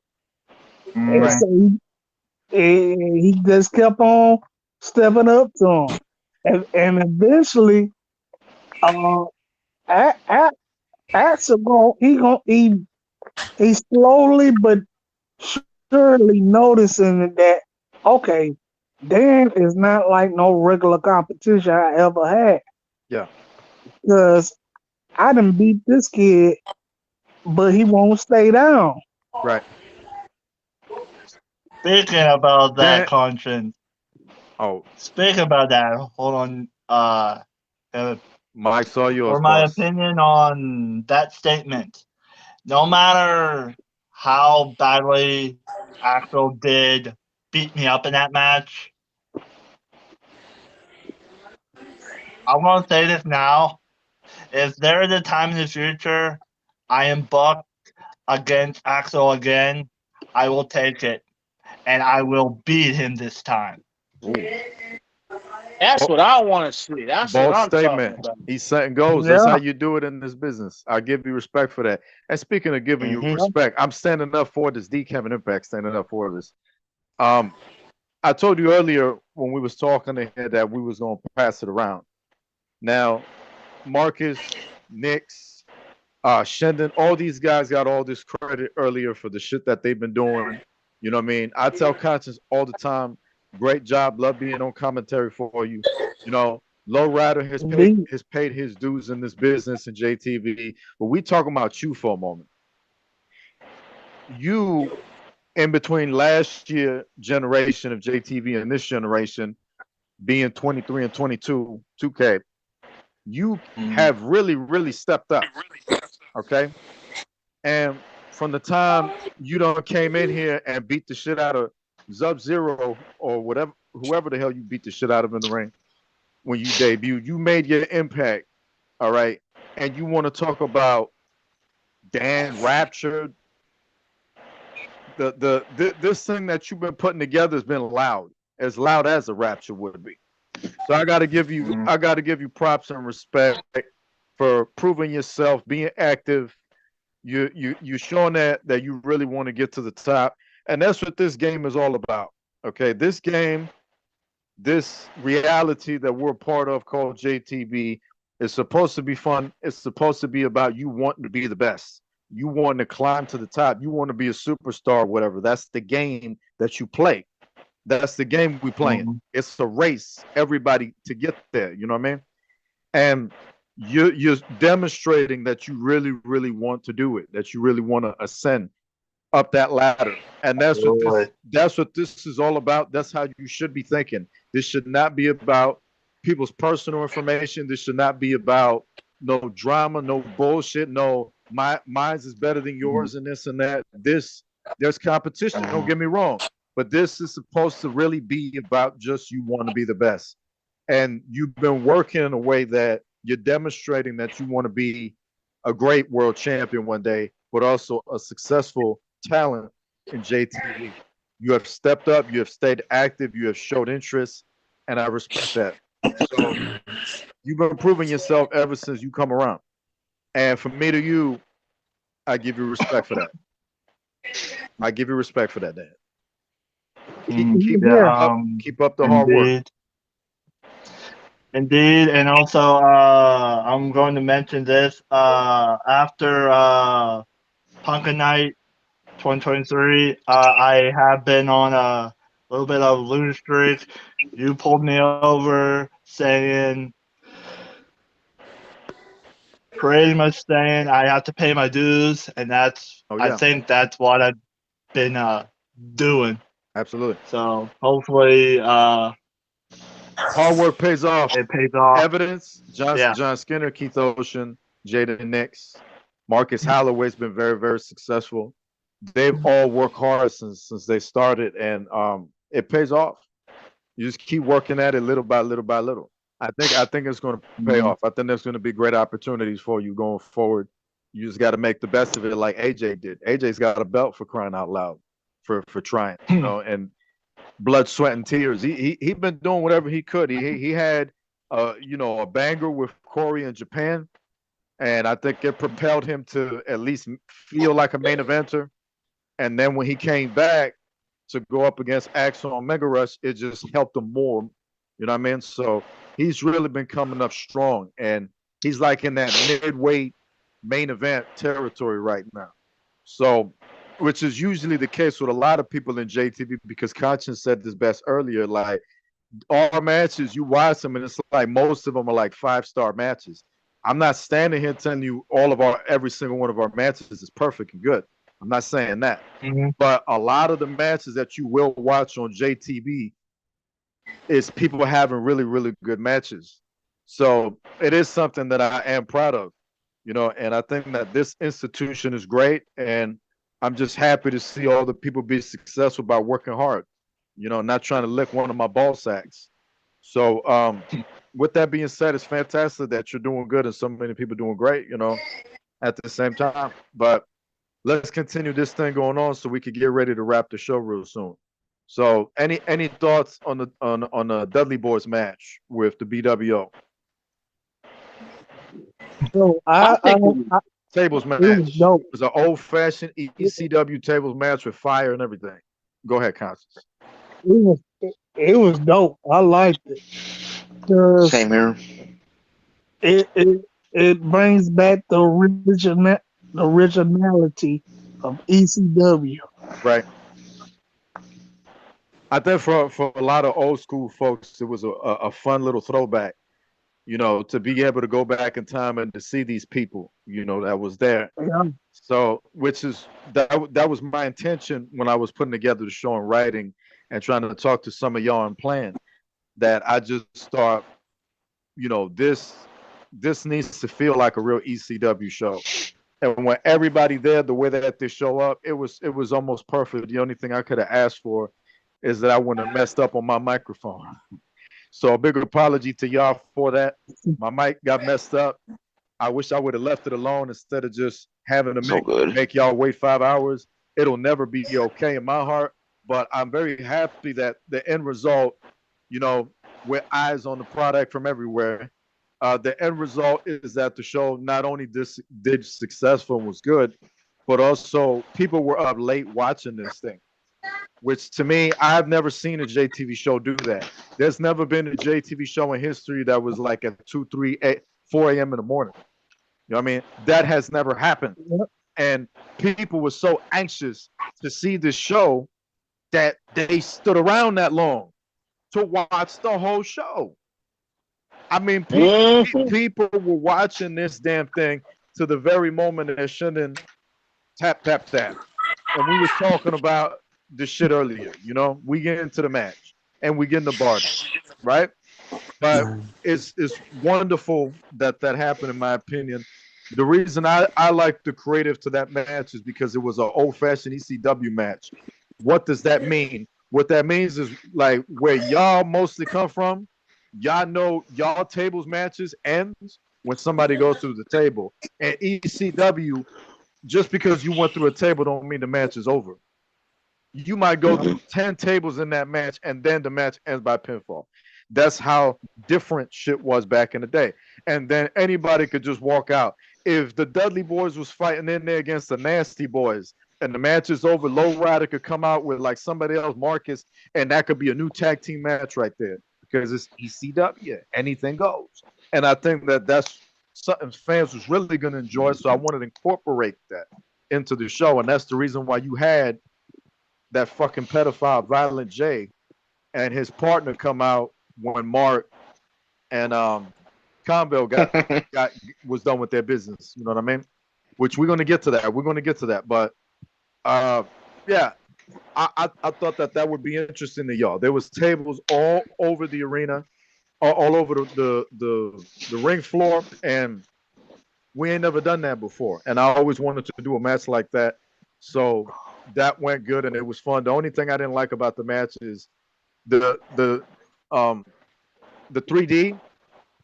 it wasn't supposed to come out the way it did. I wanted Bubba to hit the 3D, but once things started going a little too long, I needed to speed the match up. So that's the reason I made the call.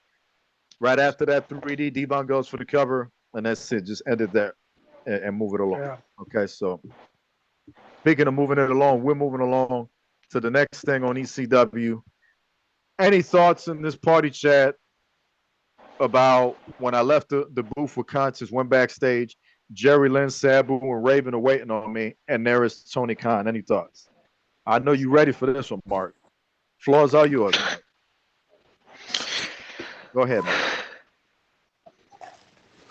Me personally, I can't stand Tony Khan, but when he was just standing there like a dang knot on a log, he looked stupid to me. Okay. And you don't like the guy, we get that. But you and Conville went to war at the ECW show. Yeah. And at the end of that war, you stood on top. Mm-hmm. You stood on top, and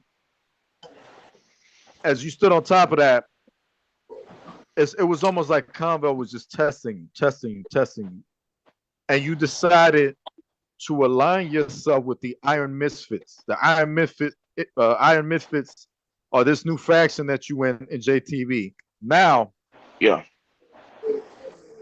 Why did you decide to align yourself? Because this is kind of like reminding me of Chronic. You know what I mean?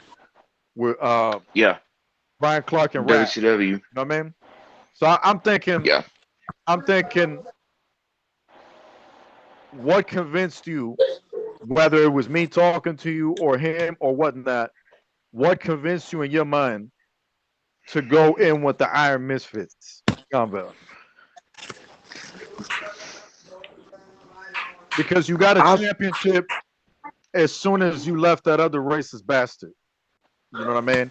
I don't know if maybe people thought you weren't going to be successful after that, but if that's what they were thinking, it failed. You absolutely been successful ever since you went into singles and you got a championship, the World Television Championship. Yeah. Why align yourself with Conville? Well, the old saying goes,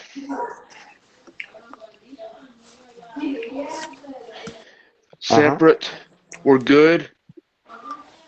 Together, we're better. Okay, fair enough. And we'll leave it at that because I don't want to talk about those other jabronis that came out after your match. So, switching gears.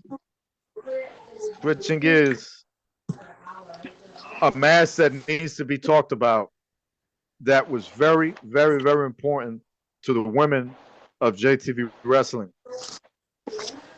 This three-way dance match between Sophia, Amber, and Ari. And Sophia, it was originally promoted that Sophia was going to take on Ari one-on-one.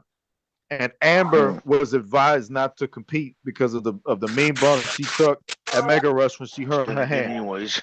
Right? But she still comes out either way and it turns into a three-way dance match. She didn't give a damn. That match, I don't know what y'all think. Please share. But to me, that match was right up there with the match that Leah and Amber had at Night of Rebel. I thought it made a lot of noise, that match did, in my opinion.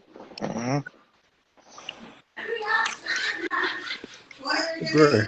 I think that match was probably it was a very good match, and I think all three of them did. Is that Marcus? Damn near. Yeah. Yes. He came back. I think all three of them did very good in that. I thought fucking they match. killed it, bro.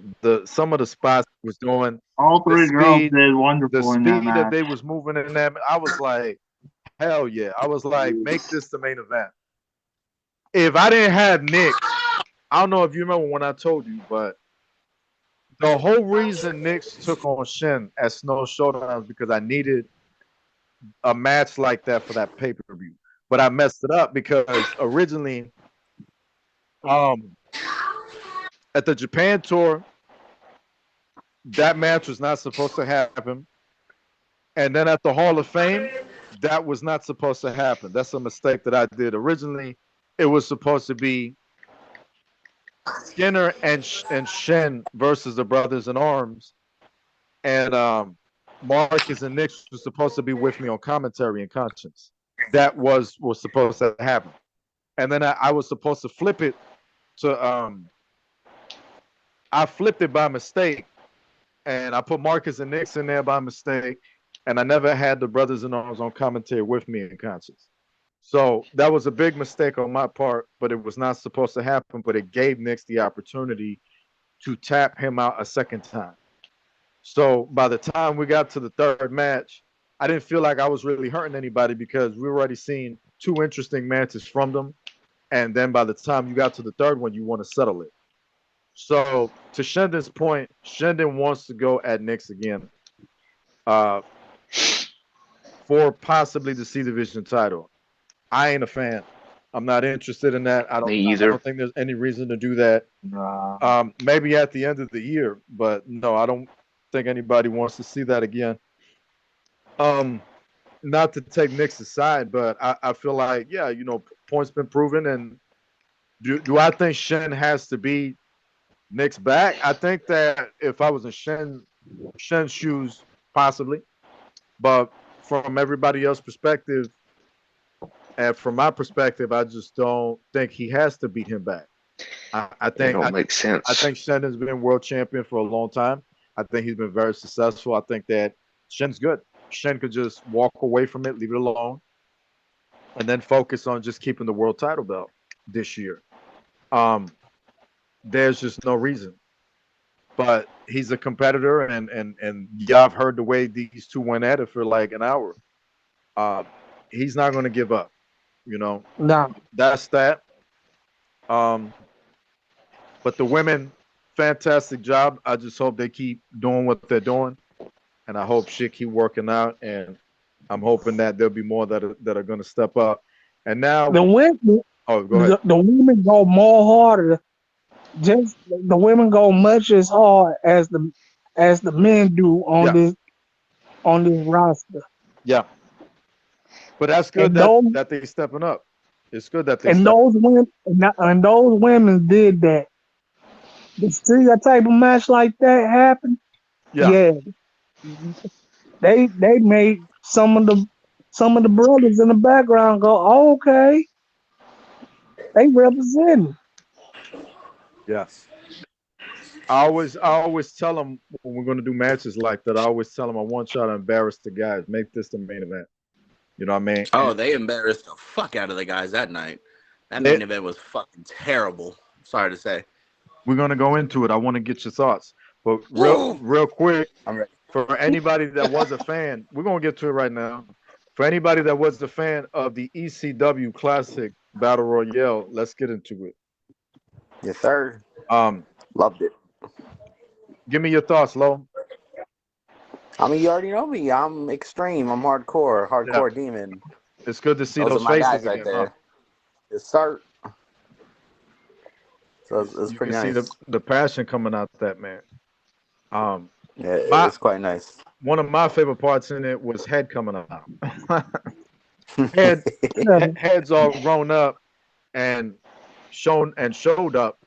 The one thing about Head is Head's gender is unknown, so it identifies as he, sure, him. You know what I mean? All the pronouns. So, and he had his nails painted, so it was kind of like what they did with Chucky, if you notice. Because Head is a mannequin to a woman. You know what I mean? But at the same time, it was like Head was a guy too in a way. Yeah, I mean, it's fighting men, and the only time that Head has ever been. I know this. Head got one of the funniest and best theme songs. What does everybody want? Head. Right, Mark? Whoops. Yeah. So, for us back in the old JTV eras, Head had only been a part of a JTV like in the SmackDowns and No Mercies and WrestleMania 2000s and on Attitude. No, WF Attitude. I just said that, Mark. Okay.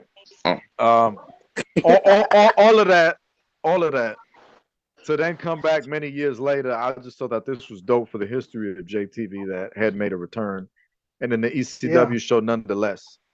Nah, I was happy to see Guido. I was happy to see Super Crazy. There you go. We're gonna talk about this bullshit ass WWE Royal Rumble from yesterday real quick, but before that, just to see these names is fantastic. It's great, and I felt like our head was not a wasted entry like Pat McAfee in the Royal Rumble, but we'll get to that. Like I said, so that was very frustrating for him. But he Drew carried himself. Moving along, a lot of great names. Sid Vicious and Tuco Scorpio and Juventud Guerrero and all those guys. Fantastic. With the very shocking twist of an end, Blue Cane coming out on top. How did I feel about that? That was shocking. Yeah, it was very shocking. It was definitely. I agree. All right. Mortal Kombat. All right. Time to get to another touchy conversation topic. Now we turn our attention to Marcus and the greatest tag team partner he's ever had, Barty, in this tag team match that went on when they took on Colin Klein and Tommy Hawkins. Now that was greatest tag team partner. That's what Lo said. This was I got so much to say about that. Oh, and I'm gonna give you the mic for you to do your thing. But this was one of the most barbaric matches in the history of JTV, especially what Marcus and Barty did to that boy right there. All right. So the mic's all yours. Whatever y'all got to do. I have never seen Marcus Storms team up with anybody like he did with Barty, bro.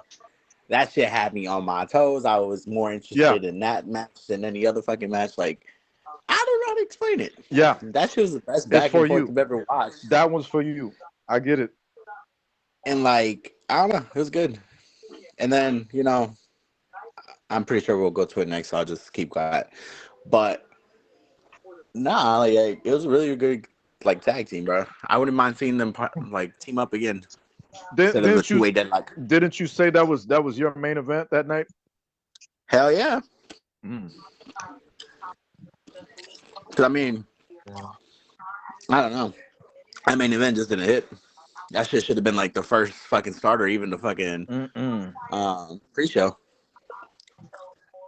Man, that match. Which match? The tag? The match. Or the main event? The violent match we talking about. The Marcus Barty match. Yeah. Mm-hmm. Yeah, that match. ECW rules.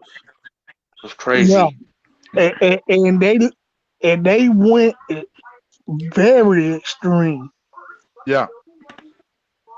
I'm talking about that shit was cinema. Let's give it real. It was cinema. It was really good. I really want to mention Marcus's work with the Sandman in Japan, because what he did with the Sandman is, for me, what Kota Ibushi did with the mannequin, with the doll, or was it Omega? I think it was both of them that did. That was Omega. And when they did that, it was cinema for you to do that with a doll, with a mannequin, And Marcus worked Sandman in a way where it was just realistic. You know what I mean? I thought it was very, very good TV. But in comparison to this tag team match we're talking about, he doubled up. By the time he got to that match, he had doubled up with Barty. And I think one of the reasons you like it so much, Lo, is because these two guys put them together in the same room. They look like killers. And in many ways, you could look at them like the Demolition or the Legion of Doom. Like, they have that type of mean streak that if they was like a tag team like that, it'd be a threat. And they'd probably be tag team. Jason and Michael Myers. Yeah, they'd be world tag team champions for like 2 years, like Shin, or maybe more. Yep. If it was like that, and if respectfully Knicks didn't Longer than exist. the Treasury. So, anyways, Not taking And away. then not because they No, was go ahead. We talk. they was taking they was like, if you really look at it close, they was keeping marks on. It's like, I could do one better. Yeah. When they was inflicting pain on their Yeah. opponents, Yeah. they was like, okay, They- you did that, yeah, but top this. They was competing with each other. Top this. I like that. They was competing with each other. That it's evil and sinister, just how Low loves it, but it's great. Mhm. Yeah. I mean, there's delicate people. There's shit. That type of shit. Some people don't like it, and it's sensitive, and it's like, no, that's what a bad person does. But then there's sick bastards like us that we see that shit was like, you know what? I hope he never walk again. You know what I mean? And like that's the type of shit. You know what I mean? So in that match, I'm not gonna lie to you. I love Colin, and I got a lot of respect for Tommy Hawkins. You know what I mean? I'm gonna do something big with him soon. I promise you. Stay tuned. But All like Suzuki did to that little girl. yeah, exactly. That's what I'm saying. So respect to them and all, but I was enjoying Marcus and Barty murdering. And Marcus, I don't know how to explain it. I told Marcus that it threw me back to the incident with Public Enemy and the Acolytes on WWF. Oh God. You know what I mean? They destroyed them. They murdered them on TV. Brad showing up, they was throwing the steel steps at their head and everything. Like that's how Marcus handled it, and all of Public Enemy They- were known for no selling. Marcus and Barty were destroying everything in their path. It was almost like all they saw was meat, and they was like these ruthless mercenaries, and they was just Yep. abusing these kids. Man, Marcus picked up, I don't know if it was Tommy, I think it was Tommy, and he threw him in the air against the ladder and all that. And I was like, oh, and he was grabbing Colin and ramming his body into the steps like that. And then they did that double spot with the table with the back of Colin's head. Boom. I was like, oh my God. And you could see the contact. It was almost like what La Resistance did to Spike Dudley. I don't know if y'all remember that. Oh They God. threw him. That was a It was bad. Not only that, but back of the head to the table. Yeah. It not was only that, but About Sorry. broke his neck. okay. it was a mean bump, but these guys was killing it. But we're gonna move along. So we close out this show and then do a quick recap on WWE. So what else we had? We had a tag team match. I think this is important to talk about because Marcus Nix and probably some other people early on were shitting all over Troy Jackson. And I'm about to demonstrate why I still believe in Troy and defend him. The match that he had with Corey Flash for the tag team title belts against the Treasury, the Brothers in Arms, excuse me, it was fucking insane. You know, Corey demonstrated how out of shape he's in, but Troy came in clutch and he hung in there like a sailor in a sinking ship. You know what I mean? He was hanging on for dear life, and he was fighting these guys. And I feel like the match was very cinematic because you had times when the Brothers in Arms had to regroup and they had to get weapons, and they started taunting him almost like the baseball player, the gang members on a Warriors movie, when they start taunting him with weapons, you know. So I just thought it was dope. I thought Troy Jackson looked stronger than he's ever did in his life in that match. I thought he looked really, really good. Troy has a tendency to spam a lot. There isn't a lot of creativity to him inside of a ring. But in terms of that match, I thought it was very entertaining. I thought it was great. And I thought that it took so much for them to kill him. So I'll say that much. I'll pass the mic to y'all. If anybody else got anything to add about that match. Troy need to lose some of the dead weight. If he goes solo and just work and focus upon himself, yeah, then yeah, I see him as a champion.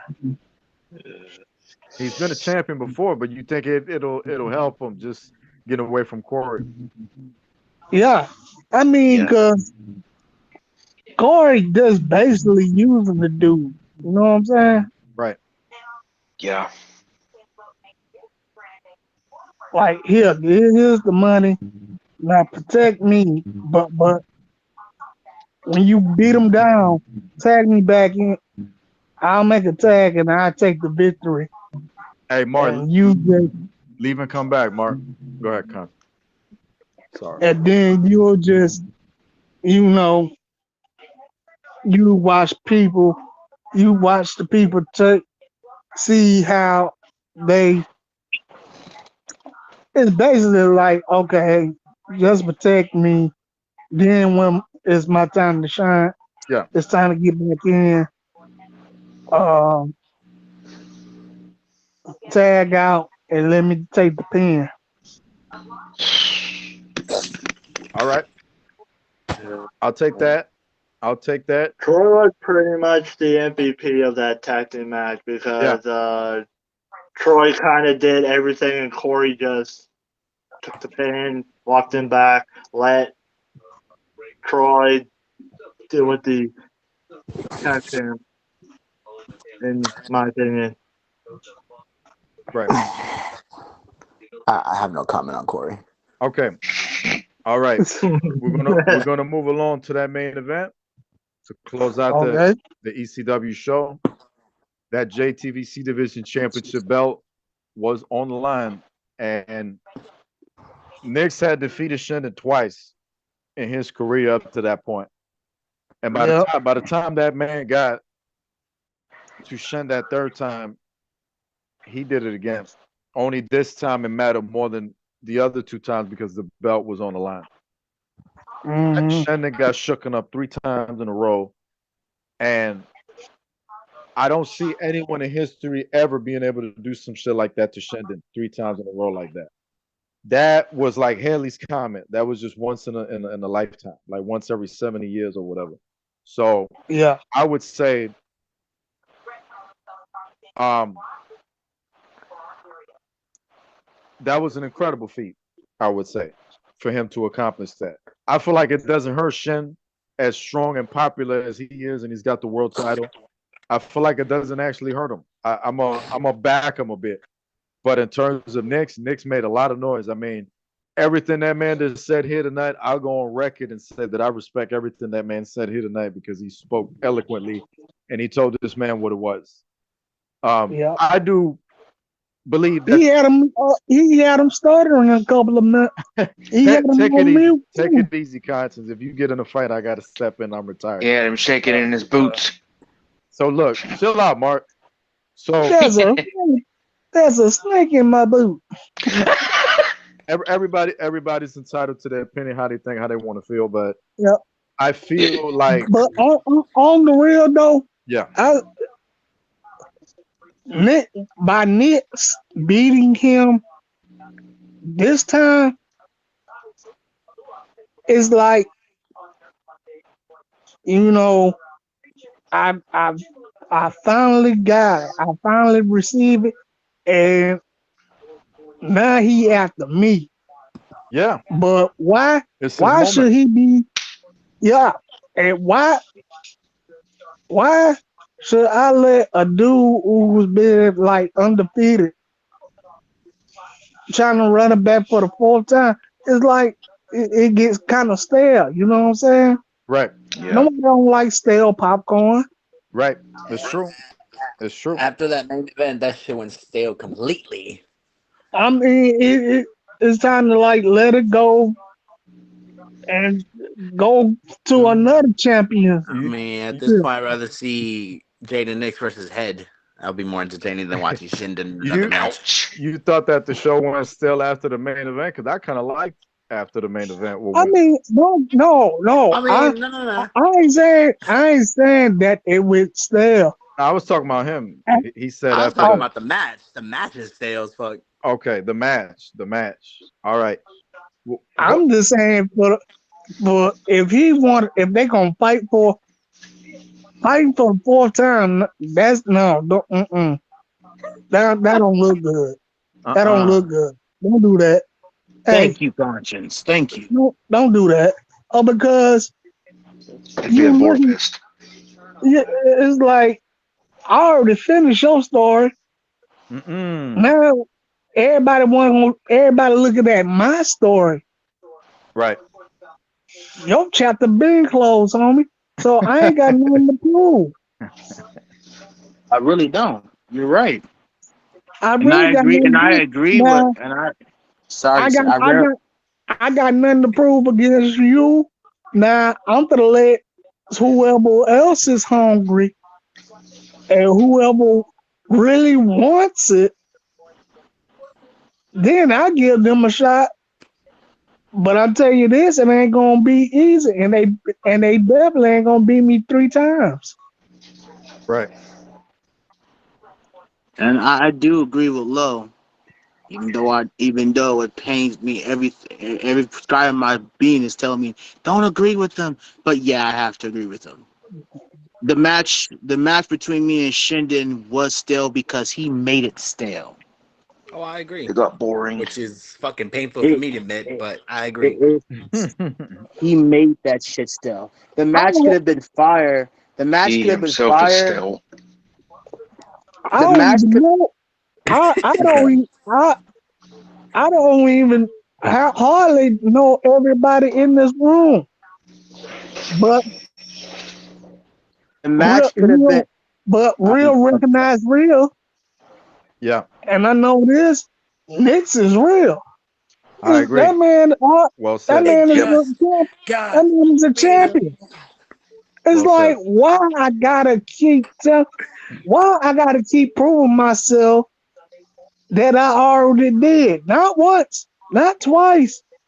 This third time, it's over. Yeah. Let it go.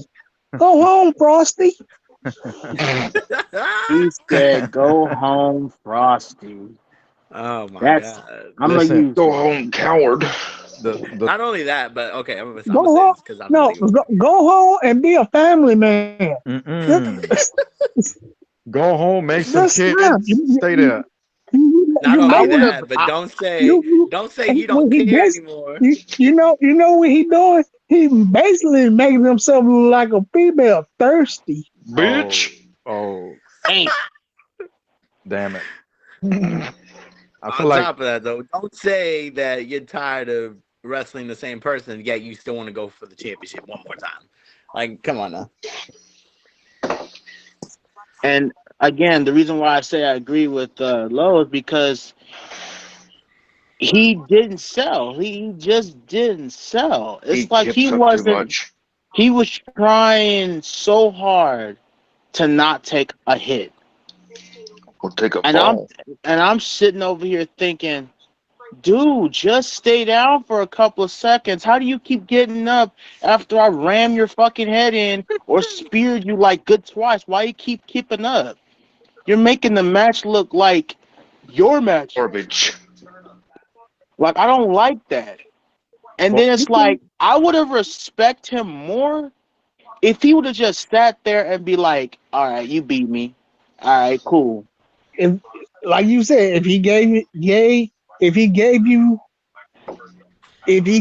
your dues, then it would have been cool. But now you're sitting there with the Hogan face. That's not right, brother. I gotta get him a fourth time. That's not working for me, brother. Oh god. Because Hogan did that. Hogan used to get mad. He was like, I ain't gonna lay down and let you pin me. He no-sold everything. That's why they protected him so much. Nah, That's Jay, why they I found out what I wanted now. That's why they protected. May he rest in peace. But Jimmy Fly Snooker. I don't think he's gonna rest Some of in your peace. heroes, nigga. some of To end my your career, heroes right? ain't. To end my career and finally retire, I want a match against Conscience. Who said it? That was Low Rider. I wish it would have been me in that match with Vardy and them making a 6-way dance. What did you say, Lo? I was like, I want my last retirement match to be with you, man. Showdown Dream Match. Special guest Yes, referee. sir. You know who my manager gonna be? Oh, That nigga Will Harry? Smith. who? Damn. Dan? Shots fired. Who? Yo, can we Shots fired. have Johnny Franchise referee? Oh no. Give him some airtime. Nah, bro, we're gonna have two referees, Jada Pickett Oh, you and Johnny talking? Franchise. Johnny Franchise, the dude who never been the same since. The dude that he think he look like Johnny Cage, but he wanna be like Brian. You're He thinking wanna Johnny be like Cage. Brian Cage. Johnny Cage. You thinking Corey? Jeez. That crashed right now. Yeah. Corey did look like, I ain't gonna lie, on that Ultimate Showdown 5, he came out with that football jersey, thinking he white spit. Especially White spit. Basically, his Corey's Craigslist ad is listed under Think he easy win. has Want an been- easy win? that man had Tom Brady with him and all and Think he everything. has been Brady. He was ready for the Jobber playoffs. looking. Except they didn't His win that Craigslist season. ad says, They lost Jobber that the whole looking for season. opportunity. They took on Team Shendon, and they lost the whole season. They got a horrible road record. Yeah. Like, yo, not even Tom Brady. Everybody got a black eye from that. Tom Brady's 60 and stupid ass 12. couldn't do nothing. Tom Brady tried to get in the match, and 12 Shendon 60. spit his ass in like 1.0 second or something. He took him right down. He tried to hit him with the chair. Like, yo, Corey, how is it that you have a whole team and none of them can help you or save you? Like, it's usually him get his ass beat, and then Troy picks him up to take him backstage. You know? You can't shoot if your gun's on safety, stupid. Oh. Before we wind up, He said stupid. before we wind up hurting somebody else's feelings, let me go back to you, Nix. Now, to close out the ECW show, a big victory for the champ, a big victory in a main event, a championship belt won, but also them chains came out to play, and you boys went to work at the close of that show. That was a loud message sent to BKS, which you got to believe they're going to try to reply to it. But it all led to this big situation, and it got very interesting because the original owner of ECW, Todd Gordon, was there. Paulie Heyman was there. Steve Corino was there as Blue Cane and Red Cane got it on in the office. And BKS and all you guys getting it on in the ring all over the arena. Even Lowrider was in the back fighting. Okay? I saw him fighting Sandman or somebody back there. Raven. Everybody was fighting back there and in the ring. And just when you least expected, Big Roar, Gorilla Cruz is back in JTV. Now, if there was ever any other reason for Lowrider to step in the ring, if it wasn't Conscience, if it wasn't you or Shendon or Marcus or any Dream Master he could think of with this huge roster, Gorilla Cruz is it. Gorilla Cruz is it. And the reason I'm calling to you next is because we talked about this. It's time to do this real quick. We need to talk about this real quick, you and I. Me and you have sat here and we talked about it when Gorilla Cruz was not here. And we was like, it's crazy that he was here because we could have built towards that match between Nix and Cruz. And now he is here, Nix. That option is selectable again on GMO. You know, on GMO, you can do that match. So maybe talk a little bit about that bittersweet ass whooping the Shem with the chain, and then leading up to Gorilla Cruz with all of y'all. That's how we're gonna ride into the sunset with that to close the show right there for ECW. I have been waiting to go one-on-one with Gorilla Cruz ever since I was in this league Yeah. called RWF. Me and him have shared one of the most superb matches ever in CAW history. I can say without a shadow of doubt, if there wasn't no Marcus Holloway, Gorilla Cruz would have been my only equal, because this man can literally take me to levels that I've never even touched before. You know, I can say that with confidence.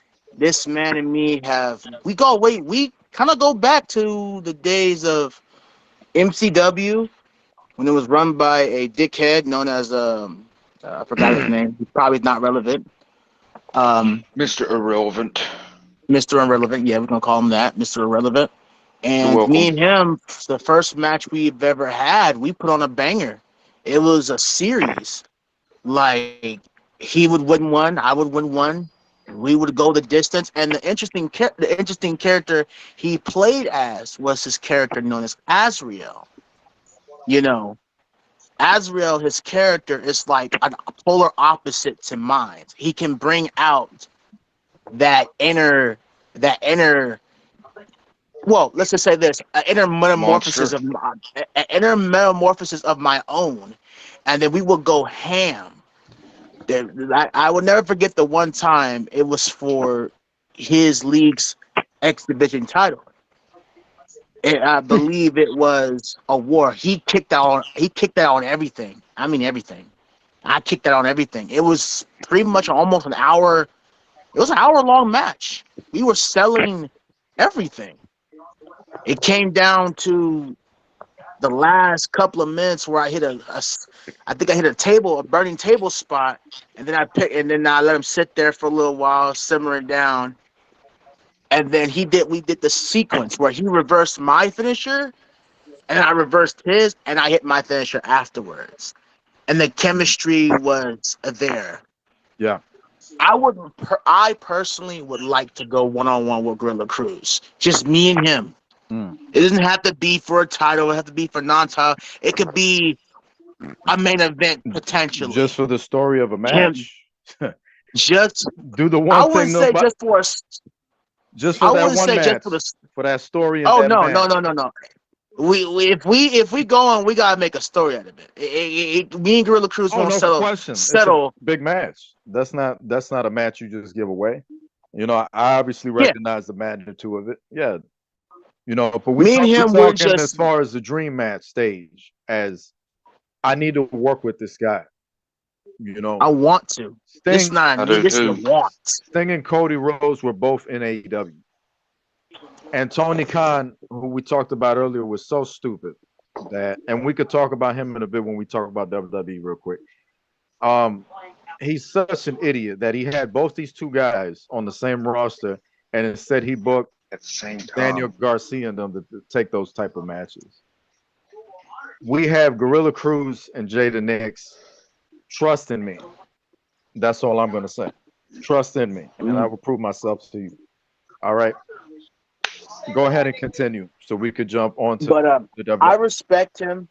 I respect him both in character and outside character. Yeah. He's very close to the big man upstairs. Great guy. He's just like me. We both had our doubts in life, but we managed to work through our own faith to come out on top. And you know, I mean, I was worried about him when he had those back-to-back heart attacks. I was worried about him, you know. Right. And it's like, I'm not gonna mention no names. I hate when certain individuals be like, I'm always gonna be there for you. No, you don't know him like I do. Right. You don't know him like I do.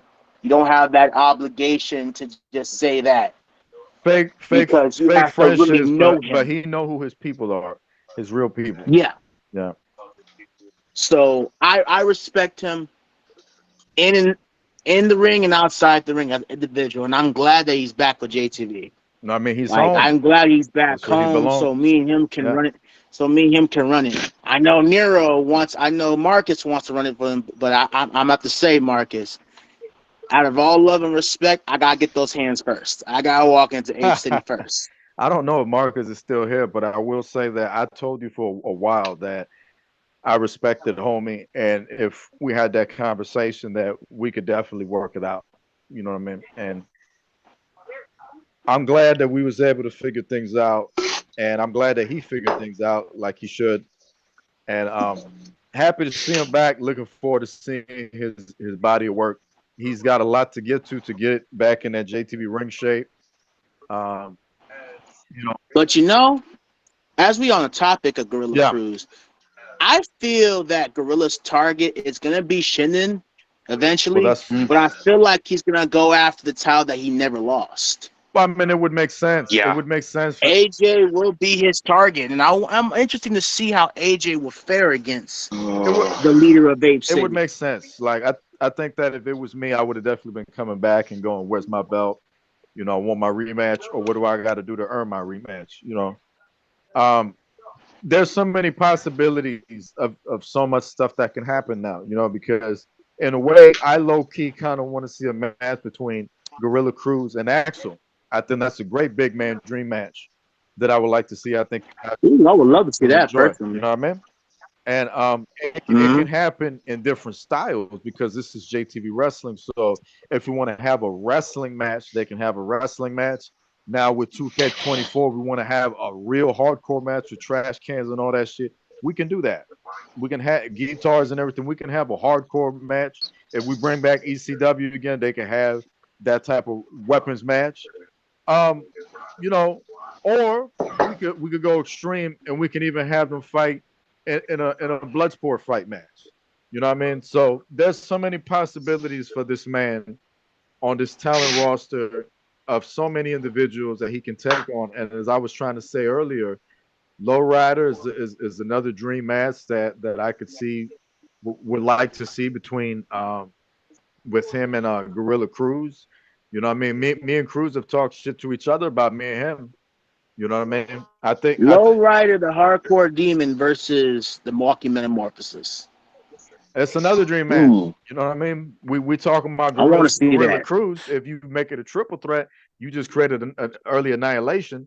But you Oh know, yeah, it's dream matches from left to right, and I think that that's what makes it so damn good. That it's just a lot of dream matches that take place in JTV.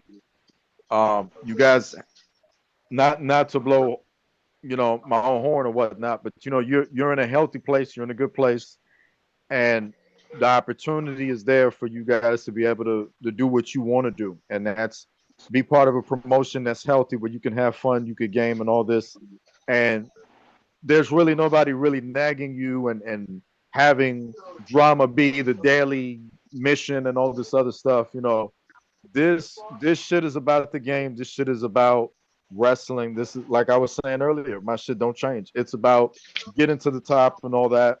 You know, as far as this game that's being played. Period. So Gorilla Cruz is back in the game, and he's working towards eventually, inevitably, in my opinion, take that world heavyweight championship, whether it's from Shendon or whoever has it. You know, whoever decides to step up this year. Mark, Dan, you know, Corey, if he wants to, you know, live that in his imagination, and PJ Storm and all these other guys in JTV that are thinking of stepping up, dreaming of it, talking of it, or working towards it. It is there. All right.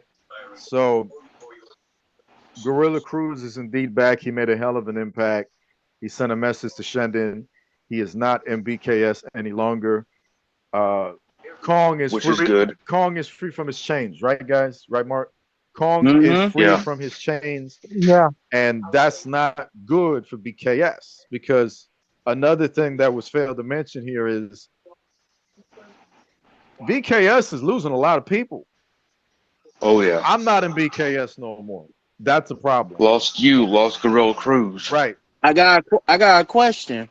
Yeah. Do you think the reason why Gorilla Cruz left BKS is because he found out about his boy Kevin being jumped and Well, being kicked out of BKS? me and Gorilla Cruz aren't what I would like to call boys as far as Cruz and Kevin Impact goes. Maybe I got respect for the guy outside the industry, but in terms of characters, you know what I mean? I still look at him like a plate of Cuban food. You know what I mean? I still look at him like I'm a hungry lion. You know what I mean? I'm not just going to give him all the credit in the world. I'm not going to give you all the credit in the world as much as I would like to, and Shendon and whomever. You know, because at the end of the day, you know, I still say that that's my ring, just like I always have since back in the day. But it can be my ring, but this is y'all time. And since this is y'all time, that means the ring belongs to y'all. Shannon's got the World Heavyweight Championship. You got that C Division World Championship. Mark got that World Television Championship. AJ got that 5-star championship. I mean, this is left to right, ladies and gentlemen, as Conscience was saying about Will Smith, when he was like, "Oh, you left side to side." That shit had me dying. Well, that's what it is. It's side to side. You got an arsenal of talent. So, dream matches from absolutely left to right when it comes to this man, Gorilla Cruz. Now, I think it's about damn time we start closing this thing out. So let's start talking about old fuck ass Vince McMahon and the WWE. Now, last night, the WWE did the WWE Royal Rumble. I really, really, really, really want to hear every single person's thought that is in this party chat. If you're watching, listening to this right now, I want to hear your thoughts in the comment section, please.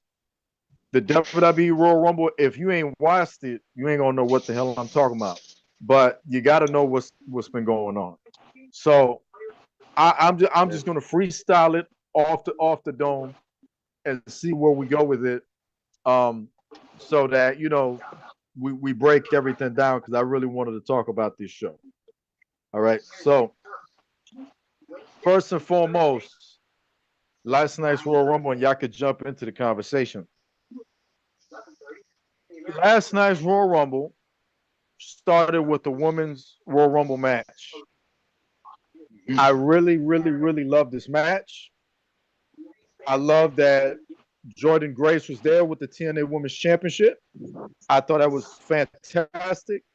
Wonderful surprise. I got to see her live like a couple months ago when I was at TNA, and she is fantastic in person. Like a lot of everybody else that's in TNA, from what I saw, great talent in the ring. I've seen them live. To be able to see Alex Shelley and what is it? Chris Sabin, Alex Shelley. You know, I've seen Rhino. That was my second time seeing him live in person. Tommy Dreamer. I mean, all these guys were special to me. So I know how talented Jordan Grace is, and she just killed it in that ring. And I'm happy that they let her stay in there for longer than 2 minutes. I thought I thought I was really, really dope. I think that really good. Jade Cargill. Am I saying her name right? Jade Cargill. I always fuck her name up. Yeah. Jade Cargill. You said. Yeah. Jade Cargill's impactful entrance into the Women's Royal Rumble. That shit was amazing. And I've been a big fan of Nia Jax's work recently. Jump in if you want. I hear somebody. Yeah, what you got? Her picking up Nia Jax with ease. Like this what she do. Oh, yeah. You know? I'm very happy to see Naomi. Yes, ma'am. I called you ma'am. She was the Iron Woman of that match. Yeah. Yes, ma'am. And that stare down between Bianca Belair and Jade Cargill. That was fire. That was fire. That was fire. If Jade Cargill and Bianca Belair become a tag team, that's too much. That's fire. That's some pressure. It ain't BBW pressure, but it's some pressure. I'll tell you that. Shit, I'll take me a muscle, bitch. You know, I'll let them sit on my face. Okay, man. Wow. Calm down. Oh, my bad. Calm down, homie. My bad. Yeah. All right. I know you. It looked like you about to reach the baby oil and everything. Oh, look. I got some sitting right in front of me too. Just make sure you mute your mic. All right. So he about to Team Rocket blast off and was. I feel that they made the right call with Bailey winning. I hear you. I was not the biggest fan of her actually winning, because honestly, the way I pictured it was, I thought Bailey was going to be in the match with the last person in that match. I didn't know if it was going to be Jay Cargill or who. I didn't know. I just pictured her being the last person in the match with somebody else, and I pictured her losing. And after she lost, I thought she was going to get jumped, and I thought that Naomi was going to run back out, and then Sasha was going to come back, and they was going to help Bailey fight off control, judge, whatever they're called, Damage control. Damage control, right?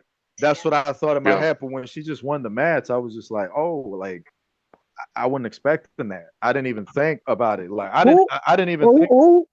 Yeah. Who did?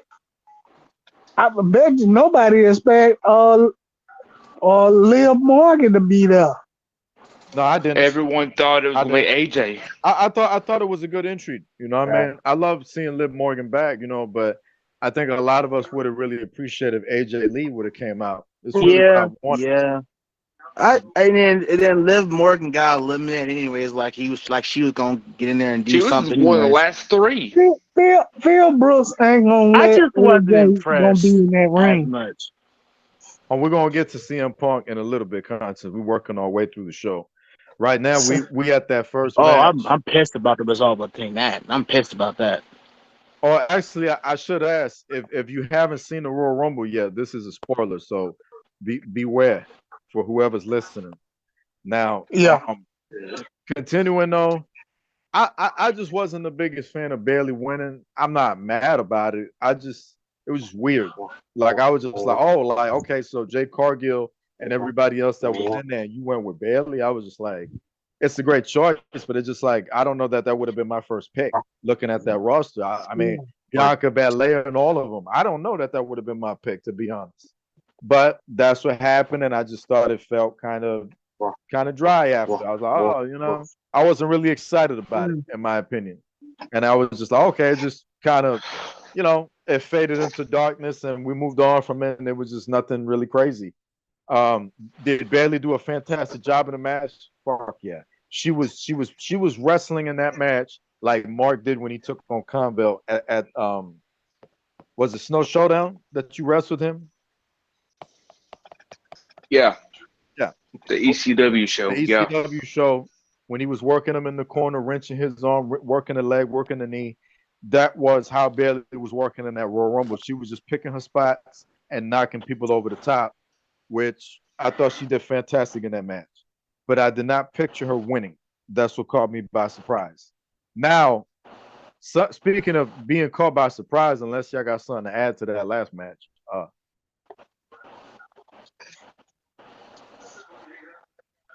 speaking of surprise, I was very pissed off and very surprised that they did the World's Championship match as match 2. Yeah, I don't like it. I think it's one of the dumbest fucking things I have ever seen from Triple H or whoever's in charge of control. And what pissed me off about it more is that what followed that match was Kevin Owens and Logan Paul. Oh God, 30 minutes of Thorfest. I did not give a shit about Logan Paul versus Kevin Owens. That's why I'm skipping ahead because I didn't care. Okay, I didn't give a shit about that match at all. I thought it was horrible. Same here. If you didn't have any confidence in that match, you could have either put it in a pre-show or you could have canceled it or you could have scheduled it for SmackDown and you could have left it at 3 matches for the night. Or Elimination which Chamber. Is fucking weird to think of a WWE pay-per-view where you got 3-4 matches, but that's how it is now. In my time, that shit would never fly. But nope, at least 5 matches. That's what went on, right? So that match to me, I felt was dog shit. I didn't care about it at all. If y'all like to comment on that match, be my guest. Cut me off, but I'm going. Hey, I know this. You got that dude got screwed. Who got screwed? Kevin? Kevin? Owens. Yeah, he got screwed. Yeah, he got screwed. It just means that they're going to wrestle again. That's bad news. That's all that means. Yeah. That's all that means. So the World Championship match, a main event, literally was match 2 for no reason. I thought the match was fantastic. Thought the match was great. Thought everything went well because. Why? You know, why do I think that? Is that what you said? Okay, I don't hear him no more, so I'm gonna continue. I think the match was great. Everybody was getting an opportunity to do their part, and eventually it just turned to shit because but we all knew the outcome. Everybody knew Roman was going to retain because he's going to keep the belt to WrestleMania. So it really wasn't a spoiler for me when I knew. You see though, what happened? I'm saying I don't believe Roman's gonna retain. I mean, it's written on the walls, man. Oh, you mean at WrestleMania? Yeah. I don't know. No, he's not. I really don't know. I'm saying he's going to be champion until WrestleMania. I'm not saying he's walking out. I don't know. But he's going to stay champion from now into WrestleMania. Will he walk out as champion? I don't know that. But I know that he's going to go through everything that's in his path. Now, there's people that like this and there's people that don't like this. I'm somebody that I don't like it, but I like Roman. You see, I think Roman is nice. I love Roman's arrogance. I love when he smiles and he talks shit. Big fan of that. Okay, I like that arrogant shit. That's why Keith Olsen was one of my favorite ones. As much as I really don't like him too much, he's just one of my favorite JTV characters because he talks shit. And he's edgy, you know. And to me, Roman went from being what I know he is, not the overhyped megastar that people hype him to be. There's a lot of y'all out there, you know who you are. You look at Roman and you compare him to like Hogan and all these other guys. He's not there. Okay? And he's not. Y'all really take something and you overhype it to like way high for no reason. Okay. Roman is all right. Roman has done very, very good. Roman has had a very, very successful world title reign that should have not gone on this long, but God bless him for doing so. God bless him that he's been this successful. Am I happy that Roman's been champion this long? Yes, I am, because he's done something that nobody else really does. And if Roman needed anything to solidify him in this fucking business, that's it. That he was champion this long. This is it. This is his career. This is his legacy. He's going to mainly be remembered for being one of the longest champions of all time. Why should I hate on that? I'm not. I'm happy about it. I'm glad. But it's to the point now. He on the list. Yeah. He on the list of being one of the longest running heavyweight champions. Yep. Absolutely. So you really can't deny that or even much hate on that. You can't. If you're a true WWE fan, you understand that you have to respect when someone is successful. And that's going to take me to Seth Rollins in a bit, but let me build towards it. I just feel like he's done good. I love the bloodline work. I love all of them. You know what I mean? It took some time for me to get to know them, but once I started falling in love with the characters, loved them. Love the fact that Solo is serious. He's got attitude. He's like Taz. He's like Yokozuna. He's like Umaga. You know what I mean? He's like a bunch of them. And like he's just like all of them put together. Like he's always got an attitude. And I'm like, yo, I like that shit because you don't really see a lot of that. And you got Grayson Waller and Austin Theory and these pretty boys. Ugh. You know what I'm saying? They come out and it's just like, bro, like I don't get hyped about it. I don't understand jokes. I don't understand what people see in Grayson Waller. Yeah, Austin Theory. Yeah, Grayson Waller's a good looking athlete, just like Austin Theory and all that, but just because you have a physique and you're a good athlete, that doesn't mean shit because Lex Luger I love and that motherfucker was garbage, you know, back in the day. And I love Lex Luger because he was nice. Even though he was like mid, he was fucking nice. And you can't compare Lex Luger. He was terrible on the mic. Right. But you can't compare Lex Luger to none of these guys. These guys are drier than the nuns. No, you get my point. Sit down, Luell. So anyways, yeah, like I just felt like you have to give Roman credit for being successful and the bloodline being great. Sammy, I love. You know, I think Jimmy is fire. Love Jay. You know, love Solo. Love Roman. And to have Paul Heyman there for it, it's like, bro, y'all don't understand how this man 360 his career. We're talking about Paul Heyman, who we had not seen on TV for a while. the former owner of ECW, and you telling me he comes back and he's this successful advocate for CM Punk, and I think he was a Ryback at one point, if I'm not mistaken, and Curtis Axel, and Brock. Brock Lesnar, like he was with all these guys. Cesaro. Yeah. And then he take Roman. He was also with the Dangerous Alliance back in the day. He takes Roman and he makes this box office hit, if you will. And it just worked. Roman went from being a corny, generic, dry, basic Shield member, which Shield, I feel, it's just my opinion. Babyface. I think the Shield was overrated because I never seen anything about the Shield that impressed me. What have they done? I can't think of nothing that I saw that they did that impressed me. They beat Evolution, so they won this title. So, like, who cares, And then you want to try to compare them to like DX and the Four Horsemen and the NWO. You out your goddamn mind. You out your goddamn mind. The audacity to do that shit. They were together for 2 years. They beat Evolution twice, right? But all three of them lost against Bray, though. Yeah. And again, all respect to all Shield fans, and if you like the Shield and all this other stuff, more power to you. But me and Bray, and my bad, Dean never beaten Bray. Nope. Who never beat Bray? John Moxley. John. I mean. Yeah, I mean, I guess I could care less. I really don't like Moxley that much. I can't think of a lot of what he's done because to me he's just so fucking generic that I don't really know the guy like that, and it's hard for me to get behind him. When he was Dean Ambrose, I thought he was all right. In 15, he was getting my nephew hyped, and I was hyped a little bit about him. Went to AEW, I was there in Vegas the first day when he walked out. Me and Corey and all of them was there. He came out in the arena. I thought CM Punk was going to come out, and I was hyped. Fell in love with the character. I thought he was like a Gallo, badass military Punisher type of character at first, and then as time went on, it was just like he didn't do nothing with it. I was expecting him to be same old. I thought he was going to be like a Stone Cold Steve Austin type over there. It was good. I'm not going to lie. At first, the shit was fire.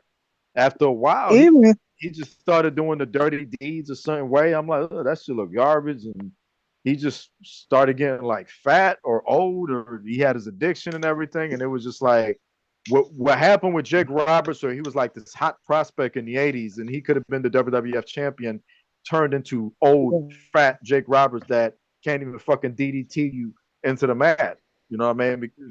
His fucking weight, DDT, he hits the ground before you do when he hits that fucking DDT. Yeah. Okay, so that's kind of like how I looked at Mox, and there was just nothing to it. But back to the point. Roman went from being a basic ass character who is still bad on the mic, but has improved so much and is actually decent now, to being this huge WWE superstar. Huge WWE superstar. I mean, he's got the look, he's got the tattoos, he can work in the ring.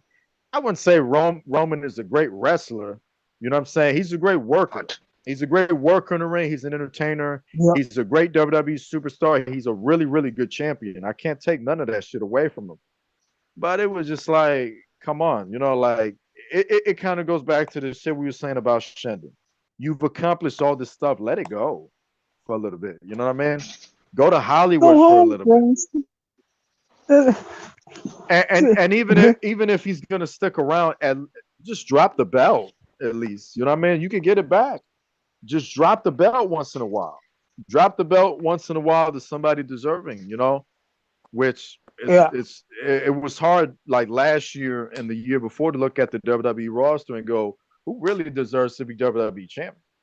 Because I saw a lot of people that don't. So. Hey, Nick. You there, Nick? Nick. Miz. Oh. Here's my impression of Shindy. Oh no.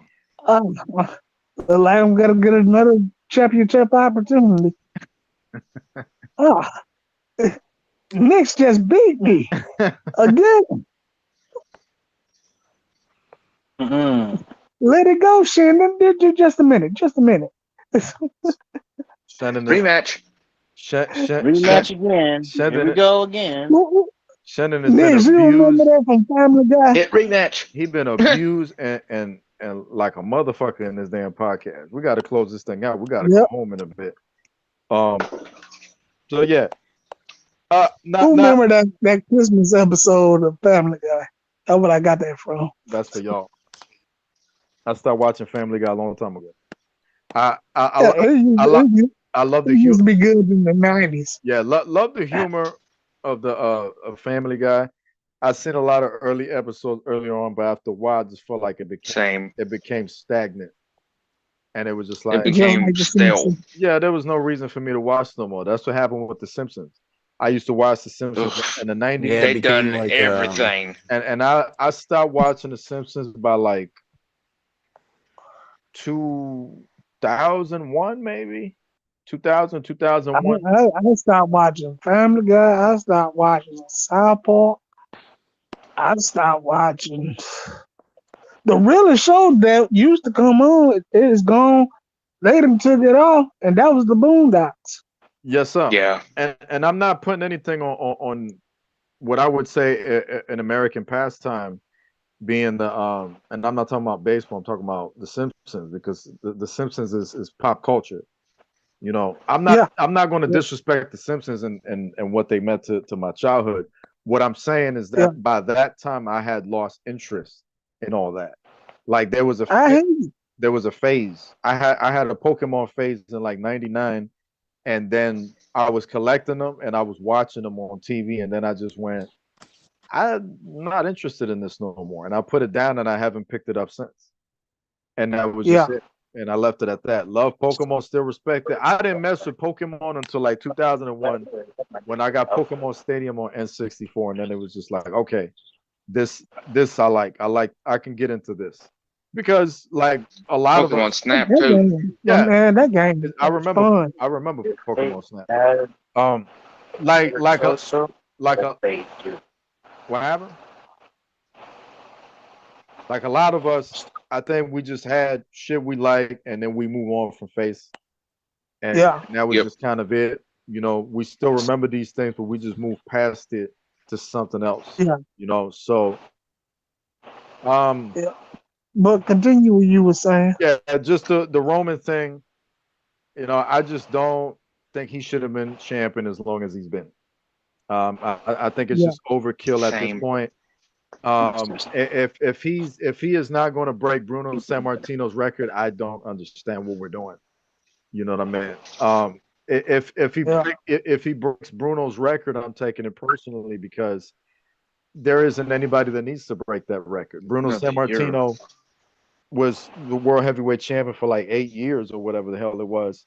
Like, why can't you just let him keep that? If you take that from Bruno Sammartino, he doesn't matter anymore. You know what I'm saying? Ric Flair, 16-time world heavyweight champion, which he was champion more than that, but that WWE doesn't count it. 21. You know what I mean? It just like, okay, it defeats the purpose if somebody else accomplishes that. You know?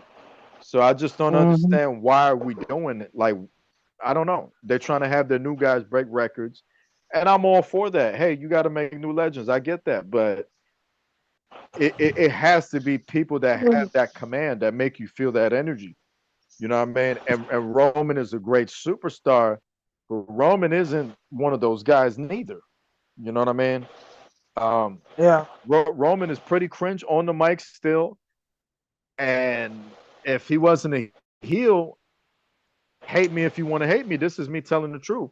Roman would not have shit to offer if he wasn't a heel. He'd be lost. He'd be stuck. He'd be saying corny shit. So honestly, it'd be 2015. Honestly, Roman. This is not me picking on his fans or picking on him. This is me being honest. Like, let's really talk about it. Roman Reigns is a face right now with no bloodline or nothing. Nobody. That's who he is. So this has really helped him. Now he could probably step away after, come back as a good guy at some point and be a huge name. You know what I mean? So for me, I just felt like that match going on second was just dumb. All right. It was. So they could have just switched the U.S. title with that title match. yeah, and I forget that was for the U.S. title, but that it was a working match or whatever. I just wasn't a big fan of it. You know what I mean? We've already. I wasn't a fan of the finish. We talked about how Kevin Owens got screwed. It was a stupid ass ending to a stupid ass match, and now we go to the ref was stupid. Now we're gonna go to the men's Royal Rumble, but oh no, there was a few things that happened in between. The stuff that went on with the men's Royal Rumble, I mean, people coming out and stuff like that was fantastic. The stuff they did with in my opinion, the stuff they did with the Street Profits, where they came out to help Bobby Lashley and all that when they was beefing, I thought was entertaining. The Usos, his brother coming out number 2, I thought was fire because it was just like I was thinking like who could be number 2 that would make sense, and it was perfect. His brother, bring his brother out. I called it, and it was great. And I remember you saying that, and it was great. It was a really. I said, what if Jimmy comes out number 2? It was a good way to showcase both of them without keeping the camera on Jay too much, because let me tell you that Jay has gotten over big time. Oh yeah, I feel like Jay has gotten more over than Roman. Roman is on a level that there's a lot of people that's not there yet. But to me, Roman is forced. Okay, Roman is somebody that Vince took and told us, well, look, this is a main event guy. And we went, why and how? And Vince went, oh, because I said he is. Because we're telling you he's a main event guy and he's great talent. Look at him. I mean, he can do a spear, and that's how they treated Roman. Jay, that move has been abused. Jay, on the other hand, is a guy that organically came up with this yeet, even though he saw it somewhere else.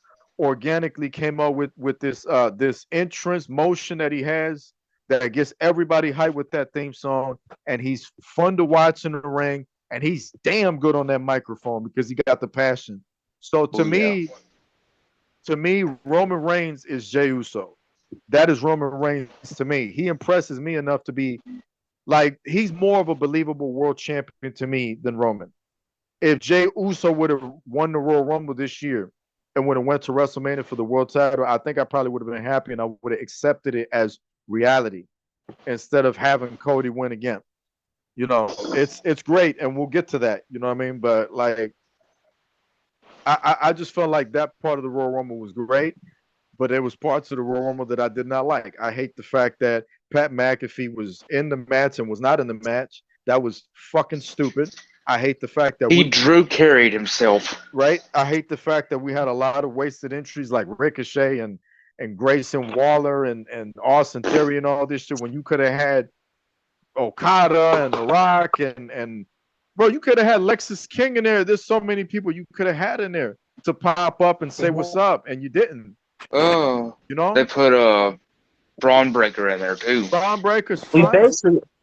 We basically only had one open door entry, forbidden door entry. I meant. Nah, I mean he had resources. It's just that's the lineup he wanted. You know what I mean? That's the lineup that he wanted. Brock Lesnar was supposed to be in there, but we're gonna get to that topic right now after this match. We're gonna get to that topic. And this will be it. I want to point this out. Well, R-Truth is funny. Yeah. If he would have won, I would have been a happy man. He should have won that match. He calls Valhalla to get eliminated after 5 seconds. He could have. R-Truth could have won. It would have made sense. Jey Uso could have won. It would have made sense. Cody's fine because it's the right guy. We was building towards that. And you know who I really thought number 3? I say, man, if they pull this off, then this gonna be real fire. If they would have had Jay, Jimmy, and Solo. then Solo come out, I was like, yep. Oh Oh my God. Yeah. And that's who I thought was gonna come out next. Oh yeah. Solo. That would have been fire. I didn't think about that one. That would have been fire. Yep. And that, see what I'm talking about? Yeah. But who came at number 3? Shit, I don't even remember now. Grayson did. Grayson Waller. See, Yeah. a waste opportunity, man. If And they then would number 4 have was Andrade. if they would have had Solo to come out as number 3, then that story would have been so big, and the crowd would have been so loud.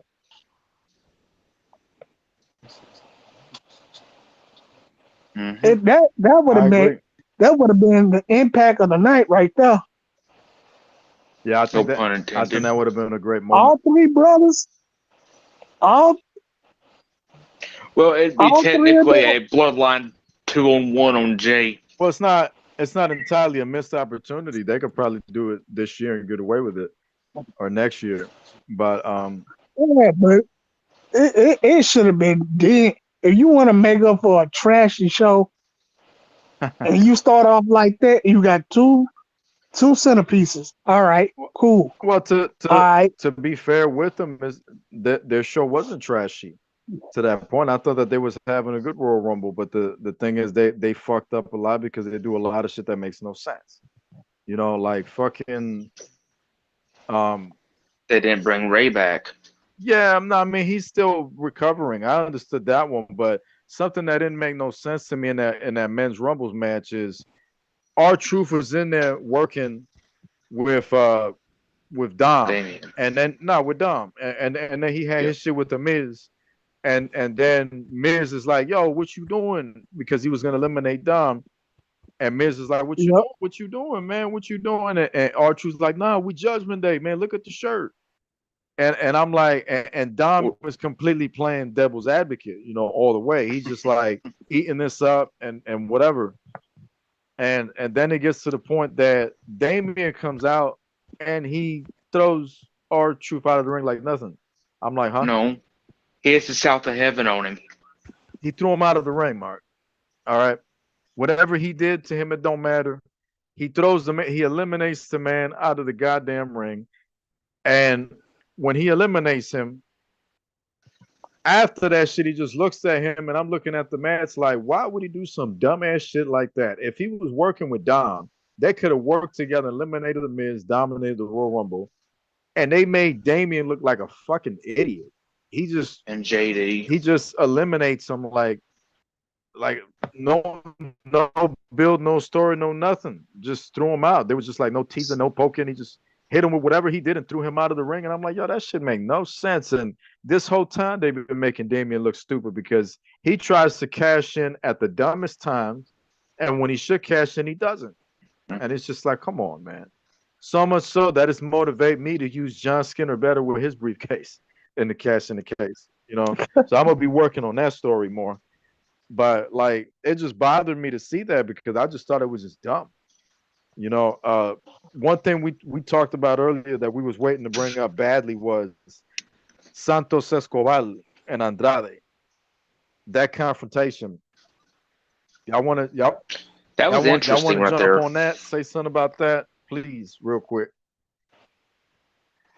I'm all for Santos Escobar and Andrade feud.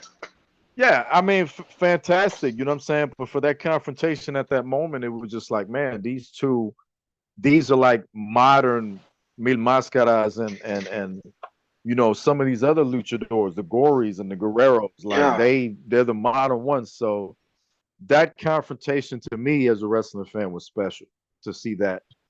And I do think highly of the LWO. In LWO and the other one, whatever they're called, that they were Santo. Legado. Yeah. So I thought that was fantastic. If nobody wants to add nothing, and there was like just different moments in the match. I'm trying to think. I didn't like how they used Kofi Kofi was just like fighting. Oh God, yeah. They just threw him out the ring like nothing. There was no prop, no spots.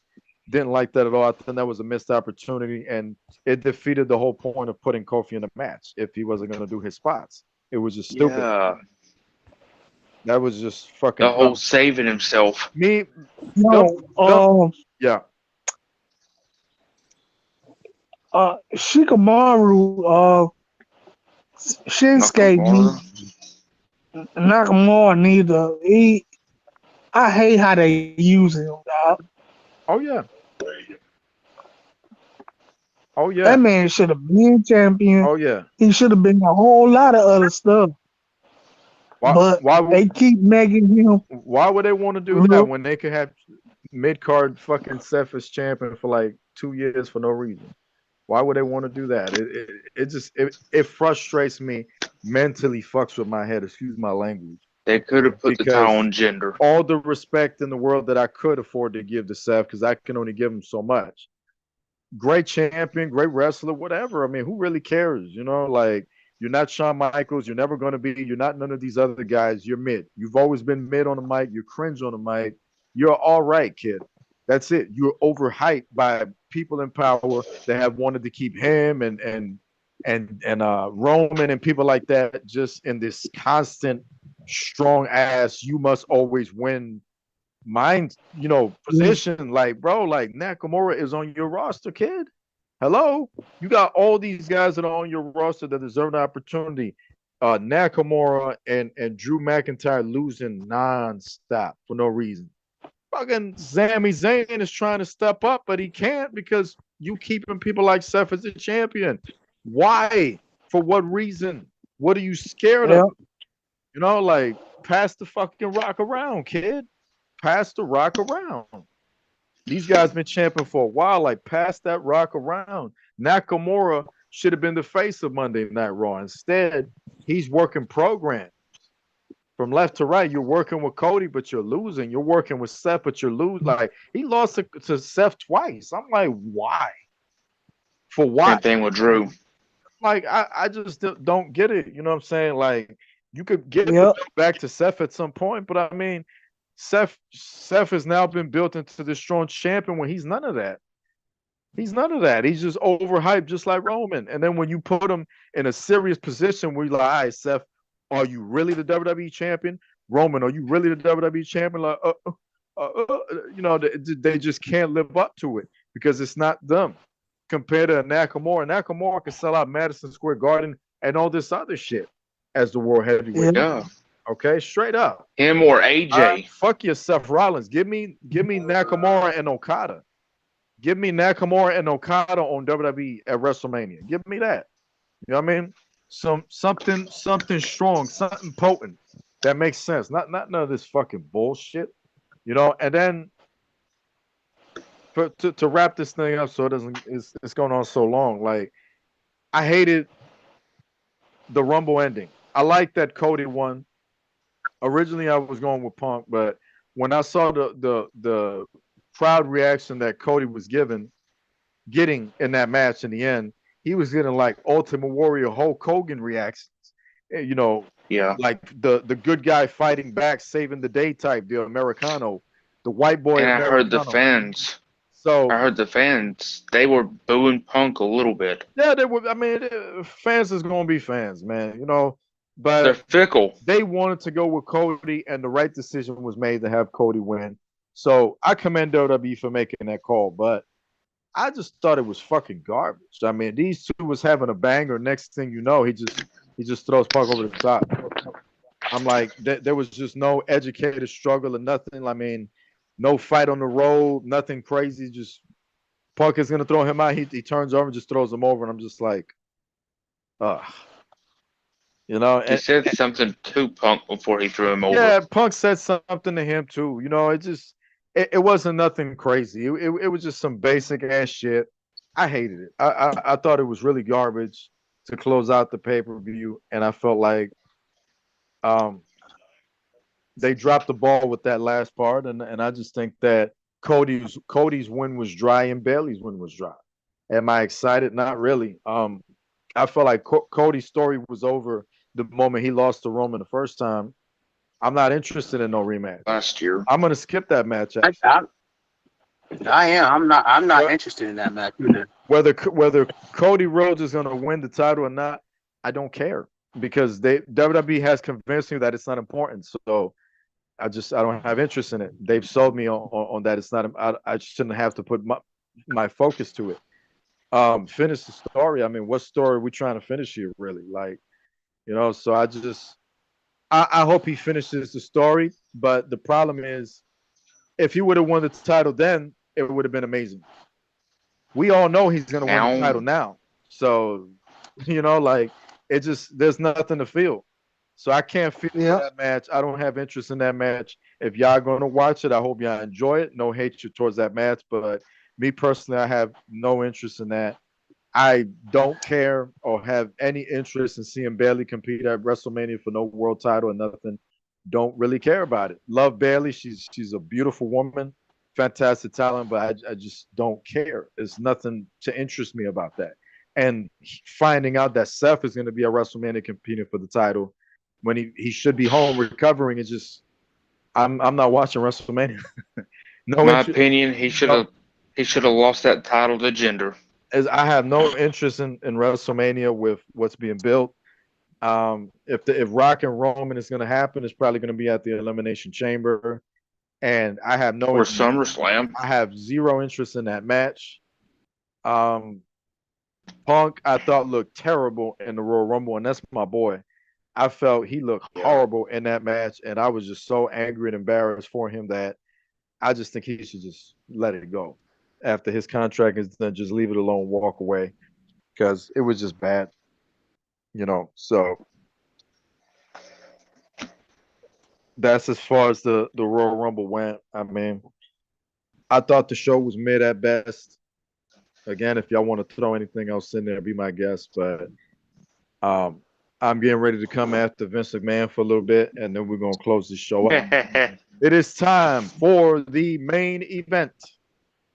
Vincent Kennedy McMahon, good, racist, rapist, weird ass, fetish motherfucker. You clown ass, goofy ass, murderer. You covered the tracks for Jimmy Snuka back in the day. You done covered Pat Patterson's tracks for too long, and it's time for me to come after you.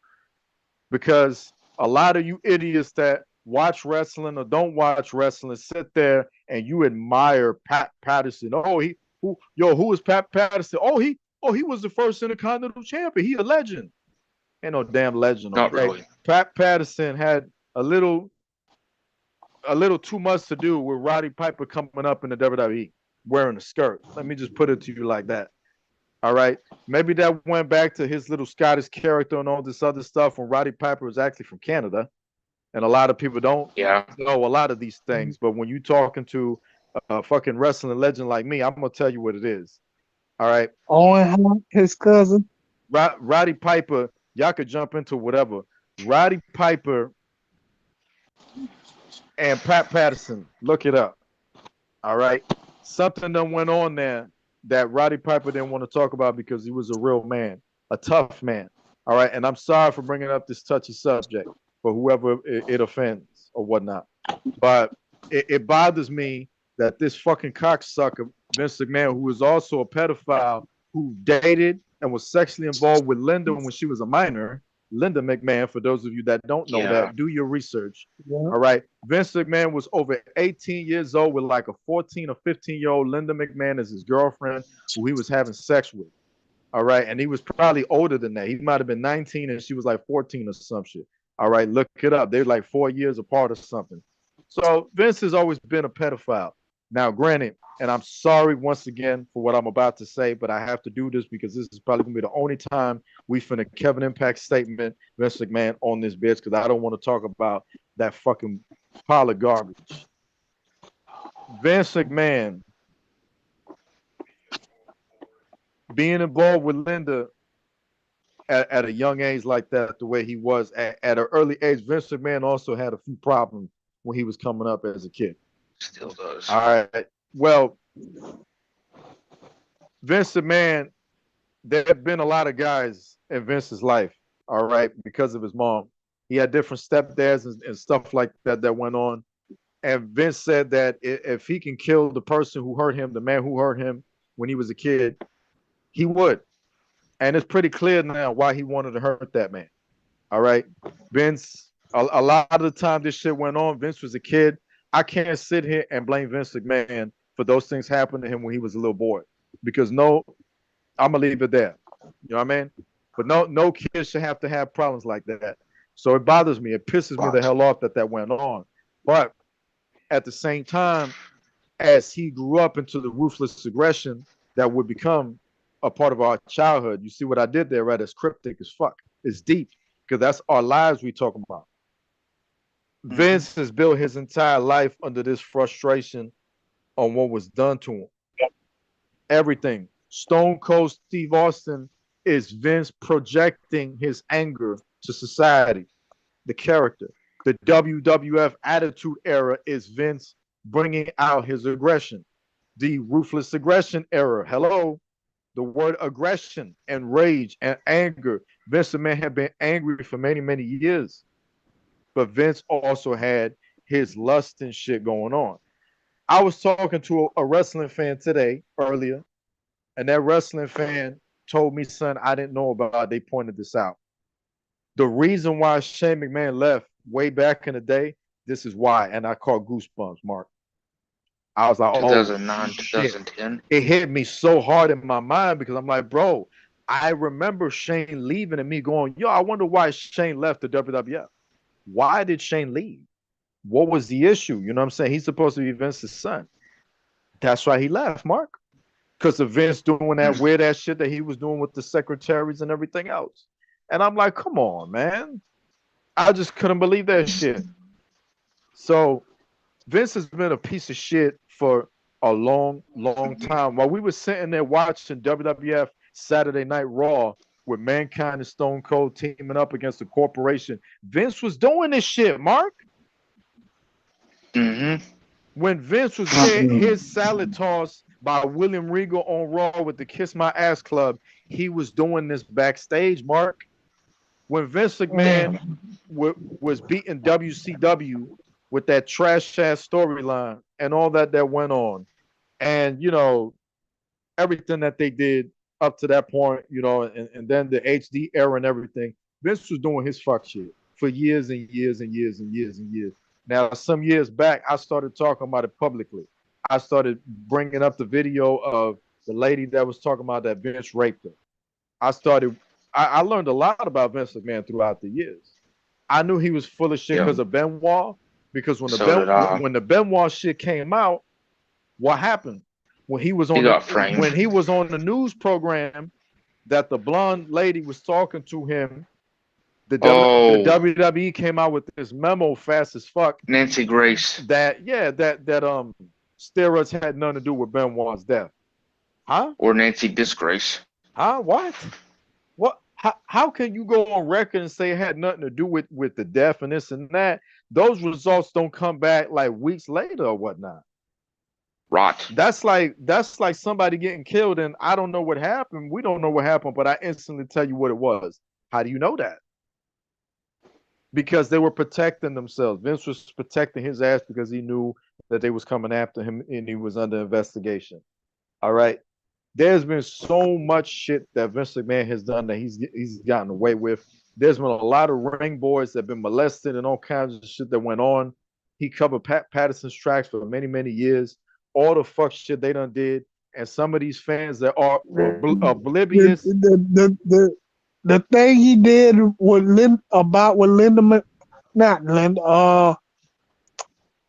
Owen's Hart wife. Yeah. Ugh. He didn't give a shit because he caught an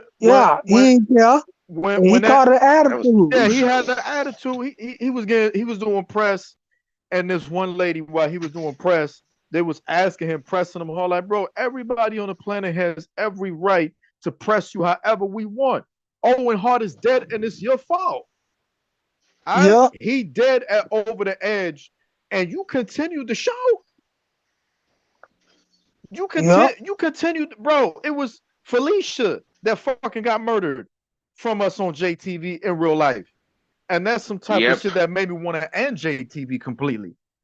And you over here talking about you continue the show with Owen Hart's blood on the mat, and you kept the show going. You out your goddamn mind.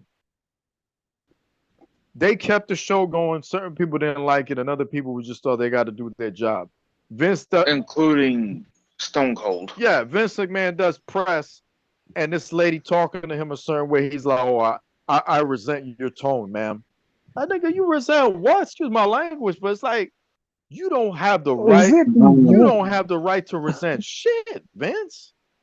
How fucking dare you speak like that back to that reporter when Owen is dead and it's on you? That's like old fuck ass 2K. Yeah, I'm coming after y'all. Kevin Impact statement. 2K motherfucking ass want to focus on modders and all this other stuff, bro. You can't even get your menu to load. Shut the fuck up and fix your fucking game.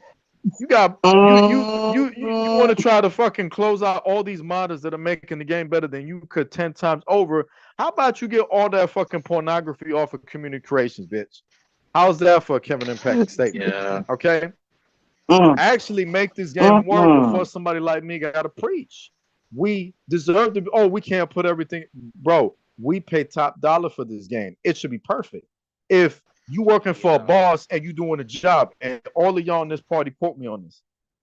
If you working at a job and you doing the job, does your boss expect you to half-ass, or do they expect you to do a great job? A great job. A great fucking job. You work for us. You not doing a good job.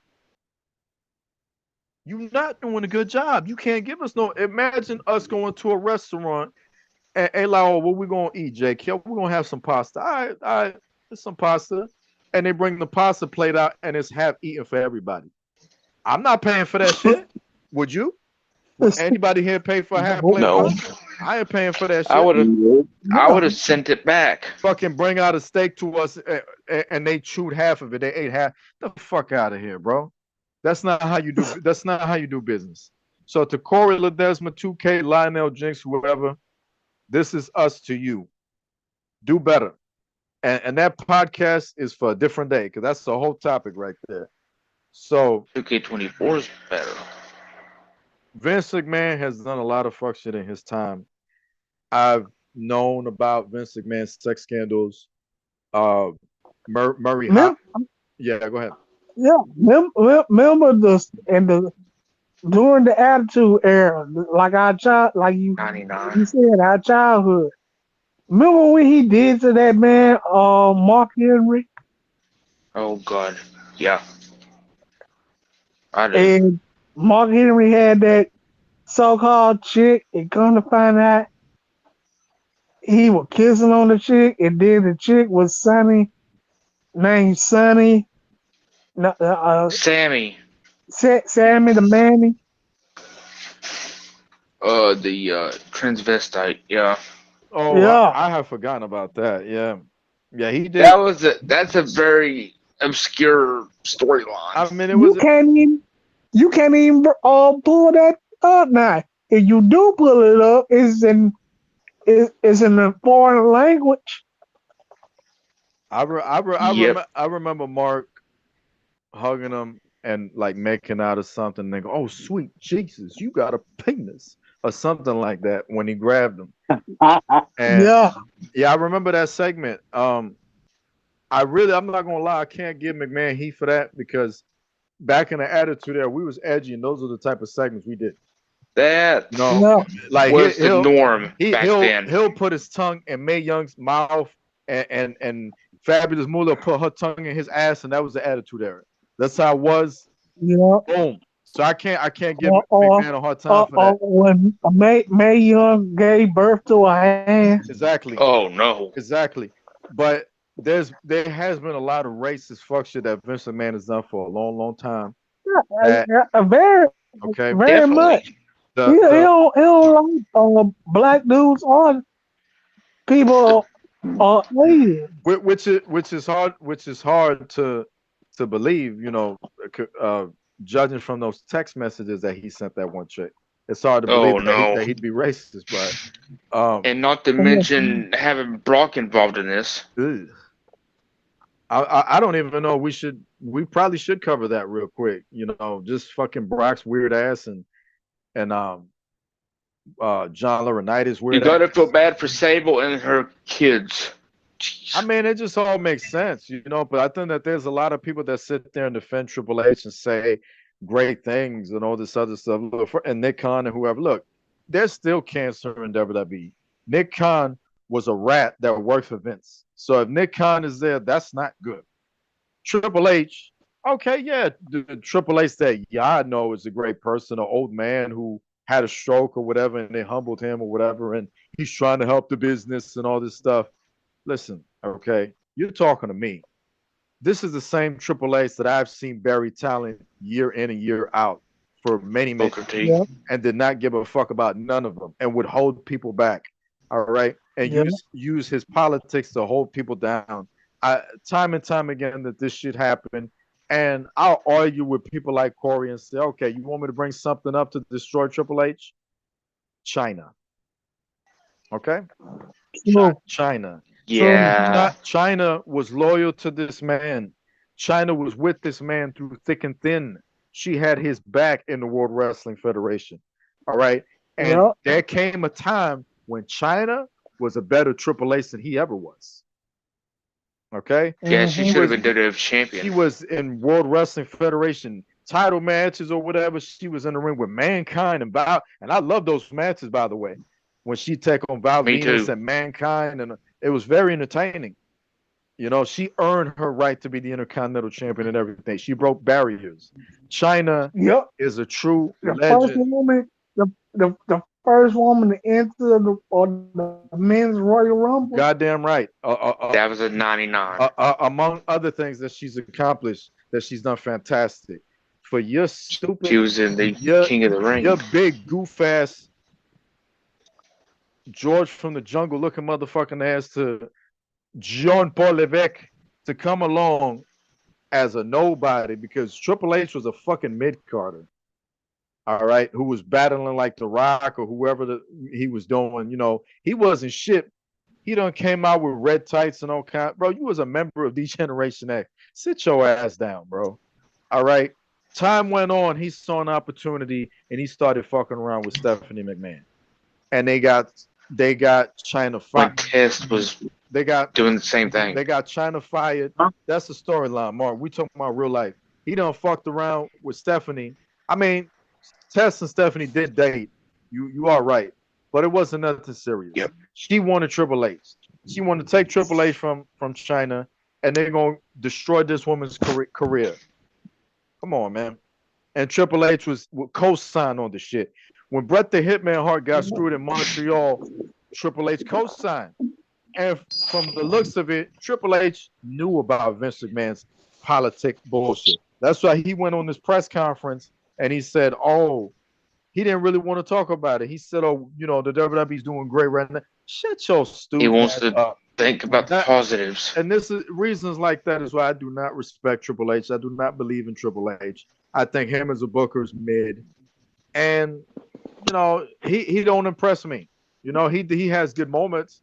The Rumble's been great. The show's been great. It's improved a lot. He signed CM Punk for crying out loud.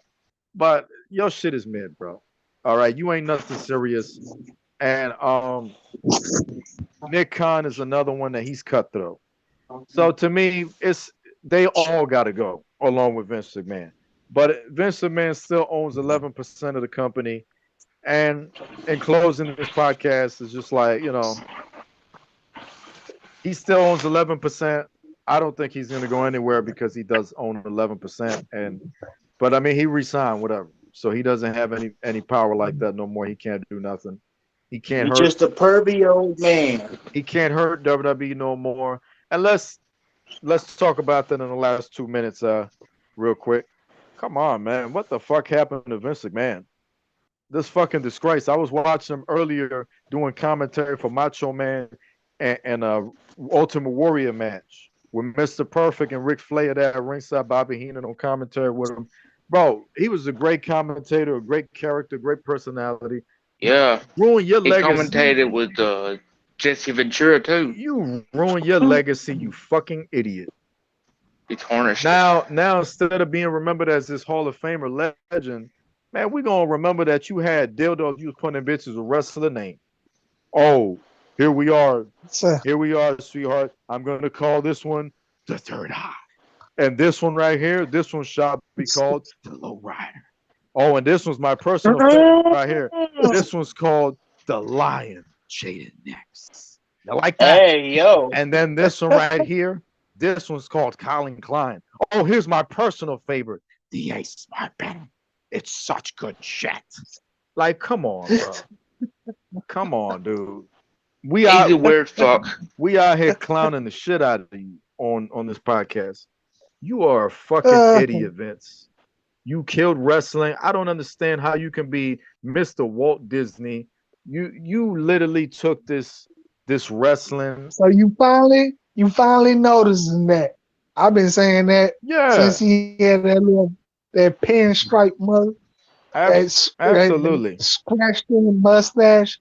I said, this dude trying to walk out here looking like Walt Disney. Yeah, he was on that goofy shit, you know, and he had the audacity to do all the raping and fucking around. He did all screwing people for years out of their careers and jobs and everything, ruining lives. And you gonna sit there, get interviewed, and say, "Oh, I've done things in the past, but I moved on past it." Motherfucker, you don't get to say when we move on.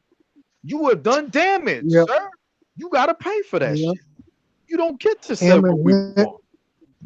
Him and Linda Benz split up. Yeah. Yep. That's why she left his weird She ass. lives in Florida. They don't want to have nothing to do with his monkey ass. Cause he on that weird shit. And it's all coming out. There's more to it. There's gotta be shit coming out with Pat Patterson. You're gonna see. There's gonna be it's probably gonna come out that he was getting head from Gerald Briscoe. I see it, man. I see it. I see this nigga getting his shit sucked. There might be shit with him and Shawn Michaels from like 96, 97. Maybe him and Hogan fucked around. You never know. Him and Brock probably fucking him in the ass. With how fucking weird. Oh, wait a minute. What you got? What? No. I'm just like you had me there. You had me with the whole Brock fucking him in the ass shit. You know? Oh yeah. He said Brett. Oh yeah, absolutely. Vince is fucking weird. How you sticking dildos in a bitch with wrestlers now? Oh, here's the Warrior. Here's the Undertaker. Like, what the fuck is wrong with you, bro? I will make him scream on commentary right now. Don't play with me, bro. Fuck out of here. Oh my God. Look, it's Hulkamania. Like, get out of here, bro. You fucking weird, bro. You are fucking strange. So, I don't know, man. But back to the Walt Disney chat we was having. This man created World Wrestling. He didn't create it, but he certainly built. He took it from his father. He built into this conglomerate, the World Wrestling Federation. My love, my heart, my passion is the WWF. That's my life we're talking about. My childhood. So you damn right that shit means a lot to me. The Intercontinental Championship, the WWF title, Big Boss Man, Al Snow, Steve Black, you name it. That's my life. That's our life that we saw, that we grew up with. You know what I mean? For this bitch ass motherfucker to come along, all that history, that is a treasure. Bro, you getting off on hoes and prostitutes and all this other shit. Like, if you thought you was not okay, motherfucker, get you some help. Once upon a time. This dude got lucky with them. Remember he got sued for painkillers and yeah, I mean, he has been through so much stuff. They tried to come after him for steroids and everything. You know that? That was 93. They tried to come at Vince for everything, sexual harassment, everything. I mean, Bruno Sammartino talked about it. Dave Meltzer was there when he had long hair, bitch ass. And like so many people that covered the shit that knew Jack done talk about a lot of this shit that we should, we should have listened to it. And Sable sued him too. Sable talked about, a lot of people talked about Vince being on some fuck shit. And you was to think it was just dumb. Bro, they spoke their mind, man. This man be silencing people, trying to ruin careers. If you say bad shit about him, he tried to do whatever he could to Bret the Hitman Hart, but you can't kill the Hitman. The Hitman killed you. And Brett told it like it was. Oh, he's a piece of shit. Vince, Hunter's a piece of shit, and Sean, like he spoke his mind. They couldn't do nothing to him because Vince only preyed on people he know he could control, people he know he could hurt, and it's fucked up. Brett popped his ass too before he left. Yeah, he fucked him up. He fucked them That up. was 97. And there was Yeah, plenty 97. of people. You know what I mean? So Vince is a fucking creep, man. And it's very I'm surprised British Bulldog didn't slug him. I think Davey was more of a constant professional. He just wanted to do some business, you know, especially when he wanted to get out of WCW and come back to the WWF in like 2000, whatever that was. Yeah, but that was a mistake. Undertaker was mad about that though. Oh, tell me about that real quick because I didn't know that. Yeah, when The screw job happened. With the screw drive. Yeah, that I knew about. Yeah. Yeah, I knew about he was mad about that. It's like, okay, it's like, how you gonna do that, man, like that? But I mean, and I knew about it, you know, and he stepped on Vince over the shit. But I mean, the Undertaker still stood there. You know, if the Undertaker would have felt so strongly about it, he would have quit. You know, he probably would have walked out if he really cared about it like that. You know what I mean? Yeah. I see what you're saying. Yeah. And I'm not disagreeing with you. I'm just saying that, yeah, I do believe that that's true. I believe Undertaker went at Vince, but it's at the same time you still stood there. You know what I'm saying? Austin walked out of the company because he didn't like a creative with Brock. You know what I mean? He actually took the initiative. CM Punk took the initiative to walk away. And Sasha Banks and all of them. And I hate people that go, oh, they're quitters because they can't spell for shit. So they spell quieter instead of quitter. Oh, they're quitters, you know, and then they want to have this opinion. Bro, they're standing for what they believe in. This isn't about quitting. This is about this fucking sucks and you want better. And I'll tell you what else is wrong. When Naomi and Sasha had left, why they gonna have Michael Cole gonna buzz out and say, they was unprofessional. Yeah. And they left them. But was you there though? Yeah, that was Vince. Michael Cole had his fingers. Yeah, I mean, he had some fingers dipped in too. Listen, I have personal love for Michael Cole in my heart. I'm gonna tell you why. Because Michael Cole was on my game on SmackDown 2 and PlayStation 1. And I liked him as a character. Michael Cole was on No Mercy. Michael Cole was on Sunday Night Heat. Michael Cole was on SmackDown on Raw. He was on TV when I'm watching wrestling. So I got a special place. And I remember when he got his fucking ass beat by Austin with the WWF. Yeah. Michael Cole has a special place in my heart, even though he got mad when I compared him to Jim Ross and then he want to make a post about it, whatever, his bitch ass. When I find that screenshot, I'm gonna show it to y'all. I respect Michael Cole as a legend for what he's accomplished, but Michael Cole has, if you've seen enough, you know Michael Cole has always been a fucking stooge, a kiss ass, and fake as always. Michael Cole has always been. That's why I say he has some fingers. Michael Cole moving around.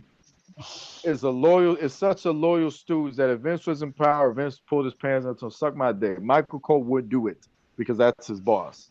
That's why I don't like Michael Cole like that. You know what I'm saying? Because he reminds me. Yeah. He would have said something like that proudly. Oh, vintage. 2 hands or one. Vintage, Michael. Vintage. Tell you, man, that's the same shit Corey Flash would do. You know what I mean? Get to the top. That's why I don't like Michael Cole. You know, but hey, my point is, the shit went on. They had Vince McMahon had him say that shit live on the air. Vince was petty. He was pissed. I feel like I can't even blame him for that. But at the same time, bro, you had it coming. You didn't know how to treat talent. And when you look at the fact that all these sex scandals and everything came out, we see why WWE was dying off for so many years and was garbage. Because you was fucking putting pen to paper, rushing to get back to your mistress for you to fucking stick a Undertaker dildo up her fucking ass and watch Brock Lesnar do it in front of you, and then you know Brock's gonna do you and her. You fucking creep. Now we see why. Now we see why. It's like, yo, if you would have been a smart man, you could have been fucking around and you could have had Shane McMahon or Paul Heyman or somebody else running the WWE, you idiot. But his ego is too big. Your ego to is let it way happen. too big, got in the way. You had to kill WCW and then buy it to bury it and kill it again. You stupid motherfucker. And then you did the same to ECW. That's how fucking dumb you is. But yes, in the same year. Vince McMahon was not a fan. Vince McMahon is a businessman. He still is. And then he lost the XFL. Yeah, Oh God, he failed. I mean, twice. It's argumentative because it was going on during the pandemic. But at the same time, he still failed. The first time he failed, yeah, you know, he said he was going to He do it lost again. money on that. He lost First it twice. And then he had to sell the old fuck ass Rock. Whatever the fuck they got going on. I don't know nothing of the XFL that's going on now. But, you know, the man failed twice. And Vince doesn't like to fail. And listen, I respect Vince's ability and his determination to be the best. I don't think there's anybody in the world that can hate on that. He's worked hard. So hard that he looks like a bag of shit now. You know, he like an Addams Family is what the fuck he looks like now. But the thing about it is that I don't think anybody, and I say I don't think because I don't speak for you guys here or nobody in the world. I don't think anyone should respect Vince McMahon any longer for what the fuck he's done. I think that people need to do their research about Triple H, Nick Khan, Vince McMahon for sure. If Shane McMahon knew what was going on back in the day and Triple H knew as well, at this point in time, I no longer respect them and accept them as legends. They're cowards and they're fucking pieces of shit. Granted, this gold digging ass bitch that was fucking around with Vince, at first, I'm not gonna lie, I was very, very traumatized by the news coming out. I was sick to my fucking stomach as a wrestling fan. But the more I thought about it, I took a whole day to think. I realized, you know what? You don't really got to feel too bad about her because she knew what she was doing. And she was accepting money. And she was taking it in the ass just to keep her job, just to be there because she had nothing else going on. You really, like, you a woman, all right? These days, it's much more easier for women to get work than men. So you taking it up the ass to fucking John Laurinaitis and whomever the fuck, you did that because you wanted to do that. You didn't do that because you had to. All right. And excuse my dark language on here on this channel, but like you did that. All right. Now, I can only imagine the internet world coming to attack me now after making them comments. It's my opinion. She's there getting paid and being taken care of. You seen the same shit I did, Conscience. You posted the shit that she was getting. You know what I mean? Yeah. All the royalties and everything. Mansion this and spa that. And I, you know, the bitch got her own island and shit. Vince gave her a whole planet just for herself. You know, tickets to time travel. She got everything. All right. Do I want her to win the case? Absolutely. I want Vince to be miserable. Fucking miserable. He ain't sell all of his stock yet, but what they coming after his ass for sure. And I feel like she gonna try to get like 3, 6, 8, 10 bill out there, motherfucker, maybe more. So I think he finna be broke when he loses his case. But the thing is, he's done so much things for so many years, and I'm always gonna think about Vince McMahon. I mean, I had his action figure for crying out loud. I'm always going to think about that, man. I'm going to think about my action figures. I'm going to think about Warzone and everything. I'm going to think about my childhood memories about Vince. And yeah, there is a part of me that's going to miss him because he's dead to me now. There's a part of me that's going to miss Vince McMahon. And there's a bigger part of me that thanks Vince McMahon for giving me my childhood. But you know what? That's not going to cut you slack for what you did. As a human being, you are horrible. And me as a fan, I'm putting this out there that I'm done with you. As a fan, I'm done with you. That's forever. There's no repairing, no cleansing, no none of that shit. I'm not cutting no breaks of Vince McMahon. All right. So there's your motherfucking Kevin Impact statement right there. And you know I can go on and on and on and on and on to the end of fucking time. You know what I mean? Yeah. So, and this is going on about that long. So we are going to go ahead and close this out for people to enjoy this podcast later on when they get the chance to listen to it. If they go maybe on a long road trip or something, or play it step by step. On behalf of every single superstar talent that has been here tonight on this podcast, myself and Chris Constance on here on commentary with you, and the wrestlers that are Yes, here, sir. and everybody around the world that's listening, that listen to us and enjoy this. We want to thank you so much. Make sure you hit that thumbs up, like, comment, subscribe, share. Tell your friends about the noise we're making. We hope you enjoy. And I'm signing out of here with these guys, with everybody here. I thank everybody here that's in the party, that's in the call, for being a guest on this show. Yeah. Now, to be fair, this is for everybody in here. Any last thoughts for anybody in here? No.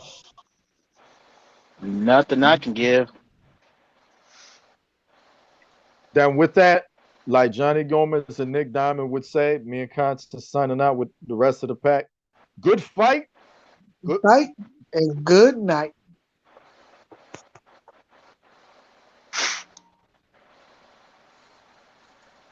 We still live on the air. We are still live on the air.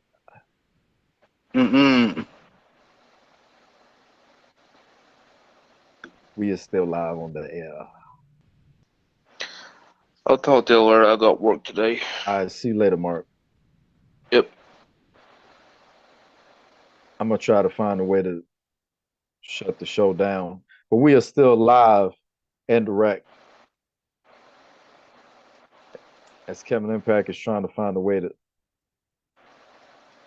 This is in it. To shut it all down. He's working on it. He's working on to try Take to. a bit. Yes. Oh, it's just me, huh? As we're closing this out, just want to keep saying thanks. Thank y'all for the recent success thus far with the shows. Fuck you, Shinden. Just for saying. Just saying. Fuck you, Shinden. Yep. Just want to leave that out there. Hope you watch it. And I don't like you and I don't respect you. And I'm probably gonna shut the PC down since I can't see the menu that I can't do that because I'm rendering the damn show. But yeah. Thank y'all for being a part of this. Keith Ocean, thank you for being on the show. A lot of y'all. And this was really special for me. This one was a classic right here. So let's see if I can leave it like this. Okay.